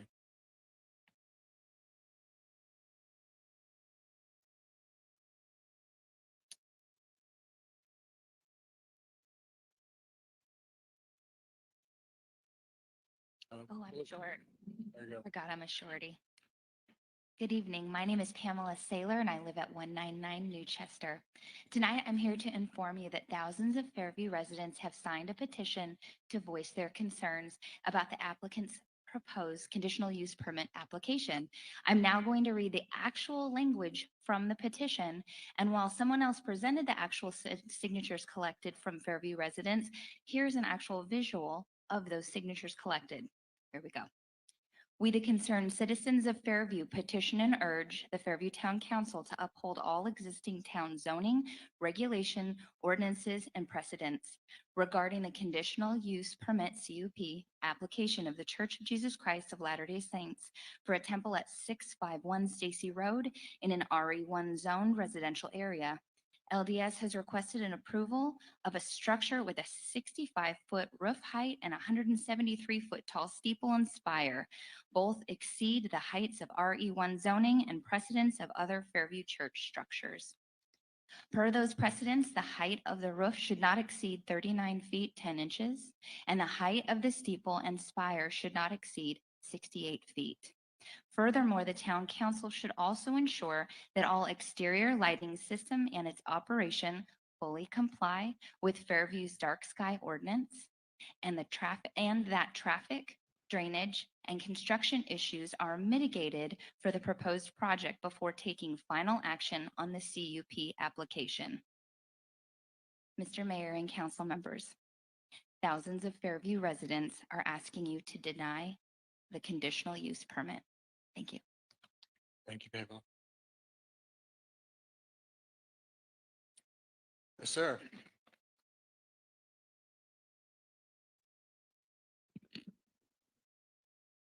Clay Medley, 710 Oakdale Circle, Fairview. I feel the town of Fairview is being unfair to me. They will not let me drive my car on Stacy Road the way I want to drive it. I have a valid Texas driver's license. I even have a valid racing license. I have provided all the required insurance documentation. I have an updated valid inspection sticker. My registration is correct and up to date. My car is in superior condition and up to date. I have the best tires and carbon ceramic brakes that provide excellent stopping power. I support the local officials in their desire to do what's best for the town. Yet, they insist that I should follow their 50-mile-an-hour speed limit. I want to drive 100 miles an hour. Since I have the ability, I should have the right. I've witnessed cars going 1, 2, even 3 miles per hour over the posted speed limit. Since they have allowed cars to exceed the posted limit, I don't understand why they will not let me do the same. I would even be willing to drop my request from 100 miles an hour all the way down to 90 miles an hour as a show of good faith and to be a good neighbor. I have excellent exhaust to limit the amount of noise at 100 miles an hour. I have guys across the country that have raced with me that would support my request. I feel discriminated against since the town is unwilling to grant my request. Is it because of my age? Is this age discrimination? I feel the need to come up with some type of discrimination. Maybe a lawyer would help me do that. I don't see the reason I should have to abide by the current limit. It is not what I want. My wanting to drive 100 miles an hour should be more important than some speed limit created by unreasonable people whose only desire is to keep us safe and not infringe on other people's well-being. Clay, Does anyone here see a parallel? thank you, sir. All right, let me call up some more folks. Hard to get to. Lee Moore. I got glasses too. Blaine, I can't read your writing, but Turtle Point in Plano. You were here. Last name starts with an R. Blaine R. Turtle Point Drive, Plano. Patrick Sheehan from Fairview. Michelle Vestano from Fairview. Hugh has already spoken. John Souter from Prosper. McCann Dahl from Anna. And Gary Carter from Fairview. Oh, wait, okay. Everybody got one? Okay. Tell us your name. I'm Margie Smith from 281 Paddock Trail in Fairview. As you see before you, these are some of the building plans that were obtained from a local builder who received them in a request for bids to build the project. The applicant has a history of misrepresenting information about this building, and I ask that you deny the CUP application and also to not even reconsider it until you get a full design package with floor plans, lighting plans, and everything needed to build the project because of all of the misrepresentation so far. Because this project is zoned residential and not commercial, it needs to be within the residential building codes, which state maximum height of building is 35 feet or 2 stories, whichever is less. But as you can see from the first page of the floor plan, there are over 6,000 square feet of air-conditioned space on the 3rd floor of a building that they are still stating is still only two stories. That's bigger than most houses in Fairview. And you cannot interpret that as anything other than a blatant misrepresentation by the applicant. The applicant also misrepresented occupancy and parking needs. The drawings before you indicate maximum occupancy of 1,325 people. If you count all of the tiny little chairs, it's over 600 each, which earlier today we heard that they only had space for like 200 people. So that's another misrepresentation. Therefore, I request, and the parking spaces, if you add up all of the parking spaces needed, Marjorie, it's 448 spaces. We need to stop. Okay. Thank you very much. Thank you. Thanks for all the work. All right, next.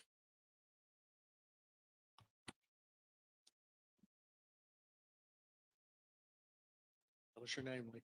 My name is Lee Moore, and my husband Gary and I chose Thompson Springs on Hammerly Drive in Fairview over 20 years ago as our forever home, specifically because of the RE1 zoning codes. and that we had very little fear that any applicant would come into our town and call us the opposition, play the victim, and actually threaten to sue us if we don't bow down to their demands. This is the modern day David versus Goliath, using their billions of dollars to bully, as we heard tonight, threaten us and our community and citizens. And that is pure arrogance, as you said, and is not neighborly. The applicant is the real opposition who is blessing us with their bully behavior, who without compromising makes accusations of religious bigotry and even has called us a liar when we said that they threatened to sue us.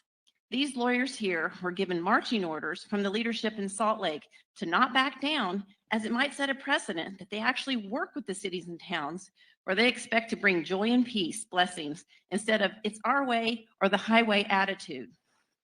We are asking the town council to deny the cup because it does not conform with the ordinances and precedents, including steeple and building height, lighting to protect our dark skies, and the traffic issues. We are and have been a good neighbor because the applicant already has a worship center in our town since the groundbreaking in 2014, opening in 2016, that currently has the highest precedent. Yet it isn't good enough for them. No, they want to soften the hearts of the town residents with a structure that is more than double the current precedent that they themselves hold. And the neighborly actions of threats to sue us is if they don't get their way. The actual opposition here today and listening online could likely already have the approval of the structure, but these lawyers and your leadership are the bottleneck and the obstacle, not this small town that just wants to follow the ordinances and not an inch higher or a bulb brighter. Please ensure the structure follows the zoning before you burn the first shovel of dirt. Thank you. Thank you, Lee. Good evening, sir. Good evening. My name is Patrick Sheehan. I live at 1309 Bethpage Court. My wife and I moved here 5 years ago after retiring. What she said. Thank you very much. I want you all to know that the townspeople who have signed the petition in opposition have great respect for the members of the church who have spoken here tonight. And I have to tell you, they've really touched my heart. And I disagree with you, Mr. Little, that this is about scale. They need a large temple. They say they have a growth of population of people needing to have this kind of an outlet. I totally support that. Don't shoehorn it into the wrong piece of property. If they wish to have a temple of this size and scope and scale, so be it. I would be happy to support that. I believe that this council has gone out of its way to try to be accommodating and willing to have negotiations and have discussions.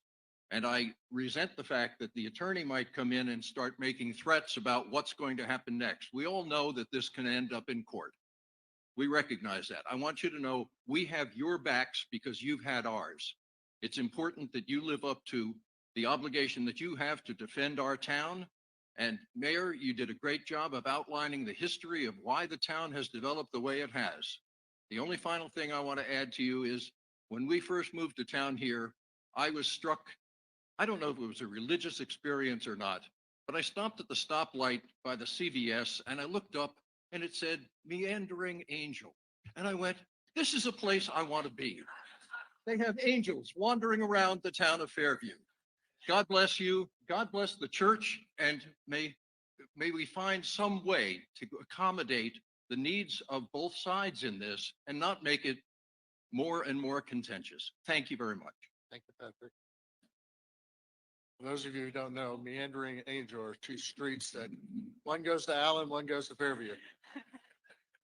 And Yes, I'm gonna ma'am. Say yes to everything he said too. Tell, I tell agree us your name 100%. first. Tell us your name. My name is Michelle Vistano. I live Hi. on Meandering Way in Fairview. And I'm going a little off of my own script here, just because of everything that I've heard said tonight. I think something very important. I keep hearing members of the LDS referring to a church with a certain height that was built. And that is a precedent that was set. And that's very dangerous to do that. And I feel that the LDS as neighbors have an obligation to protect our community from precedents that are set that could actually really, really blow up and open floodgates to a future where our peaceful neighborhoods give way to a chaotic blend of buildings that overshadow the tranquility we hold dear, all because of a precedent. This is not conjecture. We are witnessing the potential consequences unfold now in this situation that we're in. The LDS temple is not just a minor change. It represents a colossal leap beyond anything we have seen in our residential zones. What will come next after this? Will we see even bigger buildings, increased traffic, diminished peace, privacy, and ultimately falling property values?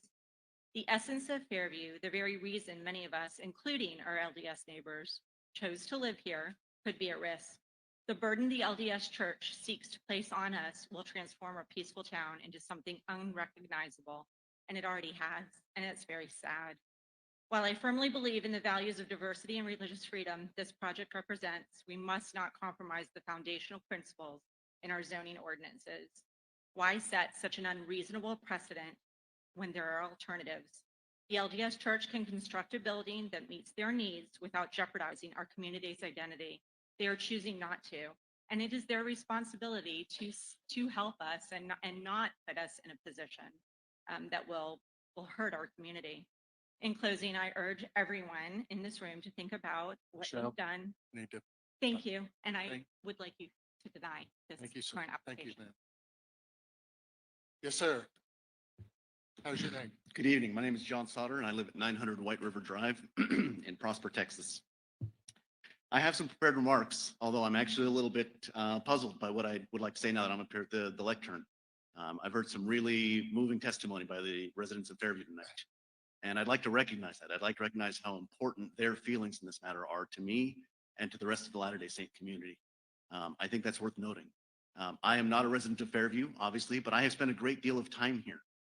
In fact, much of it across the parking lot in the Fairview Youth Theater, where I have volunteered a great deal of time designing and building sets and helping productions go on in that theater. Thank you for I doing love Fairview. I love the people here. I love my friends here. And the people that I know in Fairview are warm and inviting and accepting. And so I choose to believe that at least the large majority of the people behind me in green shirts who have a different opinion on this matter than I do are the same. They're warm and they're inviting and they're accepting. And so I approach this whole thing with that in mind. I am a little bit troubled by some of the statements of the town council, or at least the vocal members of it this evening. And I'd like to draw attention to just a couple of those things. First, I feel like there has been a little bit of contempt shown for some of the statements of earnest people. And I would urge caution against that. Again, keeping our discourse civil, it is your leadership that will play a pivotal role in that. And I'd like to make sure that we uphold that. You've demonstrated at times a lack of understanding in the value of this building to our faith, or an understanding the difference between a meeting house and a temple and why we would want yet another building in your town. And finally, you have acknowledged a lack of the legal understanding required to make proper legal decisions in this case. And so I would ask you to please make sure that you're relying on the proper legal experts. Nobody wants this to result in a court battle. We want to be good neighbors. We want to be part of your community. And so please make sure that you're taking the time to do that job and do that job well. Thank you. Thank you, John. And thank you for your service to the Fairview Youth Theater. Good evening. Good evening, Mayor, Mr. Mayor, and Council. My name is McCann Dahl, and I live up the road in Anna, Texas at 712 Acacia. I'm very grateful for the opinions that have been expressed tonight on both sides and for your words, Mr. Mayor. I feel very blessed to live in a country where we celebrate the freedom of speech like here tonight and the freedom of religion. Growing up, as I attended the temple as a youth, I didn't fully understand the significance of the things I did inside the worship services. However, I remember feeling a sense of awe for God by looking up at the temple spires on the outside and the vaulted ceilings on the inside. It was the physical wonder of the temple that initially instilled a reverence for God in my heart. During my high school years, whenever I was tempted to accept drugs from my friends, watch pornography, or cheat on my exams, often images or memories of the sacred temple would fill my mind and give me the courage to do the right thing. God would remind me what's important by reminding me of the temple. With its current design, I believe the new temple will give the youth of our day the needed strength to overcome temptations. Even now, I credit the temple for giving me the patience, love, and spiritual guidance I need to be a good father and husband. Its physical magnificence matches its beautiful spiritual blessings. Therefore, I implore you, City Council, to accept the temple design. It will only benefit the families and individuals of this community as it has for me and my family. Thank you. Thank you, McKinney. Yes, sir. Good evening, Henry and council. Thank you for your time. Tell us your name. My name is Gary Carter. I live at 1000 Timber Lane. We've been a member of this community for the last 24 years. I'm recommending denial, and the reason is pretty obvious. As you know, I'm a big advocate for dark skies. And when I look at the 65-foot walls, the uplighting that they plan to use to wall wash this temple late into the night, by my calculations, we'll have over 650,000 lumens bouncing off the side of this building and up because they are angled up. What we should ask for is downlighting on this building so that you don't have that reflected light going up into the night sky. And I'll cite Tucson, Arizona, Phoenix, Arizona, and Fort Collins, Colorado as places where they have compromised on lighting in the past to resolve lighting ordinance issues. In Phoenix, Arizona, they also reduced the building height to 30 feet. So I want to urge you to consider this and make sure we have it in writing, because as you know, their existing meeting house added lights after they told us that they would not be lighting the steeple. On July 2nd, 2023, the applicant, Don Vandeveer, said their steeple would not be lighted. Those lights were added after the fact. Thank you for your time. Thank you, Gary. Okay, I'm going to see, we have 4 folks who had signed up to speak. Just to check one more time, see if they're here. John Frazier from Fairview. Kelsey Pape from Highland Village. Thomas Muir from McKinney. Are you here? You want to speak? Okay. And then Blaine, this is the one I couldn't read his writing. Starts with an R, lives on Turtle Point in Plano. Is Blaine here? Okay. Thomas, you may be the last. Oh, best to last. Well, best for last. I'm Thomas Muir from McKinney, Texas. I hold a unique position and would like to share that position tonight. I serve in the temple presidency at the Dallas Temple. 40 years ago, when the Dallas Temple was built, there was the same opposition, same discussion by community leaders. I'm told I was not here. The Dallas Temple sits on Willow Lane. It's a 2-lane road with a stoplight at one end and a stop sign at the other end. In all my travels to and from the temple weekly, I have never had a problem with traffic. I've never had to stop for cars. There's never been a huge line. And that is, I think, because the traffic at a temple comes throughout the day from 7 in the morning until about 8 o'clock at night. And so I don't see how it would even affect Stacy Road. The lighting has been expressed as concern. Our neighbors at the Dallas Temple build their patios to face the temple, to look at the light, to look at the structure, to appreciate the quiet surroundings of the temple grounds.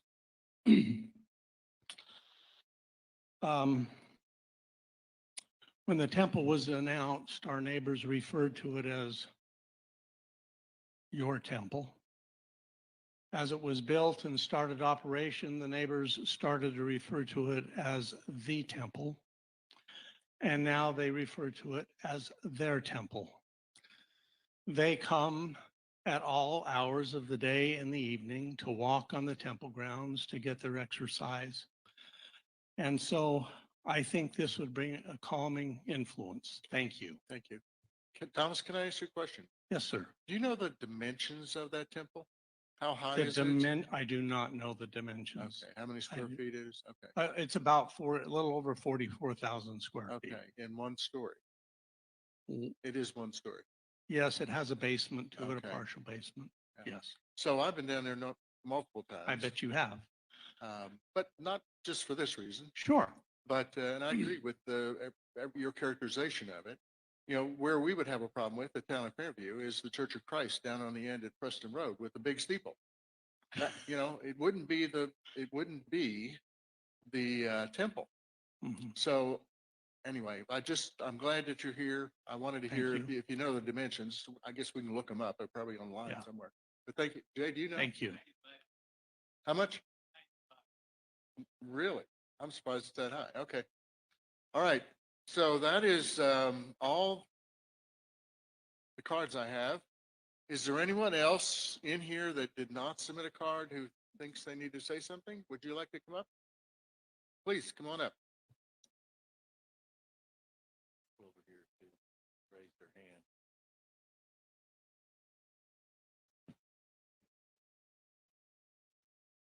Hi. Hello, my name is Genevieve Jones. I live at 380 Collinwood Drive in Fairview, Texas. You're related to Jay, right? What? You're related to Jay. Okay. Yes, Okay. yes, I'm his granddaughter. All right. This summer, I had a super unique opportunity to go on so many amazing trips. But the best one was a humanitarian trip I attended in Africa. Although there were many problems on the trip, we did end up being able to build a school in Zimbabwe. It was incredible. But my favorite part of the whole trip was when we were able to attend the temple in Johannesburg, South Africa. It is a beautiful temple. It is a big temple. It is a big temple.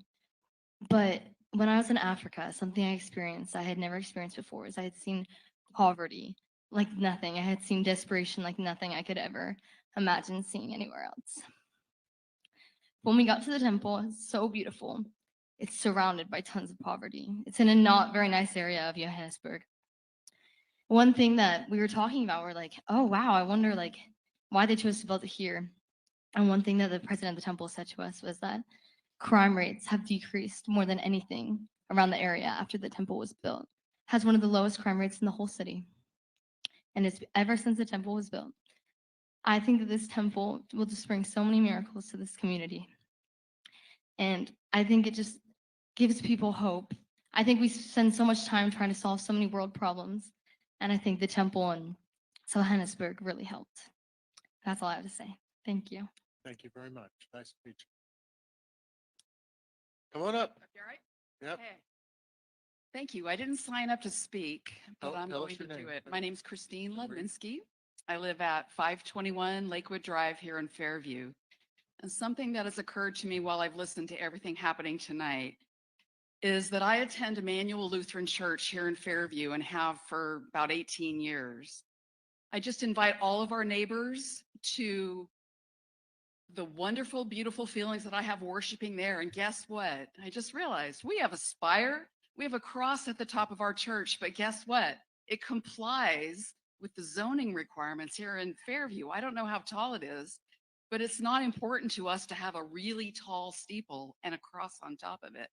So I think as from a Christian perspective, that's really instructive. And it's really neat to see that we can worship here in Fairview.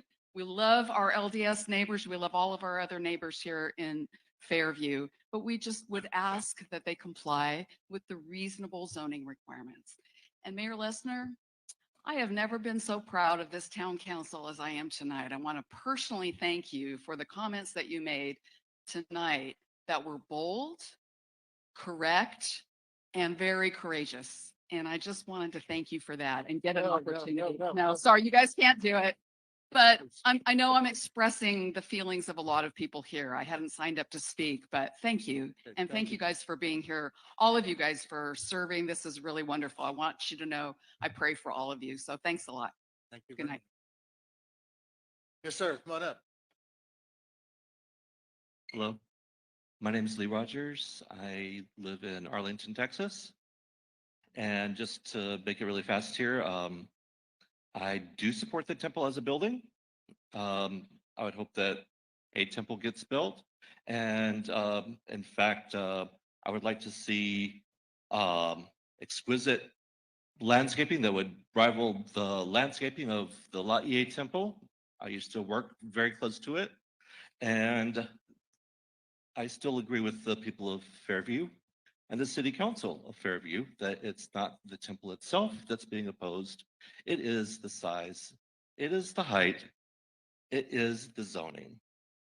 Shorter, smaller. That's all people are asking. It's not technical, it's not complicated. They want something larger, they can find a bigger plot somewhere else where they could put that larger temple. I'd like to point out that the proposed 173 feet is going to make that temple higher than the highest point of the high five interchange. If you're on I-65, I-635, the highest point of the high five interchange is 120 feet. Think about that. When people want to look at mock-up photos that have distorted perspective, whether for or against that temple, no need. Get on I-635, drive under a high five interchange and look up. It's going to be 40 to 50 feet higher than that. That's what people oppose. That's what I oppose. And I support the people of Fairview and the town council. I hope you deny with prejudice this CUP request. Thank you. Thank you. Thanks for driving all the way from Arlington. Yes, sir. Come on up. What's your name? Good evening, Council. My name is Noah Mars, and I live at 280 Deer Path in Fairview. I know it. I'm here to express my support for the approval of the temple in our town. Having a temple closer to us would be a tremendous blessing for me and many of the youth in our church community. Currently, the Dallas Temple is overcrowded. We have a hard time getting appointments to attend, and when we do, we have to drive all the way into Dallas. While I love going to the temple, the long drive can be daunting, especially on busy and often dangerous roads. Because of all this, I'm only able to go to the temple a few times a year. The temple is an important part of my worship of my Heavenly Father and His Son, Jesus Christ. With the temple here in Fairview, me and my fellow youth could increase our regular attendance. The temple is a place where I feel a deep sense of peace and connection to my faith. It's a sacred space where I can reflect, pray, and feel closer to God. Having a temple in Fairview would make it so much easier for me and other young people to visit more frequently, allowing us to benefit from the spiritual experiences it offers without the added stress and time of a long commute. Approving this temple would show that Fairview is a town that values the spiritual well-being of its residents and supports religious freedom and diversity. It would be an incredible gift to the community, especially for our youth who are seeking to strengthen their values and their faith. Thank you for considering my perspective and thank you for your time. I sincerely hope that you approve this temple with the specifications that we have in mind that reflect the designs and the interests of the temple and the needs of the church. And thank you very much. Thank you. How old are you? I'm 18, sir. I just want to comment that the youth that have spoken tonight, I've been very impressed. Y'all really have done a great job in expressing what you wanted to say and heartfelt. Thank you very much. Thank you very much, Mayor. Thank you, Council. Hello. Hello. My name is Jasmine Felton. I live here on 8700 Stacy Road. So I live in McKinney, but I do live on Stacy Road. I'm a convert of the Church of Jesus Christ of Latter-day Saints. Just celebrated 2 years in the church. And I felt that it was necessary for me to stand up and let you guys know exactly what the temple means to me as the first member in my family in the LDS Church. I made it a point this year during my membership to make sure that I try to visit the church every week. That was my goal. It has been strenuous because it is far from where I live to the point that the last time I tried to go to temple, my tire blew on the way there. Thank God I was not hurt and I was able to get it fixed and I still went to temple. I was extremely happy during conference when President Russell M. Nelson said that there was going to be a temple built near me. Because that meant that the temple would only be about 15 minutes from my house, and I could definitely go to temple every week as I plan to do. The temple has brought many blessings to my family, to myself, brought me and my family closer. Like I said, I'm the only member, but they do see a difference in not only me, but my attitude, my life. And I've been very blessed by the temple. I feel that the town of Fairview would also be very blessed. It is a serene place. And when I go to the temple, it brings me peace. When I drive down Willow Lane, it is not an obstruction. It doesn't feel like it's too big or too bright. It is actually just a place that I love to pull up to that gives me peace. And I see the people of those neighborhoods running around the church, walking, having picnics in the lawn, and they're not even members. So I do encourage you, and I encourage everyone in this room to please look past your personal feelings and just look at the facts and hopefully approve the bill for the temple. Thank you very much. Good evening. How you doing?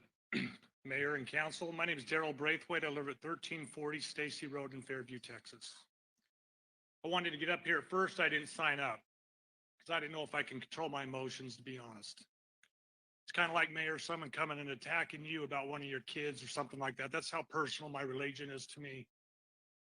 I've been a member of the Church of Jesus Christ for 47 years. I was married in the Salt Lake Temple with my wife. I've been married for 25 years coming up. I have worshiped in over 45 of the different temples throughout the country, and I search out and go on different vacations to spots so that I can see the peace and go to that area to feel that. And you know what's awesome about this whole meeting? We've been talking for 3 meetings about Jesus Christ and the house of the Lord. That's amazing. We're talking about the house of the Lord, of Jesus Christ. There shouldn't be contention. I hope every time you guys drive past the temple, when it's there, you think of Jesus Christ. Because if we all had more Jesus Christ in our life, we wouldn't have such animosity towards each other. And I just want you guys to know, with living here for, 12 years, I love Fairview. My son got up here one of the very first time of the meeting, talked about my wife, how she has a phobia of driving on the freeway. She can't drive down to the temple. She map quests everything out over to Preston Road to drive clear down to Dallas. It takes her an hour and 15 minutes to get down there to worship.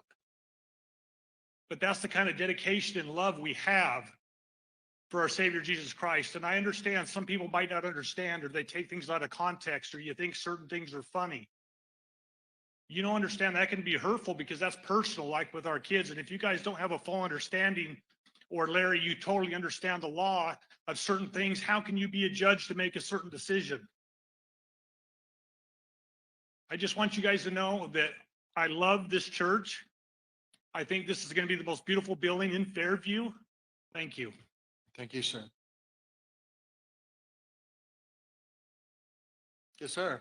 Good evening. My name is Joey Harold. I live at 1018 Mickelson Lane in Allen, Texas. Hello, Joey. Good to see you, How you Henry. doing? Good.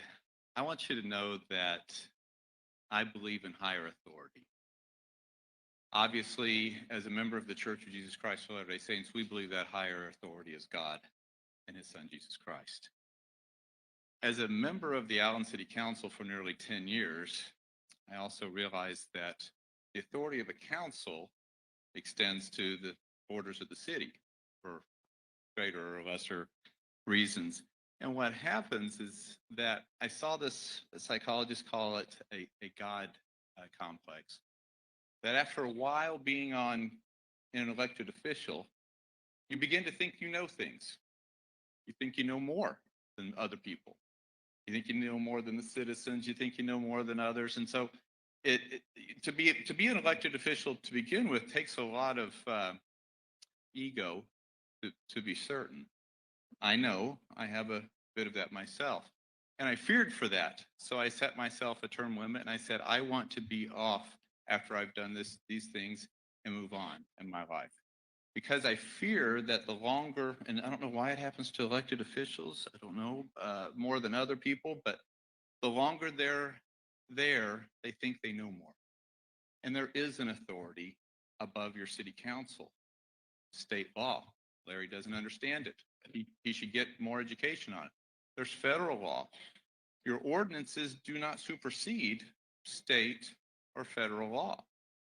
And I wouldn't want anybody to feel like the will of the people, if it were wrong, should supersede federal or state law either. And I do believe in higher authority, and I know that in the end, they win. Thank you. Thank you. We've had term limits long before Alan did. Hi, guys. Okay, I was just making sure everybody knew. Yes, sir. How you doing? Good. What's your name? My name is Simon Barton. Simon? Mm-hmm. Hi, Simon. I live in a county, private county road, country road, or kind of, I don't know, off of the Highway 5066. And I just like to say that this is getting kind of complicated. Like the point is, there's a temple, and it's where we worship, and like people are complaining about how the steeple doesn't affect the worshiping and the size doesn't affect the worship. But I've been told that what our church does to build temples is we get nearby engineers that are, I don't know if it's true, but I'm pretty sure it is, that we get nearby engineers that aren't in our church. We have them read a scripture about how God wants his temples. And then after that, we ask, how would you build a temple for God? We don't have this temple just because it's the way we want it. We have the way the engineers think they would build a house of the Lord. And I'd just like to close with that. Thank you, Simon. Simon, did I understand? Do you live in Fairview? I missed that? I was just curious. I live in Leonard. In where? Leonard. Oh, Leonard. Okay. Yeah. Thank you. I just was curious. Thank you for speaking. Hi. Hi, my name is Karen Norris. Karen. I live at 1030 Blanco Drive in Allen, Texas, and I am so grateful for the opportunity to speak tonight. I have a son, a 17-year-old son sitting in the audience, and I was really nervous to come. And then I thought, this is what it's all about, to be able to raise our voices for things that we believe and things that we support. And I've heard so many things tonight about following the law, keeping the law, respecting the law. And that is so right. That is so true. And that also applies to state laws, federal laws, laws that protect religious freedom. It applies to all of it. And I am so grateful that I live in a country where I have those protections. I'm grateful for freedom. And something I've learned as I've studied this is it's expanded my view of what law is and what it encompasses and how we come together in understanding those things, and that we all have a responsibility to understand why those laws are there. I also feel so strongly that when we limit any group's freedom or any group's freedom to worship or to live, we limit everyone's. So sometimes we feel so strongly about one thing, we're going to just stick to that one thing and we're not going to let that happen. But in reality, we're limiting our freedom too. We're limiting everyone's freedom. My sister lives in Star Valley, Wyoming, and they recently had a temple built in their valley. And there's a family member who they had local contractors work on the temple, and he did framing around a door. And when the inspectors came, they had a digital measuring tape that went to a further degree than he had, and the framing was slightly off. And they had him redo it. And it was because the temple is made with the most perfect construction that we can do. It's an offering to God, and we do the very best we can. And so the structure itself is meaningful to us. Okay. Thank you. Thank you very much. Hello. Hello, my name is Melanie Thompson. I'm the daughter of Havel Thompson. He recently spoke. I live with him. I am in Rockwall, and I am a college student, and I am currently up at BYU. And there are so many temples there, and I know that is so different from here in Texas, where there are, 6, with the 7th being built in Fort Worth, and it is incredible. Okay? And I know that you guys don't understand how important this is to us. And this is not just about some steeple. This temple was not just designed by our church leaders in Salt Lake, as you have previously mentioned. This temple was designed and has been located here in Fairview by God. And all of it has been done by God through revelation to his living prophet, Russell M. Nelson, and I know that that is controversial and that you guys don't have to agree with that. And that is the beauty of this country, where you guys don't have to agree with me and my beliefs in the temple and in this church and in our prophet.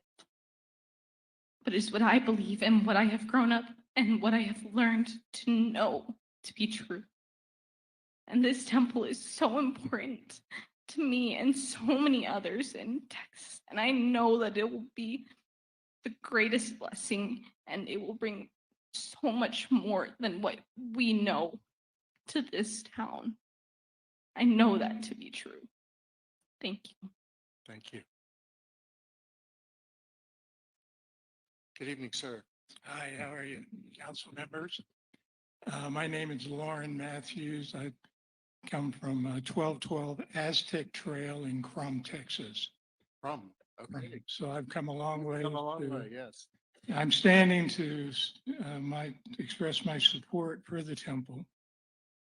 As you probably know, members of the Church of Jesus Christ of Latter-day Saints are encouraged to be good law-abiding members in their communities in which they live.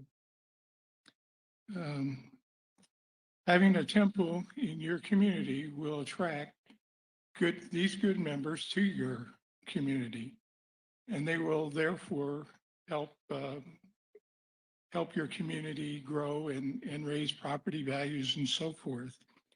Also, having a temple in your community will attract members in the North Texas area who will frequent the gas stations and stores and restaurants, and therefore increase your sales tax.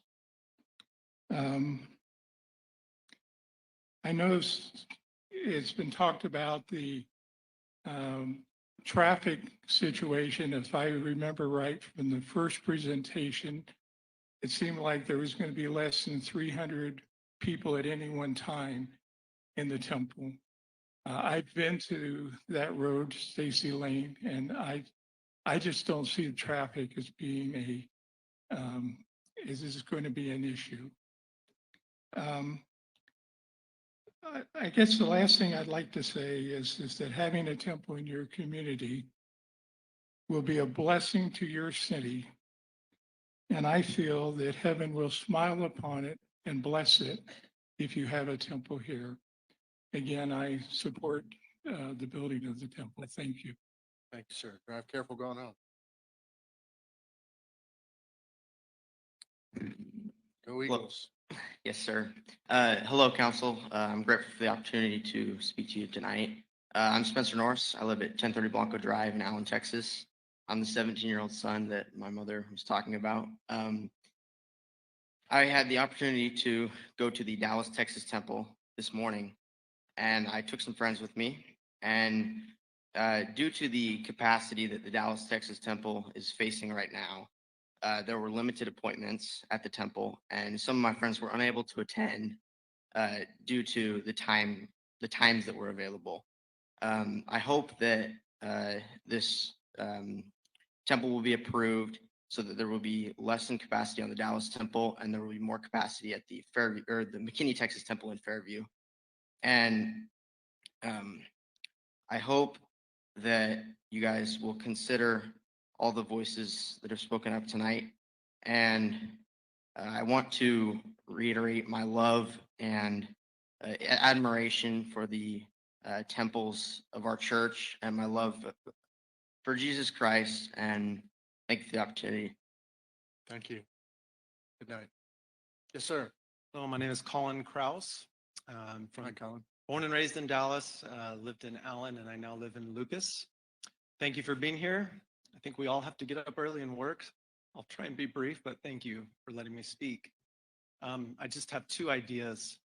I live on a lot size similar in Lucas.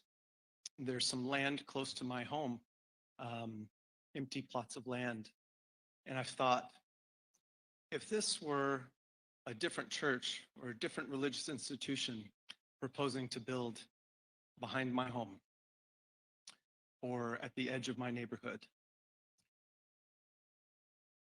how would I react? as a small business owner, I've had to try to put myself in other people's shoes to try to truly understand and figure out how to make resolutions. And I hope that it can be said of me someday that I could truly put myself in their shoes, that I would be able to understand how important it is for them to worship their Creator in the way that they choose. When my brother-in-law was married and sealed in the Dallas temple 16 years ago, I sat there and watched people coming in the sealing room. And unprovoked, as I sat there and my wife was sitting down next to me and people were getting situated, a feeling came over me that shot through me as if it were lightning. I felt something beyond myself. I know there's been lots of appeals to any sort of emotion, but I have felt some things that are real and are true. And I hope that it can be said of me that I'm open to new ideas and to respectful manners of others worshiping just as I want to myself. Thank you very much. Thank you, sir. Good evening. Good evening. My name is Jack Brothers. I reside at 501 Stratford Lane in Allen, Texas.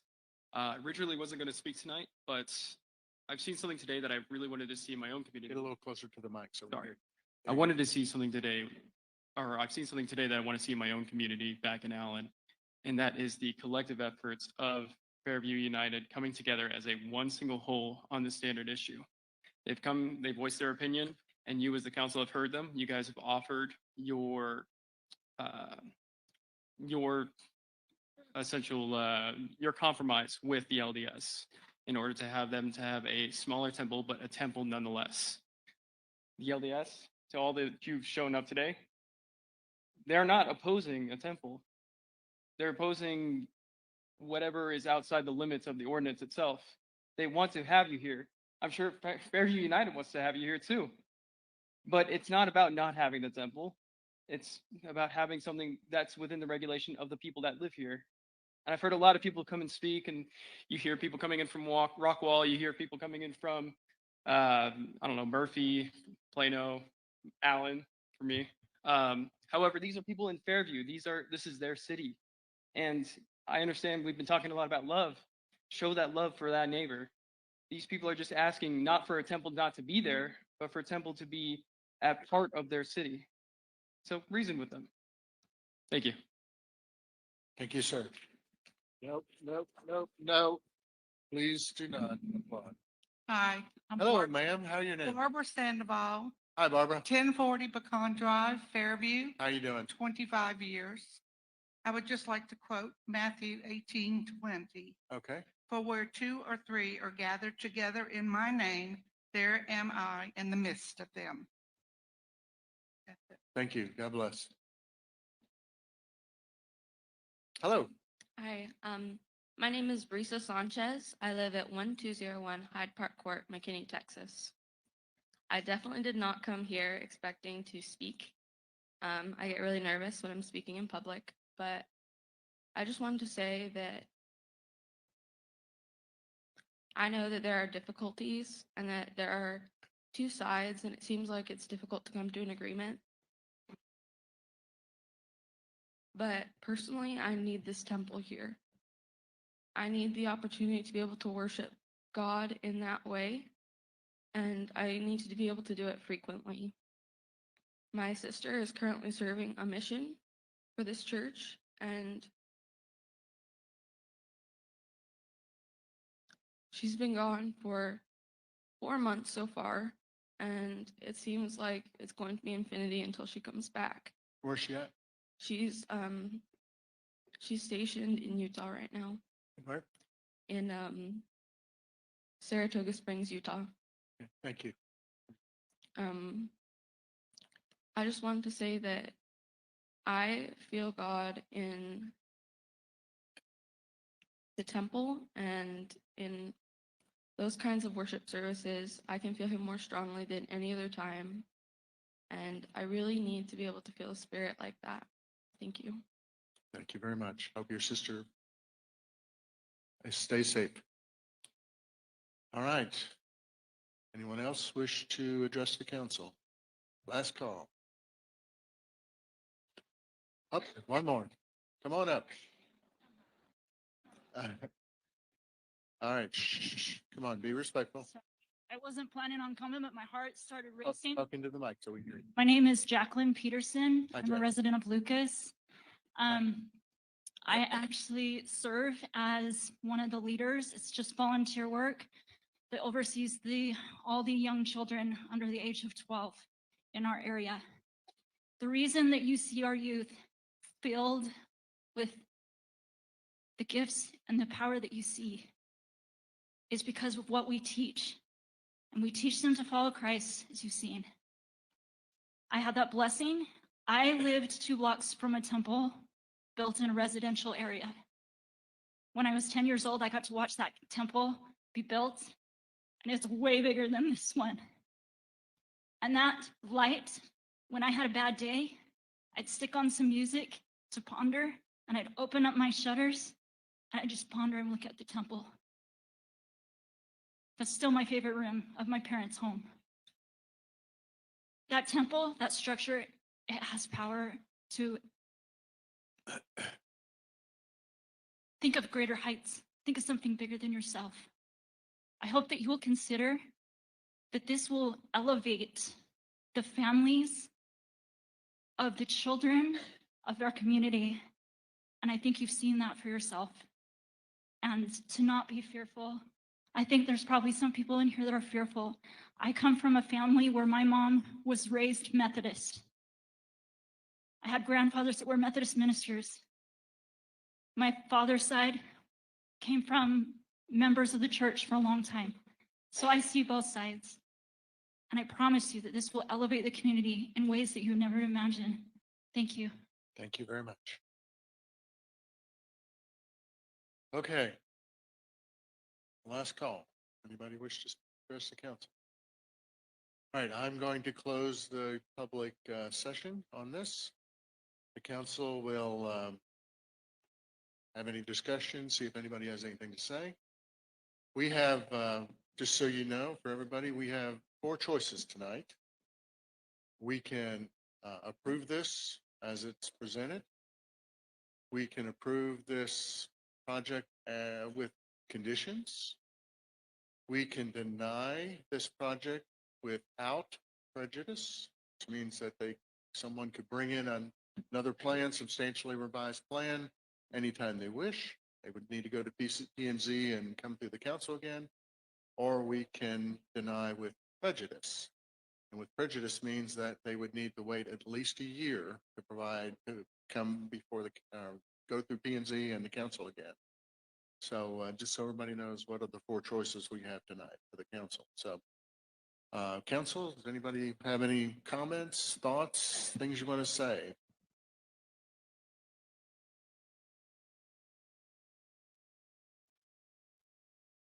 I just want to say one thing. I want to make sure that everybody in this room knows this is not about anything other than it's a zoning issue. The building is too big and it's too big for that location. That is all this is about. This is not about where LDS is, where somebody else is. I greatly appreciate folks from LDS coming up. The sense of importance. I want you to know I get it. Okay, I really get it. But we also have, and I know about the laws, but we also have a need in our community to represent our community and to do what is best for our community and follow our laws. Ordinances are laws. That's like the Methodist Church you've heard about.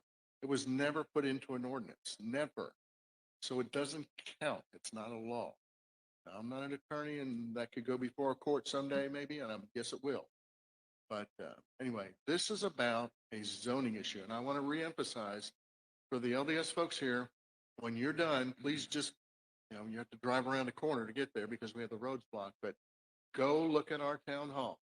It's that high, and it's twice that big with a big spire on top. It is a gigantic building, and in a residential area. I know people are questioning that. All around there's residential and it's zone residential. So this is about that issue, nothing else. So I'll be quiet right now. Anybody else want to say anything? Sure. Hello. Thank you, Mayor. I heard a lot of incredible testimony here tonight. Honestly, did not know what to expect coming to this hearing tonight. But I'll start by saying that as a member of the council here tonight, my ego was placed in question. I was told that perhaps I don't know the law. I also was told that federal law trumps our city ordinances, that I don't understand the teachings of the LDS Church, and that perhaps there's some bigotry here too. I have to say that there's two sides of the coin, and perhaps you don't know me either. I will also say that any decision that I make tonight is not biased. It's going to be made because of what I heard tonight, and always keeping in mind the interest of Fairview, because that's what I was elected to do, to serve Fairview. I certainly don't appreciate the being bullied in my town. I do appreciate all the incredible testimony from the members of the church. I certainly really liked that. I learned quite a bit from all of you tonight, and I really respect that. I think we all said here that it's not about having or not having the temple. It's about having a structure or a temple that can also fit within our community. I'd love to have a temple here. We already have the church here. And I would want nothing more than a temple that would bring even more great people like you all are to this town. But like somebody said, we're all equals. And I believe that the church should be equal as well. To just tell us that the building height should be what you want it to be, or else we'll settle this in federal court. I don't think that's being equal. I don't think that's being understanding. And I certainly don't think that's being neighborly. We are a good town. We have good folks here, and we want more good folks, but we want some respect too. I don't believe that our LUPA should be used the way it is in essentially bullying little towns like ours into accepting whatever the will of church leaderships think it's best for them. I think what's best for the church is what the members need, which is really worshiping God. And I honestly think that there might be a compromise there somewhere in terms of building height and the scale of the building. It is there, but we all have to want to work towards that. The steeple may or not be an essential part of the architectural. I don't think that's up for me to decide or council to decide. If you want to have a steeple, you should have a steeple. But once again, within the scales of what we, the town, believe fits into our community as well. That's working in harmony. That's that's acceptance, and that's collaboration, and that's also being neighborly. And we will welcome the temple in our town as long as we can reach that agreement. Thank you. Anyone else? Well, at the risk of sounding like a broken record. I want to thank everybody that got up and spoke, both the LDS folks and the Fairview citizens. I'm particularly impressed with the conviction that the LDS folks have for their faith. It was just totally impressive to me. I wish I had half the conviction that some of the folks that got up and spoke said. Having said that, it is a zoning issue. The Fairview residents who I represent and I have an obligation to listen to want the temple built, but they want it built in accordance with our ordinances. We gave you, 2 months ago, we gave you a template to go back and work from, 42 feet on the building and 68 feet on the steeple. I did not hear any movement towards that tonight. So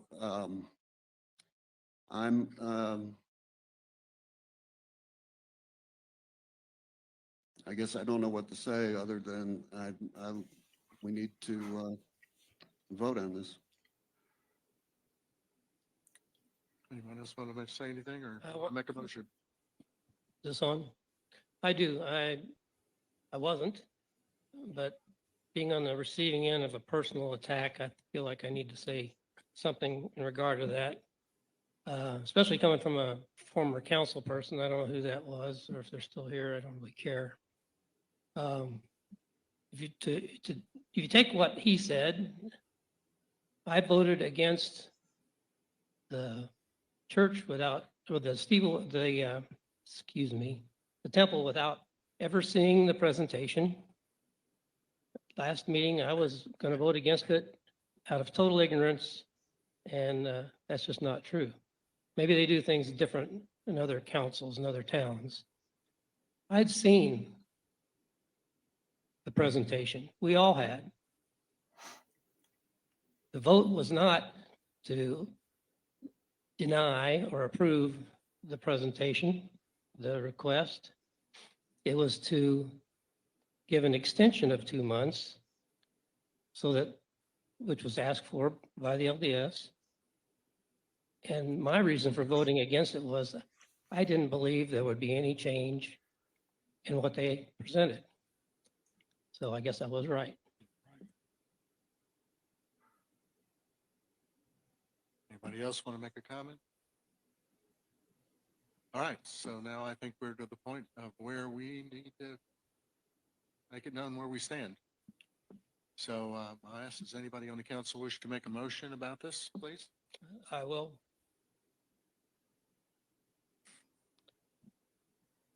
I move the town council of the town of Fairview, Texas, deny without prejudice the conditional use permit that is the subject of agenda item 3A and convey that the applicant may resubmit a conditional use permit application meeting all requirements for a temple with a maximum height of a main building at 42 feet 2 inches from the ground and a maximum overall height of the structure, including the main building and any steeple feature at 68 feet 3 inches from the ground, as this is consistent with the existing religious facilities in the RE1 zone.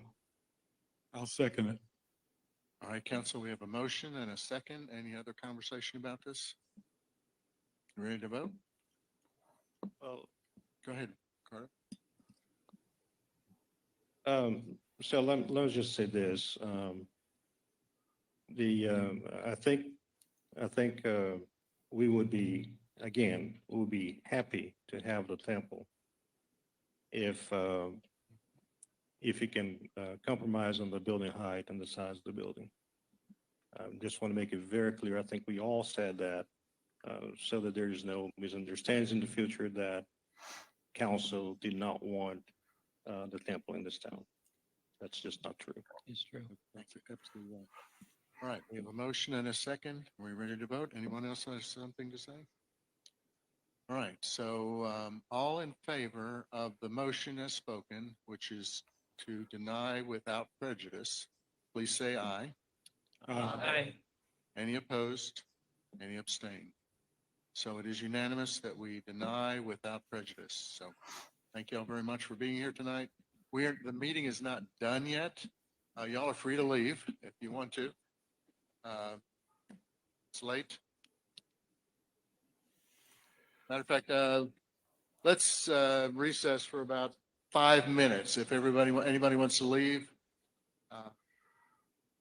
Everybody drive carefully going home, especially those that drove long distances getting here.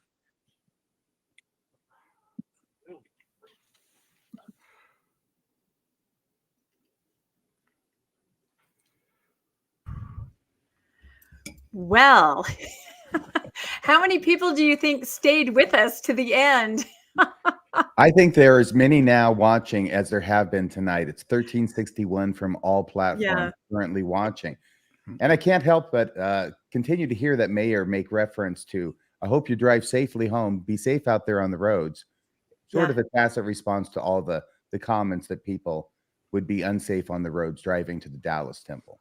Yep. And everyone that came from such great distances to their town to tell them how their town needs a giant temple. So, wow, and I have to say, I know a lot of residents from some of the other towns, Heber and Cody and Lone Mountain, are watching, and again, I think they are so proud of a town council that did the right thing. Of course, this is only the beginning. We know this. We know this is only the beginning.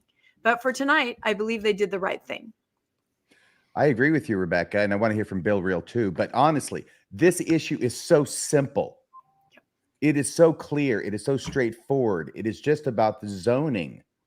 And in spite of all the attempts by the Mormons and their lawyers to try and make it about everything other than that, the mayor and everybody else said, no, we're not falling for it. It's very simple. It's the zoning. We gave you 2 months. We expect you to come back with something different, or at least we thought you would. And one person said, but I really didn't think you were going to come back with anything different anyway. And I was right. So no, denied. They deserve to be denied. Yep. I'm sorry, Bill, go ahead. No, I same thing. Whenever a believer or a member of the church got up, they said, distance is a barrier. The temple saved me. The temple reduces crime. The temple is a blessing to community. The temple's missing spire left me wanting when I attended another temple and the temple spire wasn't on there.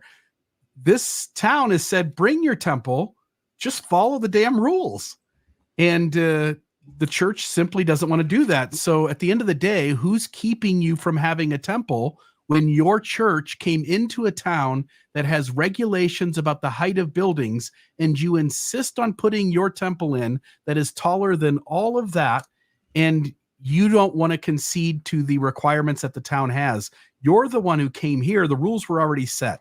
So either follow the rules and build your temple or don't. And I even think the very last guy who spoke from the council, who had sort of an accent, I don't know if it was like a Hispanic or whatnot, but he had an accent. He sort of said, like, I just want to be clear. Bring some other recommendation. You know what? I have a funny feeling if they said, we're going to still violate the 68.2 feet. We're going to go for 81 feet and a half. I think the council would actually listen to that. Yep. The problem is they're being stubborn. And at the end of the day, having spent decades in the church, I'm sort of used to the way that the church does things. And this is sort of the way I think we all expected them to behave. Yeah. I'm not taking over here, but I did want to ask you something, Landon. In addition, whatever comments you might have right now, there's a number of questions from people in the live chat asking about the difference now between denying with prejudice and without prejudice. Can you address that as well, please? Yeah, pass that off as the attorney. With prejudice means they can't bring it back for a year. They can't reapply. With prejudice means they can make changes to the plan and then bring it back at any time. So if they're willing to make changes, they can bring it back next month if they want to. But the comment I was going to close with is I went to Sunstone this weekend, and I actually had an active member come up to me at Sunstone who said, look, I have studied all of the church history. I have studied all of the things in the church's past, how they treated people, how they've been. But I asked myself, is the church good now? And he said, you don't need to answer that. But he said, I've been watching your temple episodes, And I have to say, I think the church has not changed at all in 150 years. They're still the same way, treating people the same way. And that concerns me. And I thought that was the best statement that anyone's made. Even the members are seeing this. And I don't see how anyone watching this that's a member of the church can think this was good behavior or this was Christ-like behavior. No, and several of Well- the city council people, sorry about that, Rebecca, Go ahead. seem to have taken a bit of umbrage at the insults that were flying fast and furious their way. What did you think about that, Rebecca? Yeah, no, they absolutely did. And I was going to say there was a great comment in the chat. I can't remember who made it. Maybe it was one of you guys or somebody else, but they said the reason the LDS are not prepared, they are not saying the right things, they're throwing insults or they're bearing testimony, it's because they're not aware of these issues. And a lot of the letters that we get from the stakes that we post online tell the people don't pay attention or don't listen to misinformation from other sources that have the word Mormon in it. They don't say that specifically, but that's what they mean. Although we are trying to Mormon put out the Newscast. actual, exactly, Mormon Newscast, Mormon-ish, Mormon Discussions, Nemo the Mormon. Don't because listen we to their are Mormon. misinformation. Listen to our misinformation. Right. And Radio Free Mormon. But you know what? We are Mormons. These are our peoples. We do understand temples and we want the church to be better so that the members there can have the buildings that mean so much to them. Please, LDS Church, follow the codes, build the temple. You heard the people pleading. They were pleading with the wrong entity. They were pleading with the city council, the town council. They need to plead with their own church to change their behavior, change their architectural elements, and let them build the temple right there. So no, I was really proud of the town council. And my final thought is just, we're going to wake up tomorrow and here we go. Let's get ready to rumble.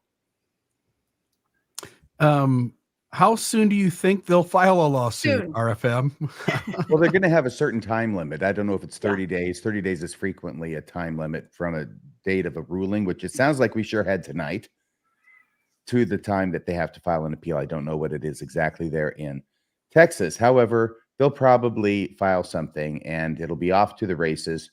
And you know something? I think it was very important. I know there were a lot of people in the live chat who were thinking deny it with prejudice, which just means they got to wait a year before they can come back. Church isn't going to come back in a year. It's not going to come back tomorrow. It's not going to come back in 5 years. They are not going to change their minds. They're not going to be reasonable. They're not going to work with the city. They're not going to comply with the zoning ordinances. They're going to cram this religious liberty up the town of Fairview's ass. So far, it's going to go all the way up to the Supreme Court. And I think they're going to get denied.